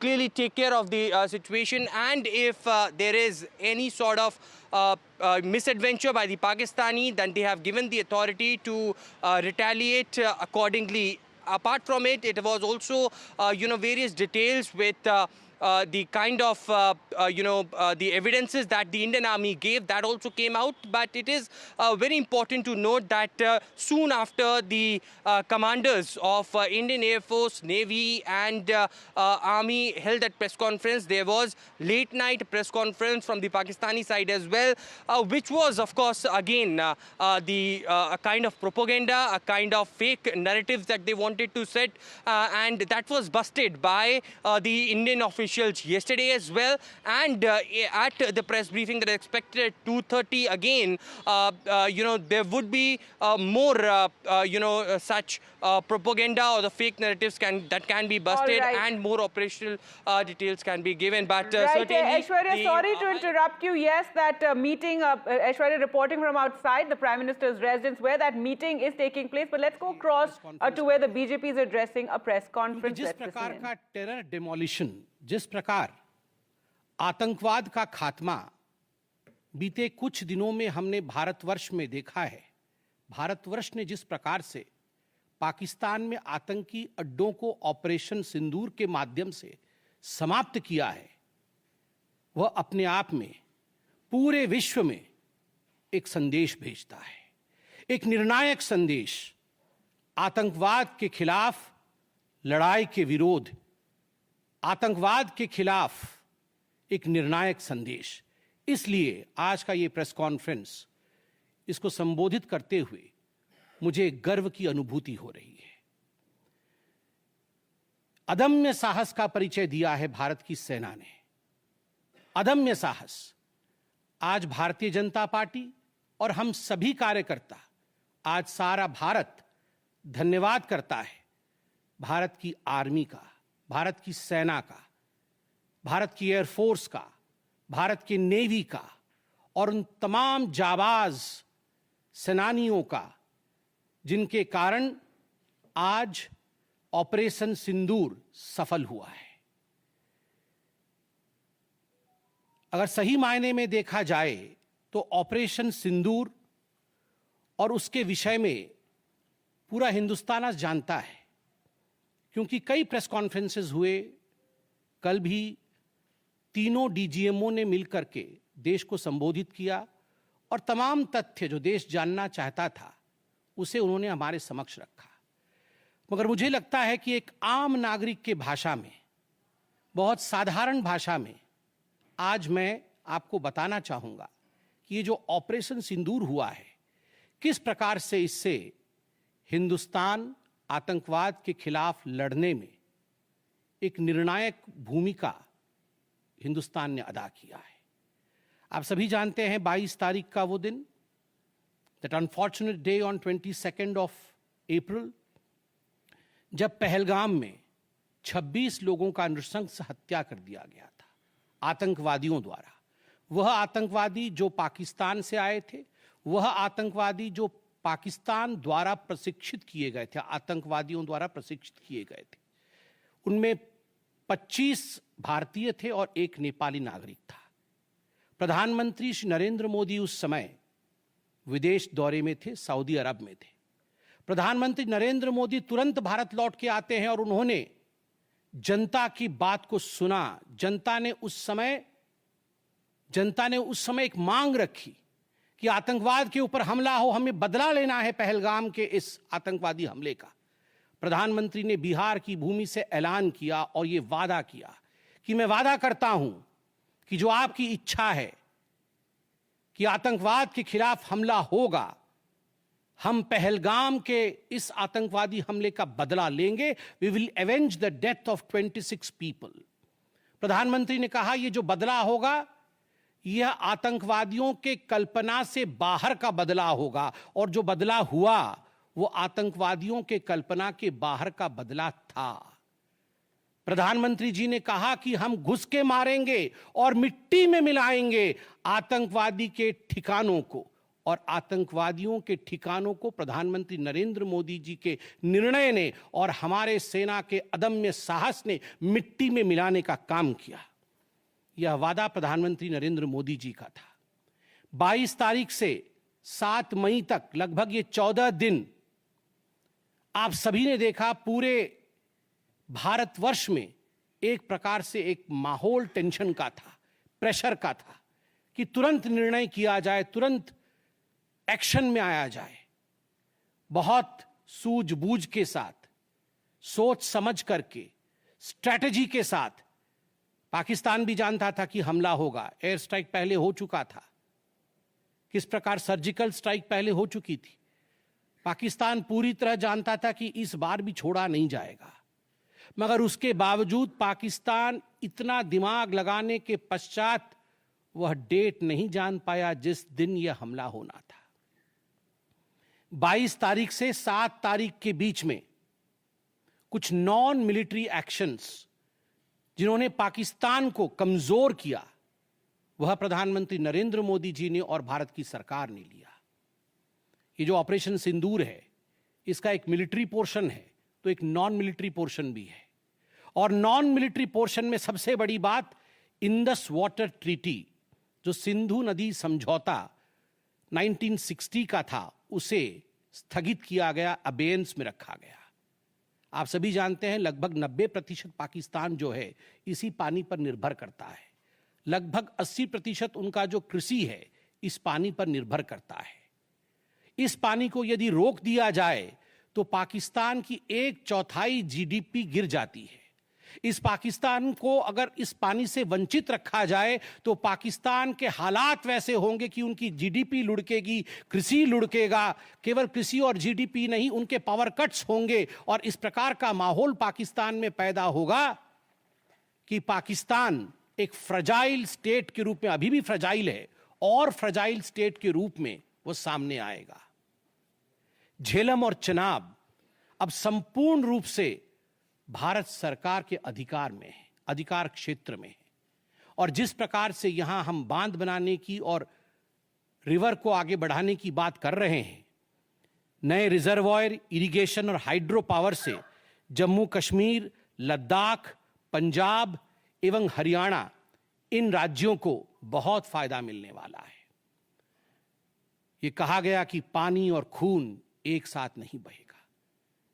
मित्रों, जरा सोच के देखिए, 50 वर्षों तक जो संभव नहीं हुआ था, किसी भी युद्ध में यह संभव नहीं हुआ था कि इंडस वाटर ट्रीटी को रोक दिया जाए। जो संभव नहीं हुआ था वह असंभव काम संभव हुआ इस बार। अटारी वाघा बॉर्डर को भी रोक दिया गया। दोनों देशों के बीच में कोई ट्रेड नहीं होगा और इसका खामियाजा कोई भुगतेगा तो वो पाकिस्तान की इकोनॉमी भुगतेगी। इसके साथ ही जिन लोगों के पास पाकिस्तान का वीजा था और वो हिंदुस्तान में, पाकिस्तान के नागरिक जो हिंदुस्तान के वीजा के साथ भारतवर्ष में रह रहे थे, उन सब को बाहर निकाला गया। पाकिस्तान का कोई भी आर्टिस्ट, कोई भी परफॉर्मेंस वो भारतवर्ष में नहीं हो सकता है। इस प्रकार के कड़े प्रतिबंध पाकिस्तान के ऊपर लगाए गए। माननीय प्रधानमंत्री श्री नरेंद्र मोदी जी ने लगभग 20 देशों के राष्ट्राध्यक्षों से सीधी बातचीत की। How to isolate Pakistan, how to fight against terrorism. और सबसे बड़ी बात है, तमाम देशों ने भारत का समर्थन किया। सऊदी अरब, यूएई, यूएस, आप सोचिए इस्लामिक वर्ल्ड के बड़े देश हैं सऊदी अरब और यूएई, इन्होंने भारतवर्ष का पूर्णतः समर्थन किया। जिस समय पहलगाम का हमला हुआ था, माननीय प्रधानमंत्री सऊदी अरब में थे। सऊदी अरब के अपने दौरे को जब वो छोड़ के आए, तब उनको वहां एश्योरेंस दिया गया कि आप जाइए, हम आपके साथ खड़े हैं, वी सपोर्ट यू, हम टेरर के खिलाफ आपके साथ कंधे से कंधा मिला के लड़ेंगे। Pakistan was isolated. ये जो नॉन मिलिट्री एक्शन लिया गया, आज मैं कहना चाहता हूं कि 50 वर्षों से भी अधिक समय तक जो टूल्स कभी इस्तेमाल नहीं किए गए थे, जिस क्षेत्र में भारतवर्ष कभी नहीं गया था, वह टूल्स इस्तेमाल किए गए। और अपने आप में भारत के लिए ये बहुत बड़ी बात है। बहुत बड़ी बात है कि इंडस वाटर ट्रीटी को रोका गया, 20 से अधिक देशों का समर्थन, आतंकवाद के खिलाफ एक निर्णायक हमले की तैयारी। और 6 और 7 मई 2025 उस रात निर्णायक हमला होता है आतंकवाद के ऊपर।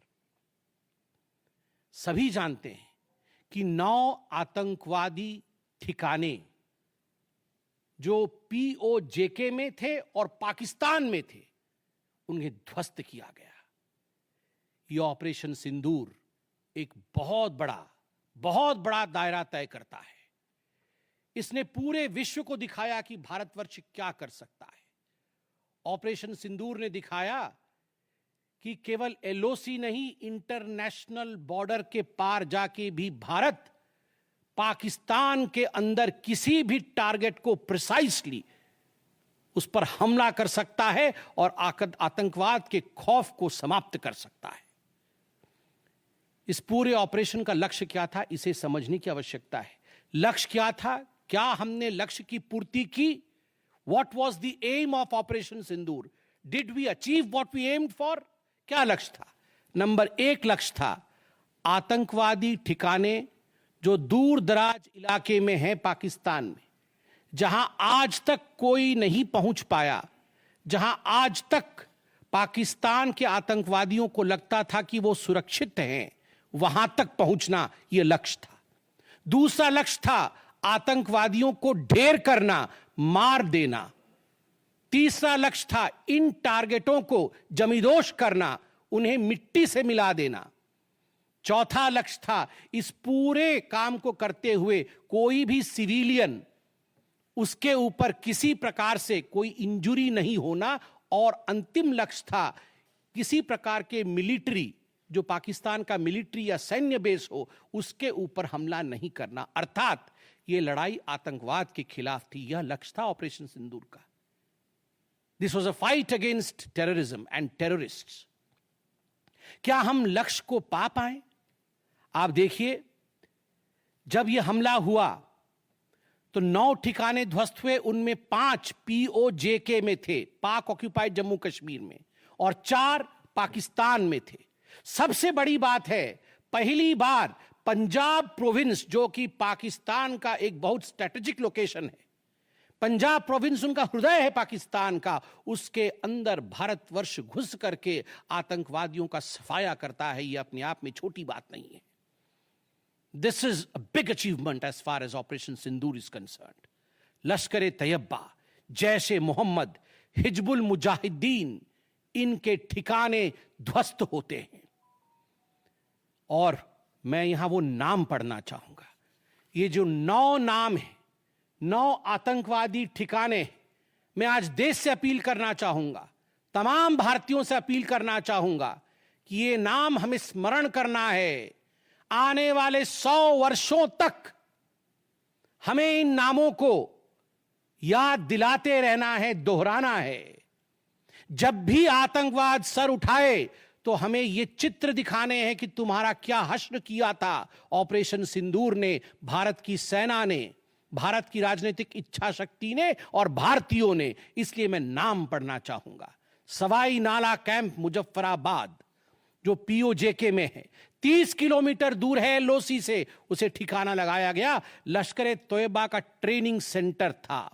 20 अक्टूबर 2024 सोनमर्ग में और 24 अक्टूबर 2024 गुलमर्ग में जो आतंकी हमले हुए थे, उसमें यहां से आतंकवादी आए थे। और सबसे बड़ी बात, 22 अप्रैल 2025 को जो आतंकवादी आकर पहलगाम में हमारे नागरिकों को मार के गए थे, हमारी बहनों के माथे से जिन्होंने सिंदूर पोंछने का काम किया था, उनका प्रशिक्षण भी इसी केंद्र में हुआ था, सवाई नाला कैंप मुजफ्फराबाद। सैयदाना बिलाल कैंप मुजफ्फराबाद, ये जैसे मोहम्मद का ट्रेनिंग सेंटर था, ये दूसरा कैंप जो ध्वस्त हुआ। गुलपुर कैंप कोटली, ये एलओसी से 30 किलोमीटर दूर था, लश्कर तैयबा का बेस था। और 20 अप्रैल 2023 को पुंछ में, 9 जून 2024 को जो तीर्थ यात्री को बस में हमला करके मारने का काम किया था आतंकवादी, यहां गुलपुर कैंप से आए थे जो कोटली में है, उसे ध्वस्त किया गया। बरनाला कैंप बिरगढ़, बरनाला कैंप जो 9 किलोमीटर दूर है एलओसी से, उसे समाप्त किया गया। अब्बास कैंप कोटली जो 13 किलोमीटर दूर है एलओसी से, लश्कर तैयबा का फिदाइन सेंटर है और 15 आतंकवादियों को एक साथ ट्रेन कर सकता है, उसे ध्वस्त करके गिराया गया। सरजाल कैंप सियालकोट अंतर्राष्ट्रीय सीमा से 6 किलोमीटर दूरी पर है, इंटरनेशनल बॉर्डर से, सांबा कठुआ के सामने है। और मार्च 2025 में जम्मू और कश्मीर पुलिस के 4 जवान शहीद हुए थे, उनको मारने का काम इन्हीं आतंकवादियों ने किया था जो सरजाल कैंप से आए थे सियालकोट के, उस कैंप को ध्वस्त कर दिया गया। महमूना जाया कैंप सियालकोट जो कि 12 से 18 किलोमीटर इंटरनेशनल बॉर्डर से दूर है, मैं एलओसी की बात नहीं कर रहा हूं, इंटरनेशनल बॉर्डर से, और हिजबुल मुजाहिदीन का अड्डा है, बहुत बड़ा कैंप है। कठुआ और जम्मू क्षेत्र में जो भी आतंकवादी गतिविधि होती है, सियालकोट के इस मजनूमा जाया कैंप से आतंकवादी भेजे जाते हैं, भारतवर्ष ने उसे ध्वस्त किया। मरकज तैयबा मुरीद के जो कि अंतर्राष्ट्रीय सीमा से 18 से 25 किलोमीटर दूर है, 2008 के मुंबई का जो हमला हुआ था 26/11 के नाम से जिसे हम जानते हैं, उसमें जो आतंकवादी आए थे अजमल कसाब और डेविड हेडली, उनकी ट्रेनिंग मरकज तैयबा मुरीद के में हुआ था। और आज मैं फक्र के साथ कह सकता हूं, गर्व के साथ कह सकता हूं कि भारत की सेना ने, भारत की राजनीतिक इच्छा शक्ति ने और भारतीयों ने मरकज तैयबा मुरीद के को ध्वस्त किया है, समाप्त किया है। मरकज सुभान अल्लाह बहावलपुर इंटरनेशनल बॉर्डर से 100 किलोमीटर की दूरी पे है।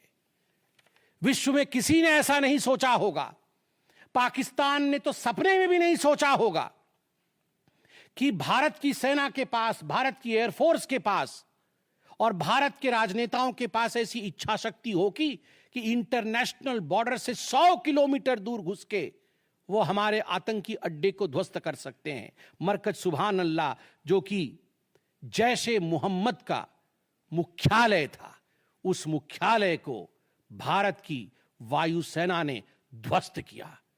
यह कोई छोटा विषय नहीं है। यह बहावलपुर एक ऐसा स्थान है जहां यूनाइटेड स्टेट्स, यूएस भी अपने ड्रोन नहीं भेज पाया था। उस जगह पे भारत घुस के मारता है। आज का भारत, आज का नया भारत यही है। ये नाम, जो 9 नाम मैंने पढ़े, हमें याद रखने चाहिए, मगर उन नामों के साथ मैं कुछ और भी बताना चाहता हूं। जो आतंकवादी मारे गए, एक लक्ष्य था आतंक के ठिकानों को, आतंक के अड्डों को सफाई करना, ध्वस्त कर देना। दूसरा लक्ष्य था ऑपरेशन सिंदूर का, आतंकवादियों को चुन चुन कर मारना, उन्हें मिट्टी में मिलाना। 100 से अधिक आतंकवादी मारे गए, 100 से अधिक। मैं कुछ आतंकवादियों के नाम पढ़ता हूं जिनको कि हम डिस्कस करते थे डिबेट्स में, टीवी पे, यूएन में, जिनको कि यूएस ने भी कंडेम कर रखा था। मैं नाम पढ़ रहा हूं, मुदस्सर कादियान खास उर्फ मुदस्सर उर्फ अबू जुंदाल। अबू जुंदाल नाम से हम जानते थे इस आतंकवादी को, और जो लश्कर तैयबा का आतंकवादी था वो मरकज तैयबा का जो मुरीदके में है उसका इंचार्ज था। जब वो मरा तो उसके गार्ड ऑफ ऑनर, उसका जो जनाजा निकला, उसमें पाकिस्तान के आर्मी के अधिकारी थे, पाकिस्तान आर्मी के चीफ थे, पंजाब सीएम मरियम नवाज भी उसमें रही। आप सोचिए ये एक सरकारी जमीन पर हुई और तमाम बड़े लोग, सरकारी लोग पाकिस्तान के उसमें शामिल हुए, जिससे कि यह सिद्ध होता है कि terror and the sponsors of terror are hand in glove together.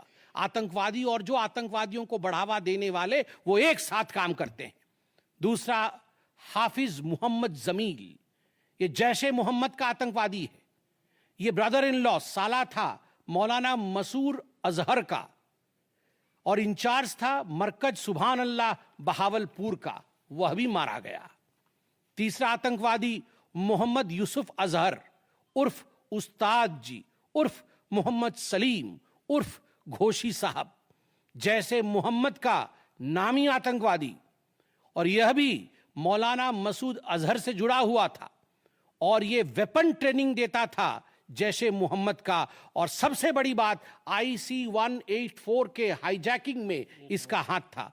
IC 814 के हाईजैकिंग में इसका हाथ था, वह भी मारा जाता है। चौथा आतंकवादी खालिद उर्फ अबू अक्स का। खालिद ये लश्कर तैयबा का आतंकवादी था, फैसलाबाद में मारा गया और वहां उसका फ्यूनरल होता है। अब मैं ये तस्वीर दिखाना चाहूंगा, आप ये तस्वीर देखिए। ये तस्वीर कोई साधारण तस्वीर नहीं है, यह तस्वीर है उन आतंकवादियों का जिनका जनाजा निकला। और इस तस्वीर में मैं दिखाना चाहूंगा कि ये जो खड़ा है सामने व्यक्ति, इस व्यक्ति का नाम है, ये LET का कमांडर है, लश्कर तैयबा का कमांडर है अब्दुल रऊफ, जो खुद एक स्पेशली डेजिग्नेटेड ग्लोबल टेररिस्ट, जिसको यूएस के ट्रेजरी बेंच ने डेजिग्नेट कर रखा है, अमेरिका के ट्रेजरी बेंच ने इसे आतंकवादी घोषित कर रखा है। वह सामने खड़ा है जनाजे में, और उसके पीछे जो खड़े हैं, मैं एक एक करके नाम पढ़ता हूं। लेफ्टिनेंट जनरल फैयाज हुसैन शाह, जो कि लेफ्टिनेंट जनरल है पाकिस्तान आर्मी के। मेजर जनरल राव इमरान सरताज, जो कि मेजर जनरल है पाकिस्तान आर्मी के। ब्रिगेडियर मोहम्मद फुरकान शब्बीर, पाकिस्तान आर्मी के। डॉक्टर उस्मान अनवर, IGP पंजाब, और Malik Sohaib Ahmad Bharth, member of provincial assembly of Punjab. ये बड़े बड़े लोग, तथाकथित सरकार के बड़े बड़े लोग, पाकिस्तान के आतंकवादियों के जनाजा में शामिल होने आए हैं, और जनाजे को लीड कर रहा है एक आतंकवादी, डेजिग्नेटेड आतंकवादी। और आप देखिए ये बिफोर और आफ्टर, ये जितने भी मैंने आपको अभी आतंकवादी ठिकानों का नाम बताया, किस प्रकार उनकी परिस्थिति थी और क्या उनकी परिस्थिति हुई, यह इस तस्वीर से हम देख सकते हैं। तो उद्देश्य मैं बता रहा था, ऑपरेशन सिंदूर का उद्देश्य बहुत स्पष्ट था। उसका उद्देश्य था आतंकवाद के ठिकाने को ध्वस्त करना, आतंकवादियों को मारना और आतंकवाद के खिलाफ एक संदेश भेजना, और उसमें हम सफल हुए। पहली बार एक बात पूरे विश्व ने देखा कि पाकिस्तान का हर इंच भारत के पहुंच के अंदर है। कोई कोना पाकिस्तान का ऐसा नहीं है जो भारत के पहुंच से बाहर हो। और आप सोच के देखिए, पाकिस्तान का एयर डिफेंस सिस्टम फेल हो जाता है। पाकिस्तान का एयर डिफेंस सिस्टम फेल हो जाता है जिस समय 6 और 7 के रात के बीच ये पूरी कार्यवाही हो रही थी। रफाल विमान द्वारा स्काल्प और हैमर मिसाइल्स के माध्यम से 23 मिनट के अंदर, 23 मिनट्स के अंदर एक विंडो था, जिस विंडो के अंदर ये 9 के 9 आतंकवादी ठिकाने उन्हें ध्वस्त कर दिए गए। 23 मिनट में पूरा विश्व ने देखा कि कि भारत क्या कर सकता है। मुझे लगता है पूरे विश्व में इस प्रकार से 23 मिनट के अंदर इतने प्रेसिशन के साथ आतंकवादी ठिकानों पर हमला किसी देश ने पहले किया होगा। और जब यह पूरा एक्सरसाइज समाप्त हुआ, उसके बाद जब हमारे MEA ने, हमारी आर्मी ने प्रेस कॉन्फ्रेंस किया, तो उसमें कुछ 4 शब्द बहुत महत्वपूर्ण थे। वो 4 शब्द हैं: controlled, precise, measured, non escalatory. हमने ये जो 9 अड्डे ध्वस्त किए वो कंट्रोल्ड तरीके से ध्वस्त किए। प्रिसाइज, कोई सिविलियन अड्डा या कोई मिलिट्री टारगेट नहीं था, प्रिसाइज टारगेट था, आतंकवादी ठिकाने, उनको ध्वस्त कर दिए। मेजर्ड, जितना ध्वस्त करना था उतना ध्वस्त किया, उसके अगल बगल के किसी स्ट्रक्चर को ध्वस्त नहीं किया। जहां आतंकवादी थे उनके ठिकाने में घुस के उनको मार के निकले। और नॉन एस्केलेटरी मतलब युद्ध को बढ़ाने वाला नहीं, नॉन एस्केलेटरी, क्योंकि the primary escalation was Pahalgam. जो मूल एस्केलेशन था वो 22 अप्रैल को पहलगाम में पाकिस्तान ने किया था, हमने रिएक्ट किया नॉन एस्केलेटरी। ये 4 शब्द अपने आप को परिभाषित करते हैं कि ऑपरेशन सिंदूर का लक्ष्य क्या था। ऑपरेशन सिंदूर का जो लक्ष्य था, ऑपरेशन सिंदूर ने उसे 100% पूर्ण किया, 100% पूर्ण किया। इसलिए आज हिंदुस्तान, भारतवर्ष गर्व के साथ कह सकता है कि ऑपरेशन सिंदूर एक ऐसा ऑपरेशन था जो 100% सक्सेसफुल था। और जितने हमारे जाबाज पायलट्स गए थे राफेल के साथ, उतने लौट के आए और आतंकवादी ठिकानों को ध्वस्त करके आए, और किसी सिविलियन को नहीं मारा, किसी मिलिट्री बेस को नहीं मारा। मगर दुखद है, जैसा कि पाकिस्तान से एक्सपेक्टेड है, पाकिस्तान उसके पश्चात रिटेलिएशन करता है, पाकिस्तान अपने ड्रोन्स इत्यादि भेजता है, मगर भारत की सिस्टम ने पाकिस्तान के इन ड्रोन्स को, इन मिसाइल्स को हवा में ही समाप्त कर दिया। और सबसे बड़ी बात है, एयर डिफेंस सिस्टम लाहौर का 7 और 9 तारीख के बीच लाहौर के एयर डिफेंस सिस्टम को समाप्त करने का काम हिंदुस्तान ने किया। और 9 और 10 तारीख के बीच, 9 मई और 10 मई के बीच 11 एयर बेसेस को, पाकिस्तान के 11 एयर बेसेस को ध्वस्त करने का काम भारतवर्ष ने रिटेलिएशन में किया। जब पाकिस्तान ने भारतवर्ष के ऊपर एस्केलेशन किया तो भारतवर्ष ने 11 एयर बेसेस को समाप्त किया। इन एयर बेसेस के नाम भी हमें याद रखने चाहिए। तमाम भारतीयों को वो 9 नाम आतंकवादी ठिकाने याद रखने चाहिए, स्मरण होना चाहिए। और ये जो 11 एयरबेस हैं, हिंदुस्तान अपने पर आ जाए तो क्या कर सकता है अपने लोगों को बचाने के लिए। ये 11 नाम भी मैं पढ़ता हूं। नूर खान, ये नूर खान वह एयरबेस है जहां पर एयर टू एयर रीफ्यूएलिंग करने की क्षमता है। हवा में उड़ रही हो अगर आपका विमान, तो एयर टू एयर रीफ्यूएलिंग यही नूर खान से हो सकती है। जब भारत ने नूर खान को ध्वस्त किया तो जो जहाज थे पाकिस्तान के, उनके पास वो क्षमता नहीं रही कि वो हवा में अधिक समय तक युद्ध कर सके, उन्हें नीचे उतरना ही पड़ा। नूर खान, रफीकी, मुरीद, सुक्कूर, सियालकोट, पसरूर, चुनियान, सरगोदा, स्कारू, बुलारी और जकोबाबाद, ये तमाम मैं फोटोज लेके आया हूं। जकोबाबाद का ये फोटो देखिए, क्या था पहले और क्या हुआ बाद में, क्या था पहले और क्या हुआ बाद में। आप देख सकते हैं परखच्चे उड़ गए। यह है प्रिसीशन ऑफ इंडियाज अटैक। तमाम फोटो हैं यहां पे, किस प्रकार से हमने एक एक करके उनके एयर बेसिस को समाप्त किया। आप देख सकते हैं सारे एयर बेसिस के हम फोटो लेके आए हैं, जकोबाबाद से लेके बाकी तमाम। क्योंकि आपने ये सब देखा हुआ है, मैं अधिक समय नहीं लूंगा। आर्मी ने आपको दिखाया है, डीजीएमओज ने आपको दिखाया है, इसलिए मैं इसको आपको दिखा के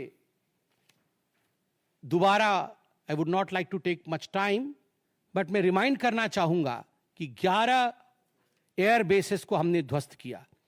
और इसमें एक बड़ा विषय है, पहली बार विश्व में किसी देश ने एक न्यूक्लियर कंट्री के अंदर घुस करके उनके एयर बेसेस को समाप्त करने का काम किया। पाकिस्तान एक न्यूक्लियर कंट्री है, उसके अंदर घुस करके उनके एयर बेसेस को 20% पाकिस्तान के एयरफोर्स के इंफ्रास्ट्रक्चर को भारतवर्ष ने नाकाम कर दिया। 20% of PAF's infra was destroyed by India. Just imagine, एक न्यूक्लियर कंट्री है, उसमें घुस कर मारना, यह अपने आप में पूरे विश्व में पहला इंस्टेंस है। और भुलारी एयरबेस में 50 PAF पाकिस्तान एयरफोर्स के जवान मारे गए, जिसमें स्क्वाड्रन लीडर उस्मान यूसुफ भी मारे गए।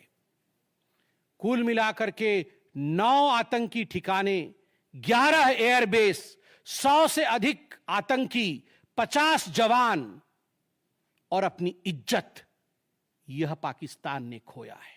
आई repeat, what Pakistan has lost via operation सिंदूर।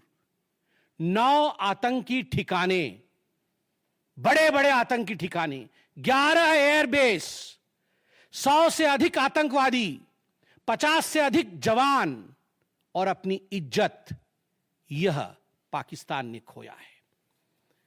यह झटका पाकिस्तान सह नहीं पाया और उनके DGMO का 10 तारीख को ही फोन आया और उसके पश्चात मैं कहूंगा यह सीज फायर नहीं, ये एक अंडरस्टैंडिंग है।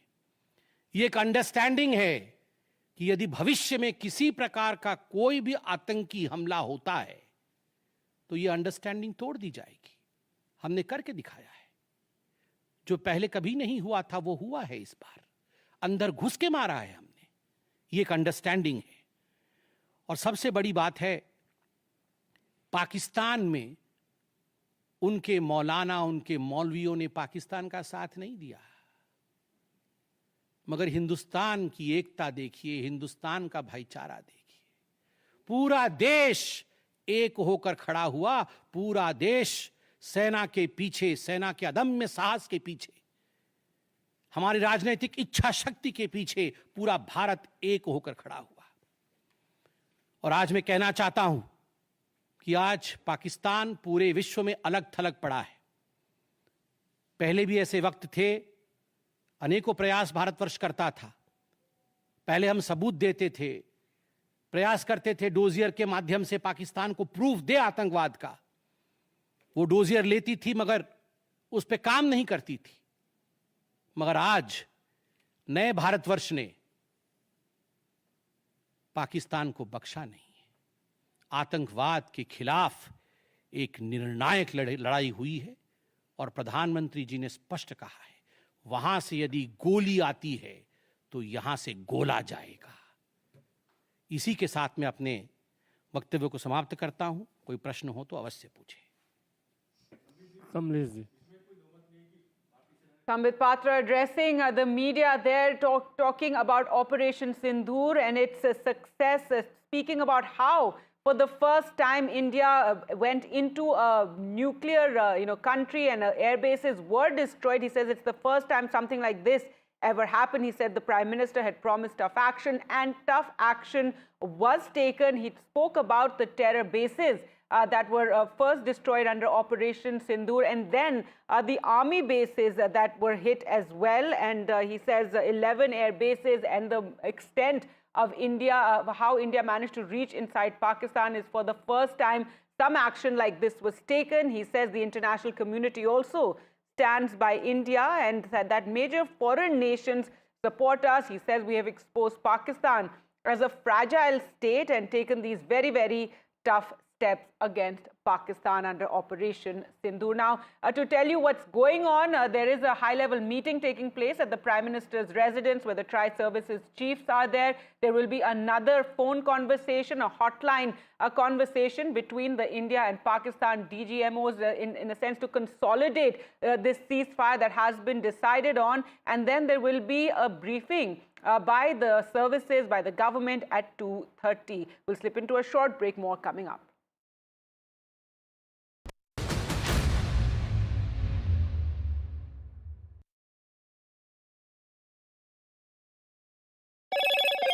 Hello, Moto.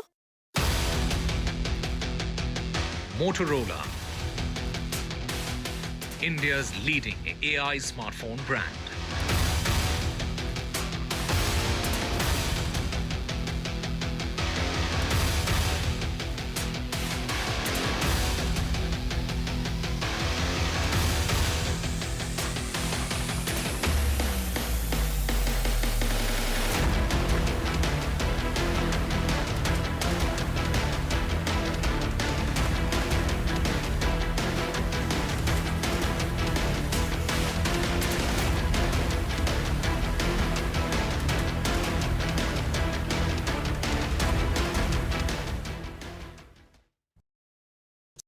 In today's interconnected world, India's voice is more crucial than ever.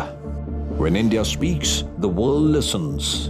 At NDTV World, we are that voice, bringing you intelligent and insightful news from India and beyond. From geopolitics and diplomacy to economic shifts, migrations, tech disruptions, and the stories of our diaspora. We cover the news that shapes our global future. NDTV World, your new home for global news is here. If it matters to you, if it matters to you, if it matters to you, it matters to India. It matters to India. And it matters to me. And it matters to me. India Matters with Shivaru, only on NDTV 24/7. How often have you turned away from debates that descend into endless fights? We bring you a show where every question is answered, where every debate finds its resolution, where every story finds its conclusion, where opinions collide but facts prevail, where stories unfold with insights and trust. When the noise ends, the last word begins.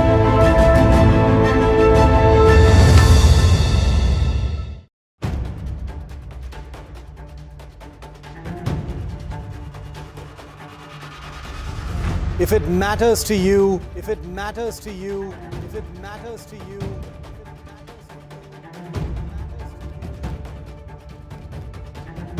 it matters to India. It matters to India. It matters to India.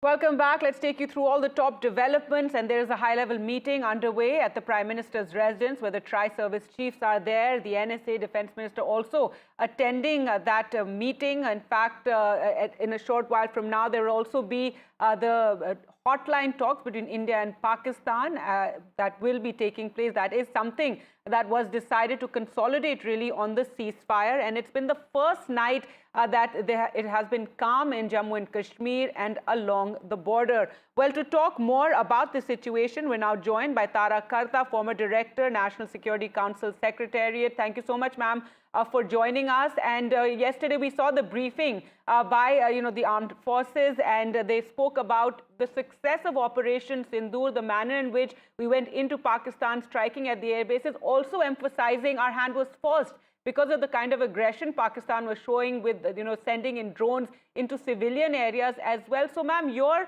analysis of the situation, it's been a calm night. It's a very welcome development that we've had the first night of peace along in these border areas. But it's a tenuous peace. One really hopes it will hold.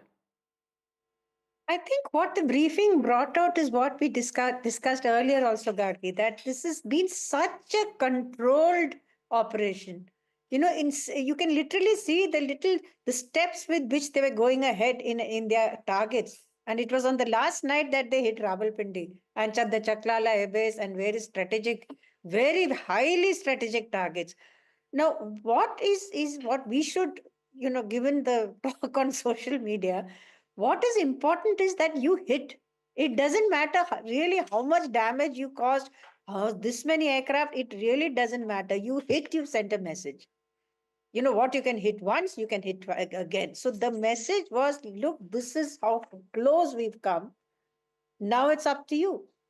So finally, thank God, they've got that message. They got their IMF money and they decided to step back. So I mean, I'm extremely happy this situation has happened. But this is, Gargi, it's a lesson for a lot of people to study how this was carried out.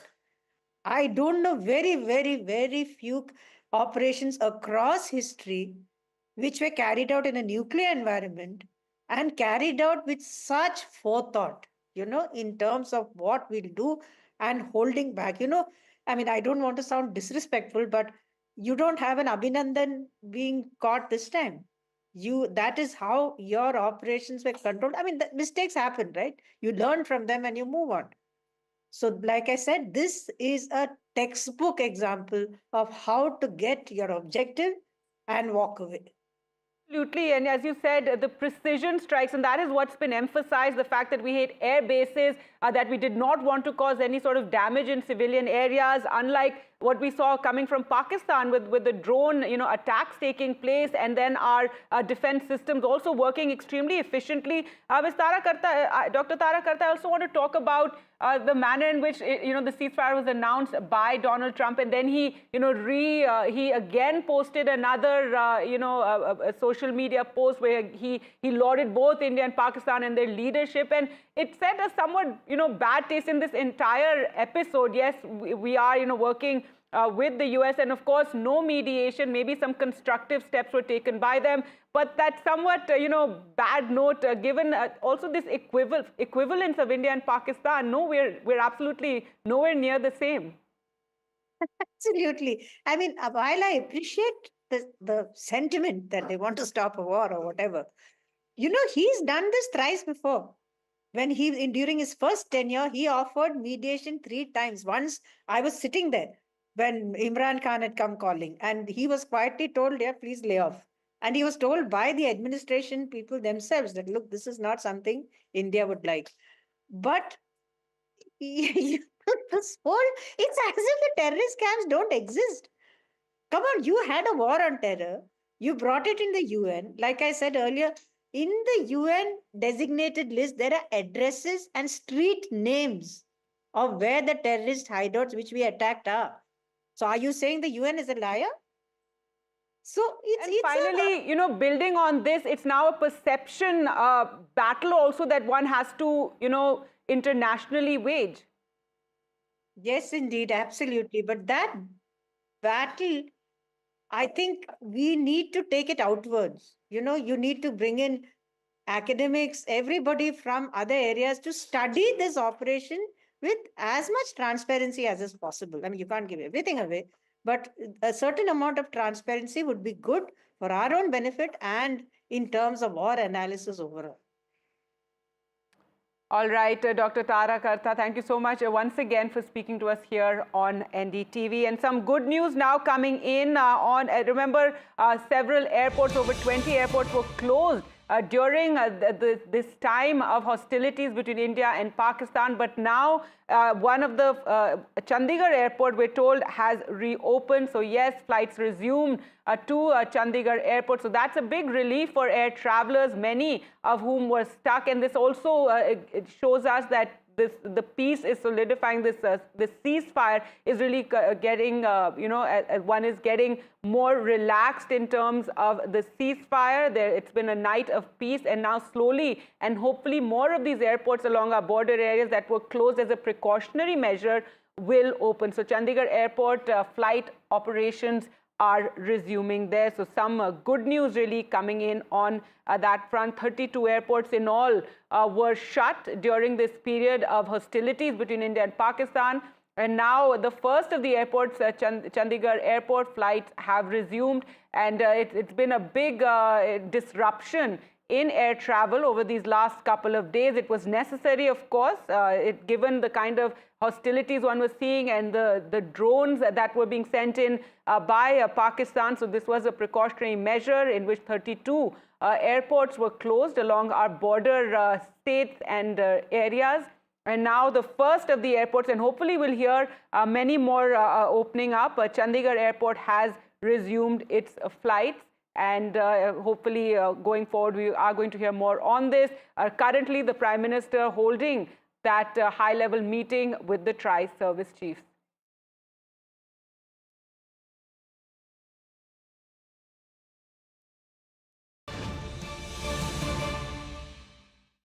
All right, let's shift focus now to cricket and some news coming in. And this is something that NDTV reported yesterday as well. And now it has been confirmed. Virat Kohli has retired from Test cricket. So he announces his Test retirement. In fact, he did this in a post where he says, "It's been 14 years since I first wore the baggy blue in Test cricket. I never imagined the journey this format would take me on. It's tested me, shaped me and taught me lessons I'll carry for life. There's something deeply personal about playing in white, the quiet grind, the long days, the small moments." And he says, "As I step away from this format, it's not easy, but it feels right. I've given it everything I had and it's given me back so much more than I could have hoped for. I'm walking away with a heart full of gratitude. I'll always look back at my Test career with a smile." So that is the big breaking news, Virat Kohli. And this was something that we reported on yesterday as well, that he was going to be retiring from Test cricket. That is what one had heard. And now he has indeed, in fact, confirmed it himself. He retires and he talks about walking away from the format. Well, let's go across to Sejal now for more. And Sejal, so that is the big breaking news right now, the breaking news in the world of cricket and Virat Kohli retiring from Test cricket. This is something we had reported on yesterday, but it was not at that point confirmed.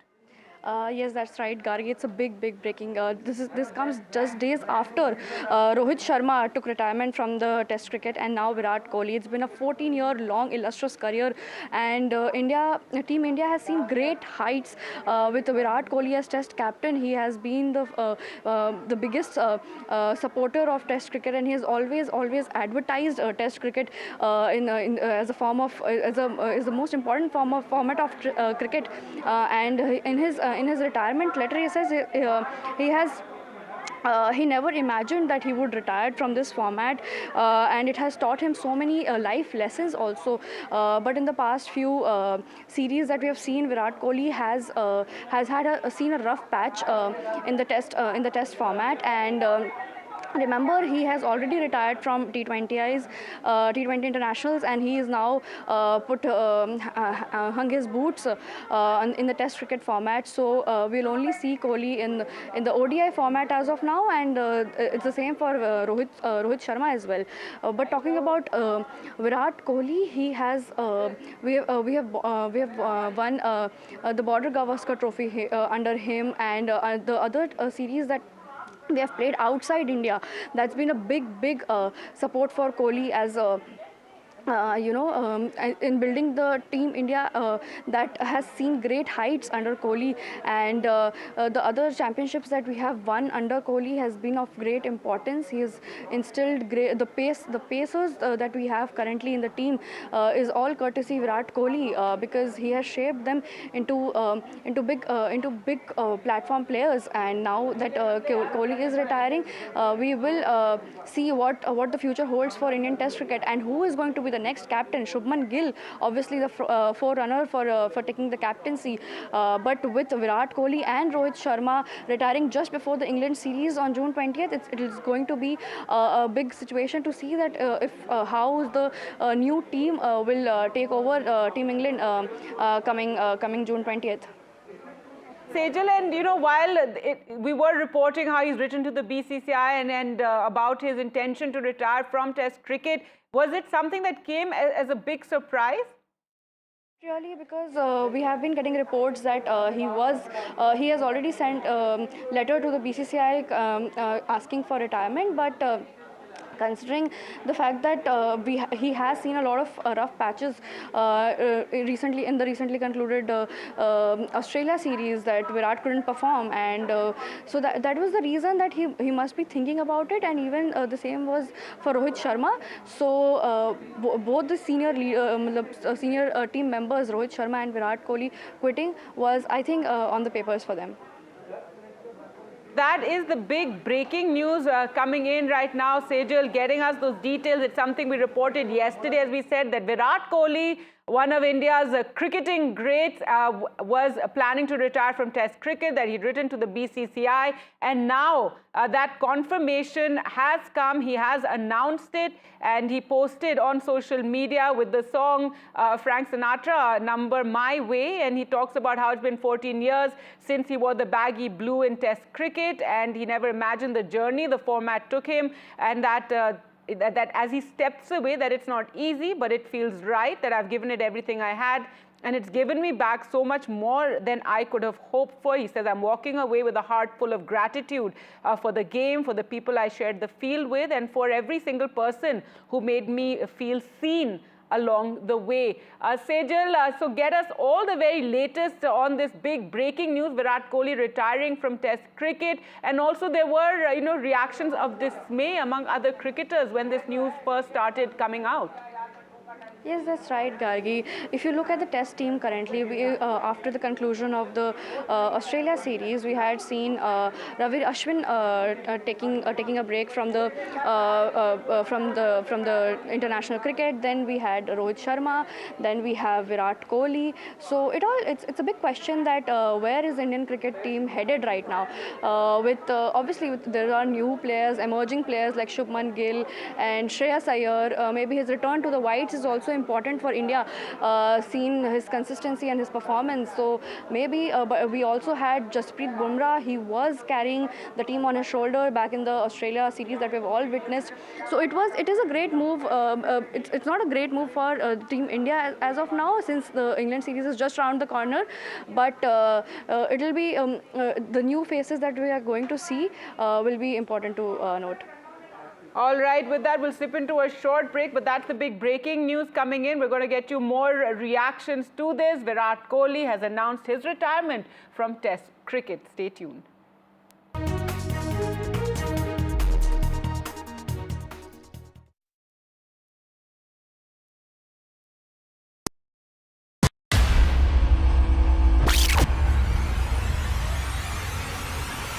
In the last 1 month, if you see, the share prices of Genzol Engineering has fallen more than 58%. Why are the rating firms calling the debt payments as default? We have two credible credit rating agencies on March 4th coming and downgrading the stock to D. Statements are consistently being proven wrong, right. And transactions are being taken place which are different from what they were originally pictured to be. The company claimed it would roll out 6,400 electric vehicles. But what it has rolled out is a shocking scam. Funds meant for the project were funneled allegedly back to the promoters, the Jaggi brothers. What did the money buy? Not EVs, of course, but a lavish flat in Gurgaon's luxurious DLF Carmelias.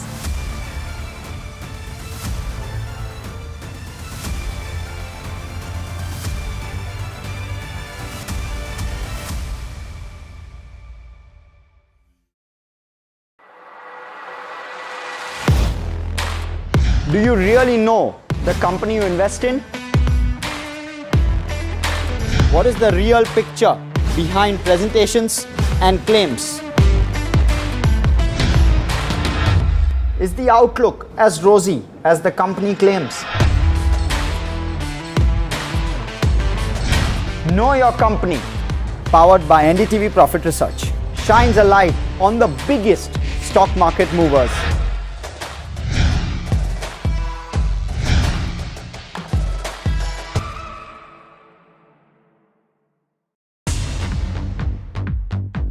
More news that matters. Big exclusive.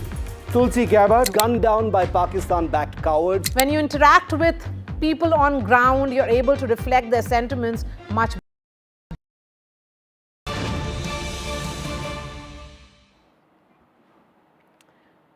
All right, the big breaking news we're bringing you here on NDTV. After days of speculation, Indian cricket great Virat Kohli has finally confirmed his retirement from Test cricket with immediate effect. Remember, this is something that we were reporting about yesterday, that he had written to the BCCI saying that he was planning to retire from Test cricket. And now that news has been confirmed with this social media post, a very emotional post by Virat Kohli as he announces his retirement. There you can see that post in which he says, "It's been 14 years since I first wore the baggy blue in Test cricket. I never imagined the journey this format would take me on. It's tested me, shaped me and taught me lessons I'll carry for life." He says that as I step away from this format, it's not easy, but it feels right. I've given it everything I had and it's given me back so much more. So Virat Kohli announcing his retirement. The song he chose for this post was Frank Sinatra's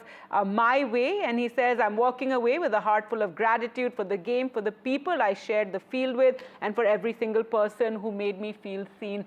Well, to talk more about this big breaking news and this very sad news, really, we're joined by Sriram. And Sriram, so finally, Virat Kohli confirming the news he is retiring from Test cricket. Yeah, that's right. I mean, it's very sad for the entirety of the Indian community right now, for the cricket fans especially, because Virat Kohli has, of course, almost embodied the new generation of Test cricket for India over the last decade or so, having played 123 games before announcing his retirement today. The most important part of Virat Kohli's Test career will definitely be the years of his captaincy, where India's dominance was established all across cricketing nations, where India travelled to foreign countries and won Test series, which was almost unprecedented before Virat Kohli took charge of the captaincy of the red ball team. Again, very soon after what Rohit Sharma had done just a couple of weeks back, announcing his retirement from the Test cricket arena as well. Now Virat Kohli, another stalwart of the game, has announced his retirement. Again, as I said, it's a big loss for Indian cricket for sure, but he will still now continue to play one-day cricket for India.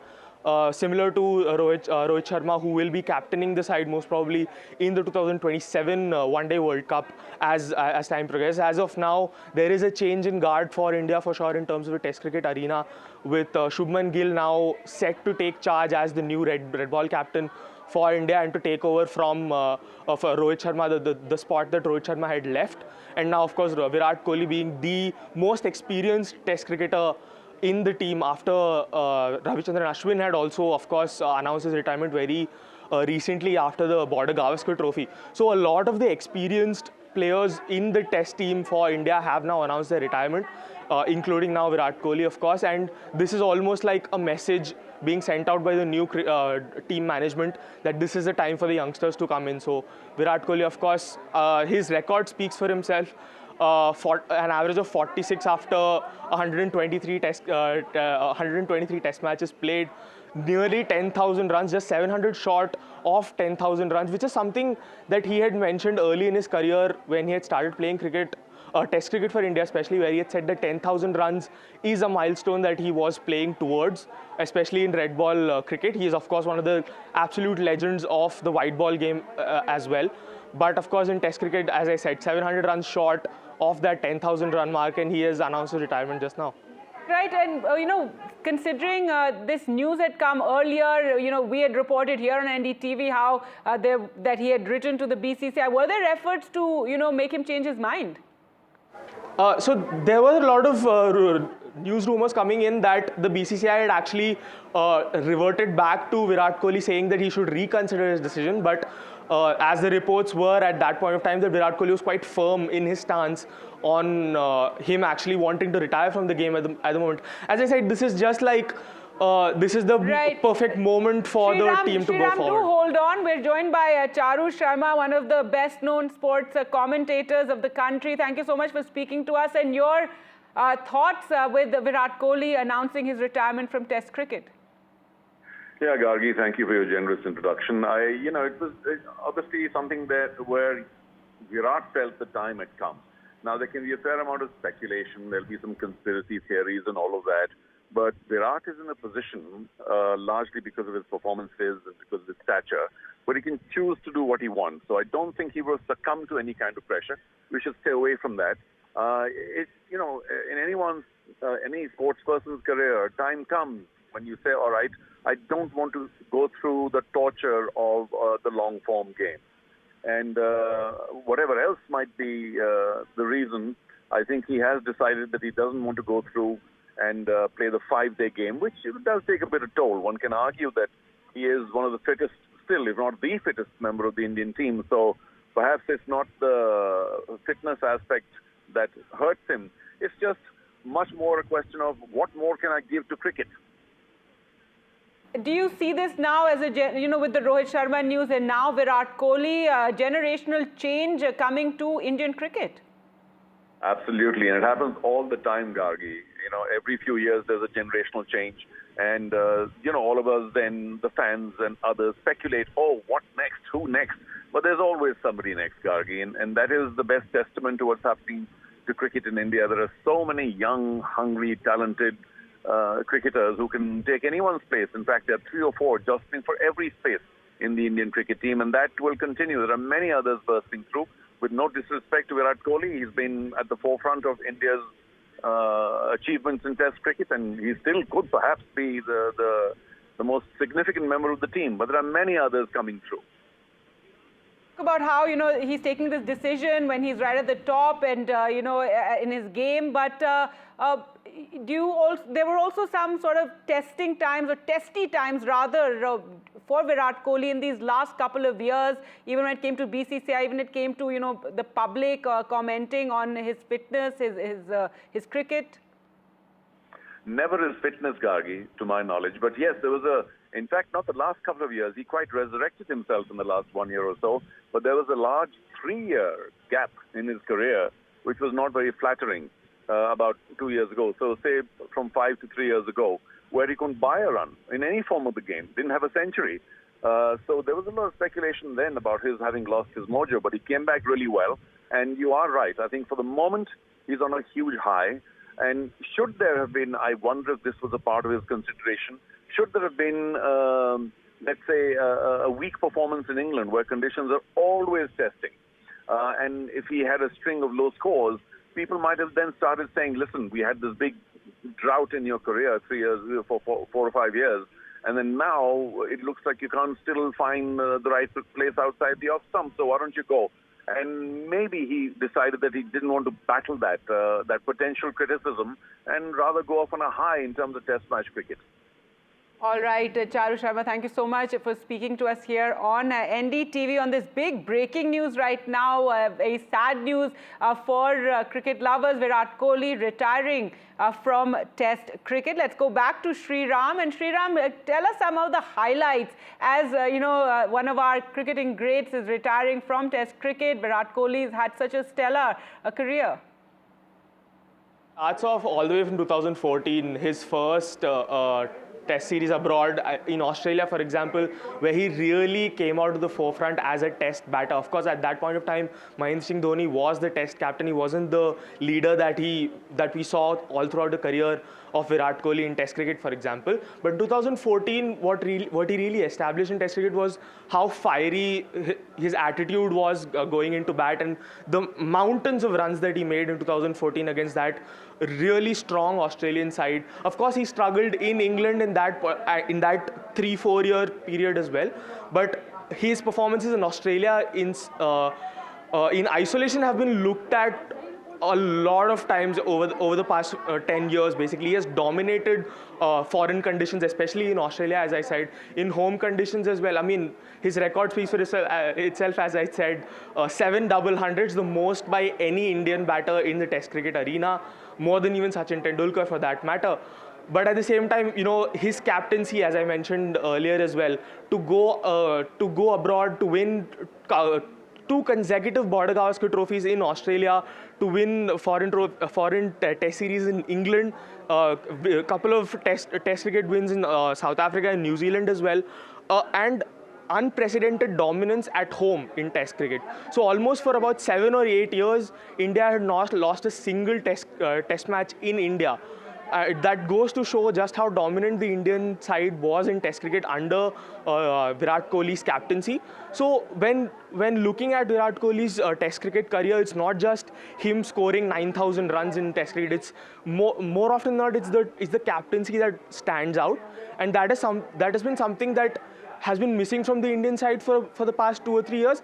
And as we have seen, there have been a lot of lean patches over the last 3 or 4 years when he has gone on streaks of matches where he's not made a lot of runs. That might have been one of the factors why this retirement decision has come in so soon, because he of course announced retirement from the T20 game just after the T20 World Cup win in Barbados.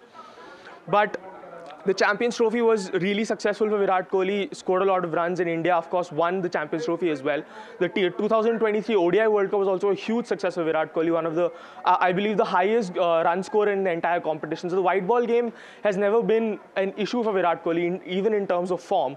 But the red ball game has definitely brought a lot of criticism onto him in the recent 2 or 3 years because of his lean patches where he's not made a lot of runs. He of course scored 100 in Perth just last year in the Border Gavaskar Trophy, but after that as well there were really inconsistent displays of runs as well. All right, Sriram, do stay on with us. We're also joined by Gautam Bhattacharya, senior sports journalist. Thank you so much for speaking to us, and your comments as this news has broken that Virat Kohli is walking away from Test cricket now. He's finally announced his retirement.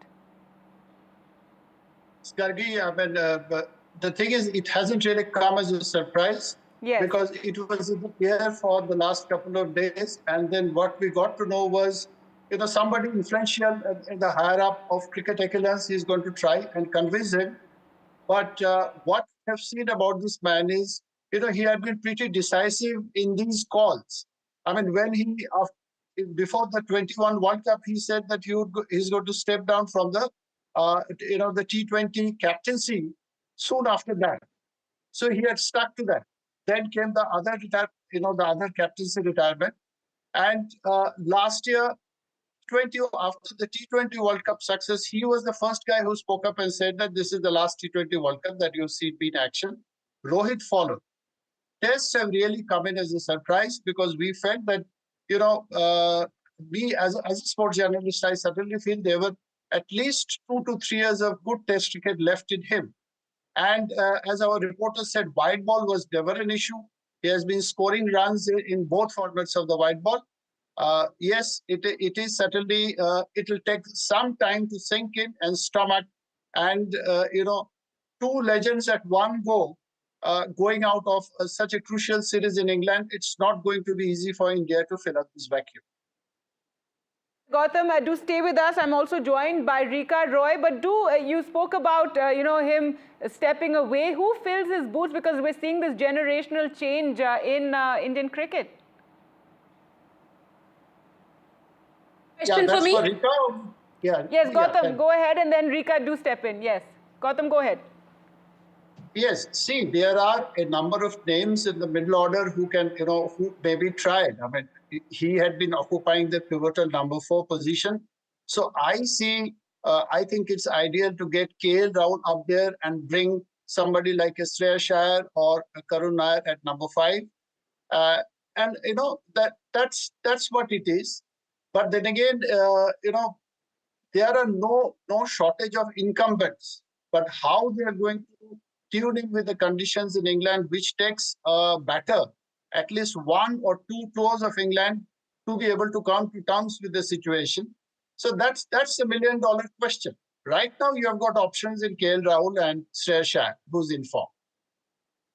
All right. We also have Madan Lal, former cricketer, on the phone line with us. And as this news breaks, something that, in fact, Rika had been reporting about this, that Virat Kohli had written to the BCCI and was planning to retire from Test cricket. Gautam Bhattacharya, they're saying that he still feels he had a few years of Test cricket left in him. Your comments, Madan Lal?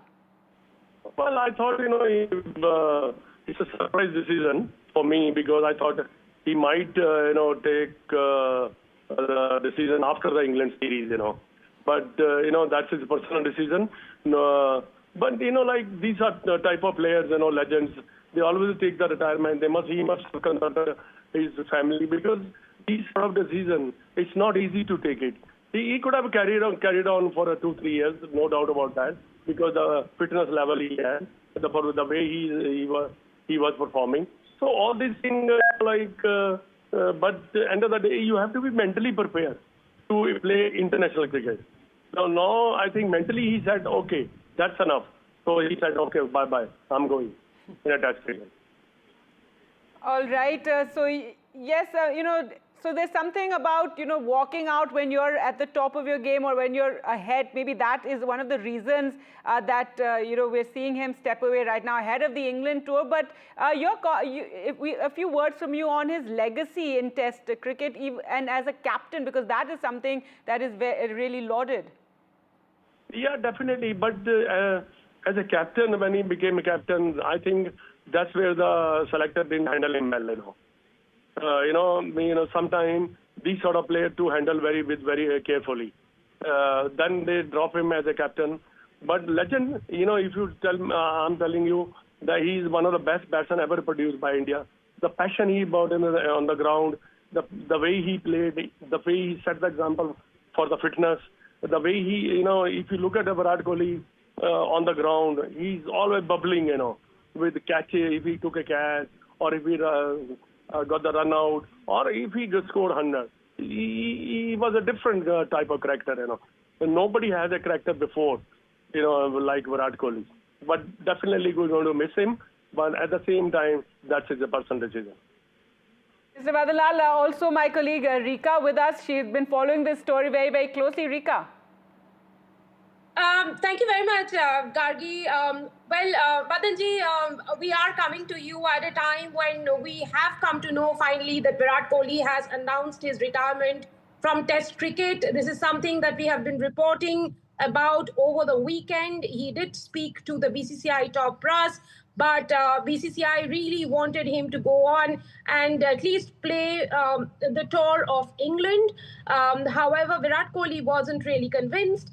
What has gone wrong with him, we really don't know. You said that perhaps he was not feeling right. He was not feeling that his mind and body is in sync to go out and play Test cricket. But Madanji, would you also say that, for him, the dream of winning a World Test Championship final, that medal really will remain unfulfilled. And that's a dream that he is happy to lay to bed right now? Yeah, definitely. Any player who plays such a long time, he has always a dream of winning the World Cup. He always has a dream of winning the World Championship, Test Championship. All these dreams they always has. And according to that, they keep on going, keep on performing also.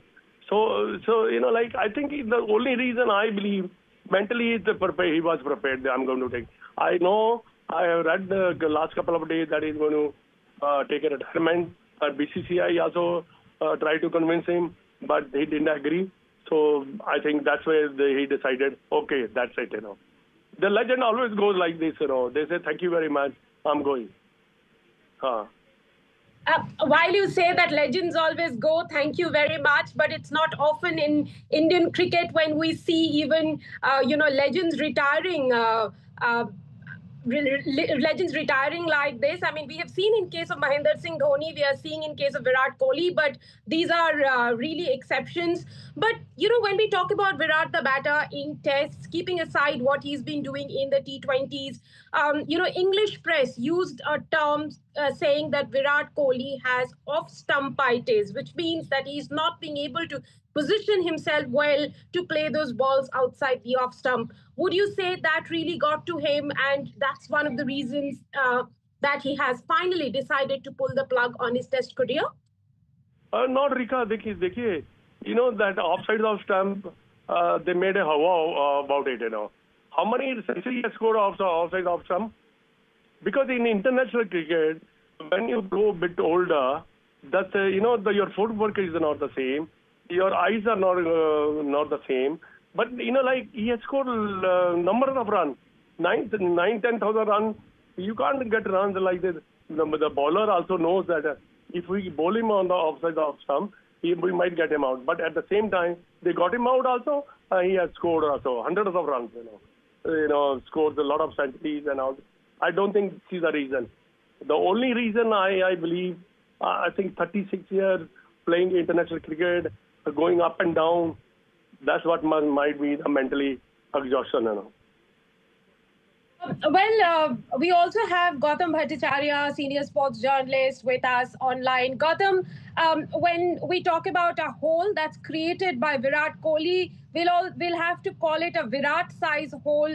Who do you see fits into this Virat size hole now? It's not just about being the kind of batsman, being the kind of motivator, or the captain he was, but also the the fans that he drew to the stadium, the drama and everything that come with it.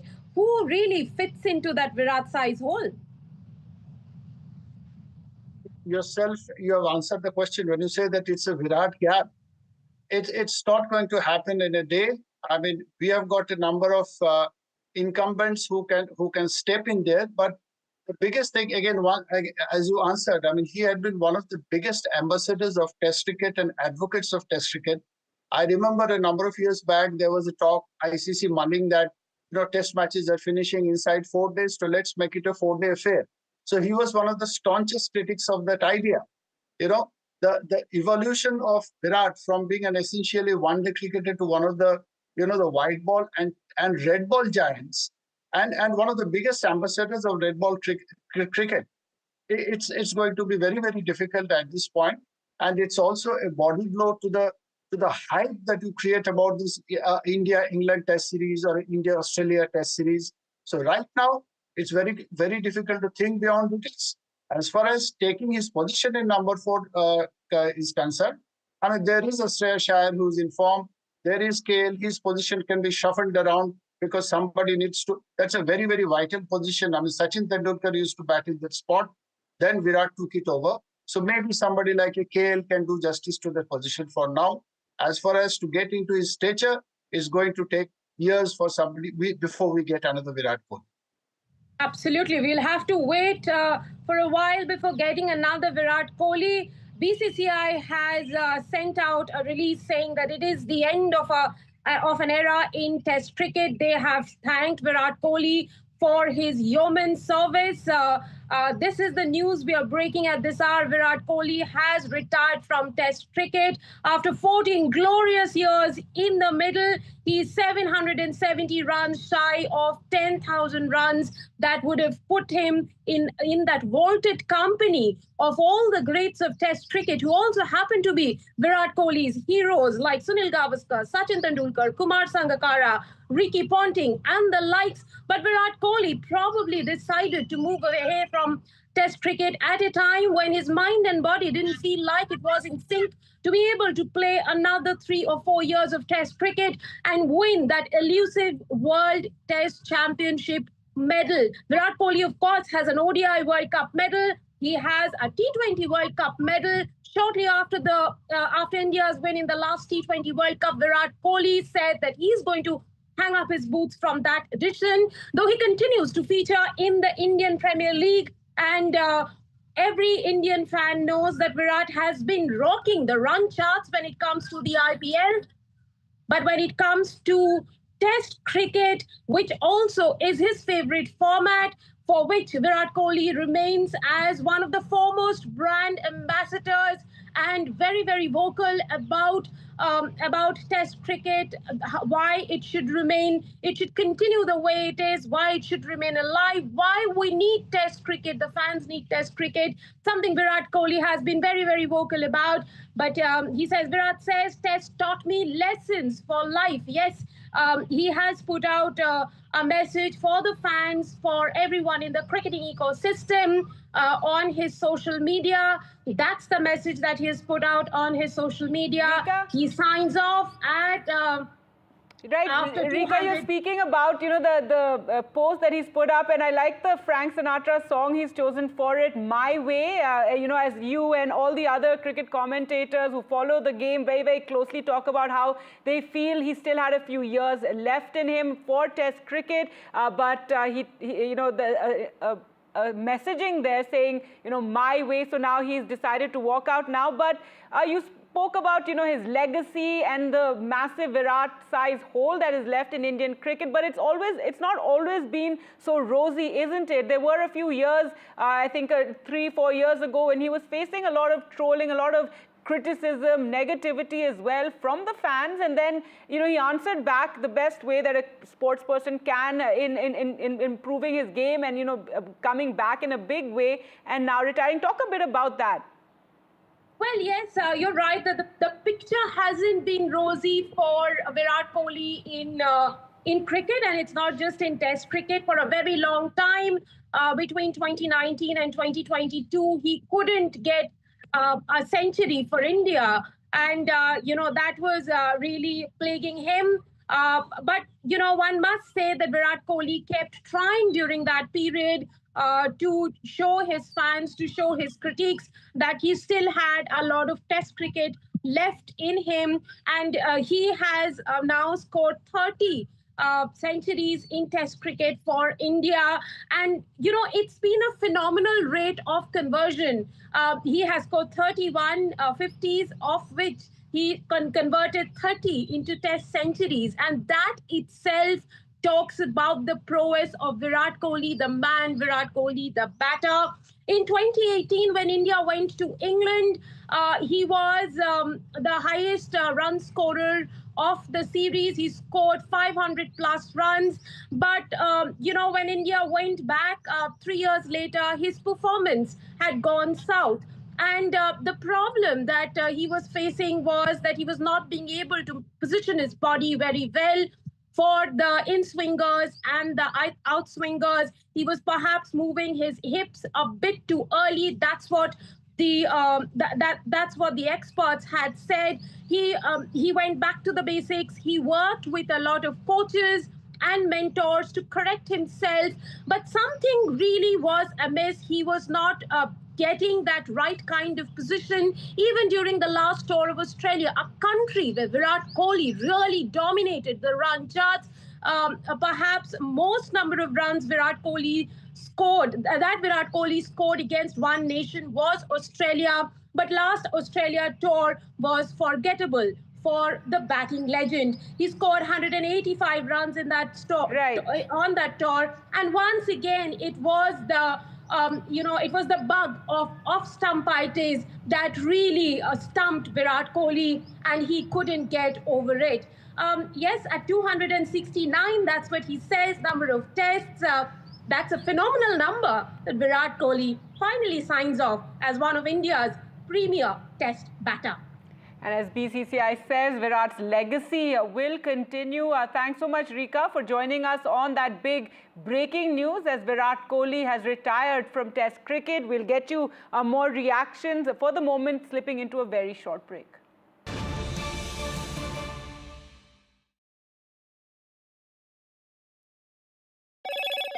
Hello, Moto. Motorola, India's leading AI smartphone brand.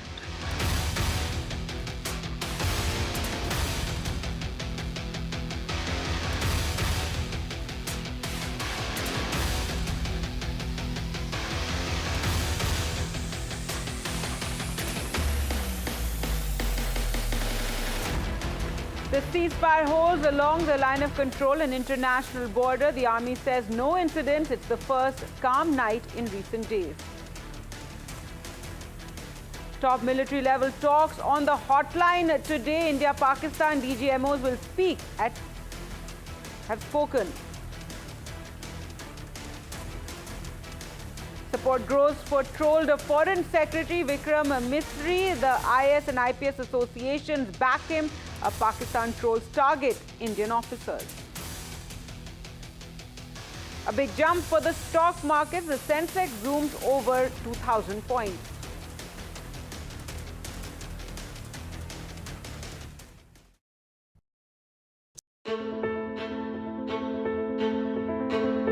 News is not just headlines, it is what impacts you. And news should never be mistaken for noise. What matters is the reality. Accurate, in-depth, and with the right perspective. For over 20 years, I have been a journalist, and never has clarity mattered more than now. At Newsnight, we go beyond the surface. We dissect the details, challenge the narratives, and bring you the unparalleled clarity you deserve in a world clouded by misinformation. We are bold, we are direct. Newsnight, for the news in your interest. Only on NDTV 24/7. I've been reporting on all issues big and small from Andhra Pradesh, Telangana, rest of South India, bringing you all the action, all that you need to know, all that you want to know. The energy of maximum city is infectious. I'm bringing that energy in our news coverage from financial capital Mumbai. Covering from the southernmost part of India over the last 23 years, I bring in-depth and 360-degree coverage from the Dravidian heartland.